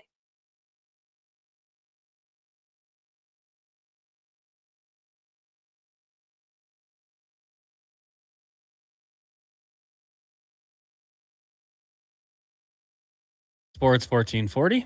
Connor Halley, Declan Kruger on the ones and twos. Mackenzie McLennan here as well, as we're wrapping up the show before we hand things over to Andrew Walker, Donovan Paulson, and Landon Ferraro for pre-game coverage here. As the Oilers taking on the Utah Mammoth. Puck drop 7:30. So a nice 90-minute edition of the show. But before we get to that and a few other things, we are going to get to Cam Tate's 2-minute warning. Of course, we hear Cam Tate daily here on the Jason Gregor Show, but also now on our morning show, Cam and Eggs. He gets a minute with Kevin Carius. That's all he would allow, 1 minute. But with us, it's 2 minutes. The 2-minute warning brought to you by Legacy Heating and Cooling, where their rates never change. No OT charges, furnace repair, and maintenance. Do it now with legacyheating.ca. Let's hear Cam Tate's 2-minute warning. Walking into the Edmonton Oil Kings dressing room today is like stepping into the echo of a thunderclap. Pain blooming in the chest, raw and unrelenting. You cross the threshold and are swallowed by silence, dense and oppressive, a shroud that presses against your ribs and stirs ghosts beneath the fluorescent lights. The quiet is not just heard, it seeps into your bones, heavy as lead, cold as the shadow that falls across a once roaring fire. Quiet. The only sound is the distant mechanical purr of a refrigerator exiled to a lonely corner, its icy breath the solitary metronome in this mausoleum of hope. FS. Cold. Not inviting. Not anything we thought it would be. A headline on X called the Saskatoon 3-2 victory an upset, shock to the system. Monday, overtime, Game 7, heartbreak. The Oil Kings sat a staggering 20 points above Saskatoon in the Eastern Conference, a gulf carved through the bone-deep toil of winter, their lead a frozen river glinting with the promise of spring's glory. Edmonton stacked 45 triumphs like bricks in a fortress, each victory a banner waved against the biting winds, a drumbeat in a march toward destiny. Saskatoon, by contrast, limped to 5th, 34 battered wins, residue of desperate contests waged in the dimmest corners of the schedule. By every law written in the annals of expectation, this should not have been their tomb. Not here, not now, not in the season's bruised and quaking twilight. And how's this for the cruelest irony? Today, the Western Hockey League, with a flourish reserved for legends, proclaimed Toronto Maple Leafs prospect and Edmonton's own Miroslav Holinka as Player of the Week. It's almost theatrical, isn't it? 8 points carved out of chaos, 6 goals launched like flares in a midnight storm, 2 assists threaded through the needle's eye as hope trembled on every shift. Done. We could spend lifetimes unraveling the anatomy of this collapse, dissecting each bruised moment, peeling back the layers like the skins of overripe fruit, searching for the seed of heartbreak hidden within. But no amount of forensic longing will rewrite the cold, unyielding digits burned onto the scoreboard. That is not how playoff hockey conducts its wild, merciless symphony. The last horn shrieks, a banshee cry as the ice is scraped bare and history is scrawled in ink as black and permanent as midnight on new fallen snow, no matter how deeply uncomfortable it feels. Now, since Gregor is away, we have a special guest voicing the extra, "What's the matter, you? I make it for you, Mama's manicotti tonight? Come, eat. 2-minute warning. Halley, Kruger, Miss Macmick, and me, I'm Cam Tate Sports, 1440. It's a good wrinkle there, Tater. Miss Macmick? Sometimes when I have a hard time saying Mackenzie's name, I think that's what we should just call her. But not the miss part. Macmick. Cam Tate's 2-minute warning. Yeah, the Oil Kings, and I mean the WHL, it's it's such an interesting thing because, as you all know, it's a cycle, and it's, you build up that team, you have 3-4 years, and then the core is gone, and then you're trying to do it all over again. I think the Oil Kings obviously going to bring a lot of players back, good players. Jason Smith, I think, good coach. I think they've done a good job building up a good team, but in this series, maybe the Blades just wanted it more. They led the series 1-0. They won it 2-1. They led it 3-2, and they ended up winning 4-3. And the Oil Kings had a chance in overtime at a power play. Great opportunity, great looks, and just couldn't get the job done. And Blades move on. Oil Kings look forward to next year. But it was a good run and a lot of fun having their guests on, Matt Barrett, Jason Smith, throughout the season. And, of course, hey, we'll do it again next year. We do have hockey in town tonight. Oil Kings done. Oilers on the road. But we've got the PWHL in town. Mackenzie's going to be going down there with Vancouver taking on Boston. Now, Mackenzie, you'll be there with a few other media members. Puck drop 7:30. A ton of fans. I think tickets are still kind of hard to come by, but there's some available. What are you looking out for the game? Who are you watching out for? I think Emma Mashmeyer is going to have a huge fan section here. For sure. And this is her second game of the season in Edmonton, and she's yet to win in Edmonton. So I'm looking for a big goaltenders duel because Erin Frankel is the Fleet's goaltender, and she has posted 3 shutout victories, hasn't allowed a goal in 191 minutes. Okay. Which is pretty crazy. She was also the goaltender for the U.S.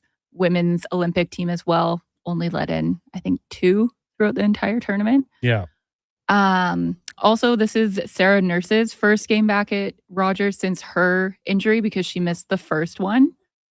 Also, Sophie Shirley, she is on the Fleet as well, and she's from Saskatoon. And she's like, this is the closest game to home. So she said she'll probably have a pretty big cheering section. And the Fleet were the first to clinch a playoff spot in the PWHL. So from what I've seen, they're kind of firing at the right time before the postseason comes. Yeah. And I really like the Fleet as a Walter Cup favorite. Well, I mean, right now, sitting in second spot behind Montreal with game in hand. So they win tonight. They leapfrog them in the standings with the record at right now 13-5-2 for the Golden Eyes. I mean, hey, a new team, 7-1-4 on the season. 5 games remaining for them. Should be fun. And puck drop 7:30, right? Yep, 7:30 puck drop. I actually looked at tickets a few days ago, and most sections were, if not completely sold out, very close. But it's still cheap, $50. So you can go in, watch some really good hockey. The skill that these ladies have is unreal. So I'm really excited.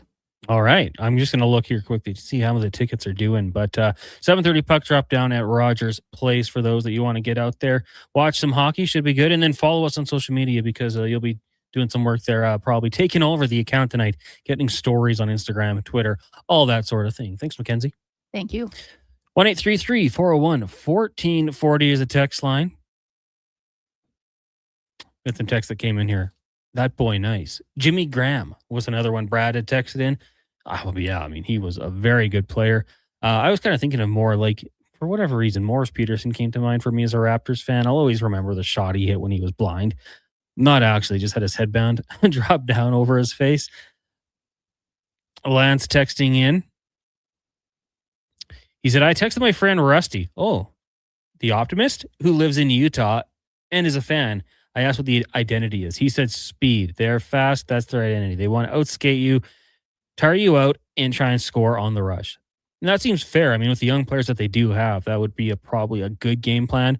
I mean, I don't think you want to get into like a wheeling and dealing game against the Edmonton Oilers when they're fully healthy. They can get you. They can make you pay. Even with these injuries, I think it'd be a fun game, for the over bettors out there. Maybe they'd be into that one. And maybe it happens. But yeah, I think that's a good answer. I think they're just like an up-and-coming team. I think they have a really good job of the young, talented players, the up-and-comers, combined with some really nice vets. And again, to me, it's just like I think they're a good team. I just don't think they're as good as Colorado, Dallas, and Minnesota, who are all, Stanley Cup potentials. They could all win. And for the Utah Mammoth. That's a tough division to get out of. But a bright future, and I think a place that, especially with their owner, Ryan Smith seems like a really good owner, and that's kind of where it starts. We've heard that all the time. So maybe a place where, free agents eventually want to get to and join the squad. Coming up next, pregame coverage. Andrew Walker, Donovan Paulson, and Landon Ferraro. They're putting in the 90-minute shift because puck drops at 7:30 down in the States. Some games going on right now, of course. In any game you go to in this one, there's going to be key games, playoff.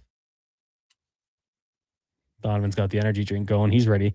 Playoff implications, Buffalo and the New York Rangers. Oh, sorry, I skipped ahead to tomorrow. That's tomorrow's game if you're looking forward to a game up ahead on the schedule. We'll click back here and try to get going. Declan, I don't know if your scores are working. Panthers lead the Canadiens 1-0 after 20 minutes. And Declan Kruger will have a scoreboard for you in a second here. Ottawa, Tampa, crucial games for both of them. No score. Jackets, Red Wings tied. Philly up on Jersey 2-1. Maybe not a big surprise. And then you've got Boston leading Carolina 3-2 after 20 minutes in the association. It's early, but the Raptors lead the Miami Heat 10-4. And the Blue Jays trail 2-0. We got to keep it under 7.5. We need the Raptors to win for my Play Alberta pick to work out. So let's hope it happens. Check out playalberta.ca. Lotto Max tonight, 75 mil. Better go get your ticket. For everyone here, and on behalf of all of our guests, we appreciate you guys joining us on the show today. If you missed it, go check out our podcast, Apple, Google, Spotify, wherever you get it from, or you can go rewatch the show on YouTube at Sports 1440 AM. Have a great night. We'll be back tomorrow. Rupper, your M-Chuck, Business of Sports, Spec, and all that good stuff. Carry us back tomorrow morning at 7 a.m. to recap the game. Right now, though, Sports 1440 update with Declan Kruger, brought to you by Go Auto. Shop from over 15,000 vehicles at Go Auto with 31 new vehicle brands and 73 locations to choose from. Find your car at goauto.ca.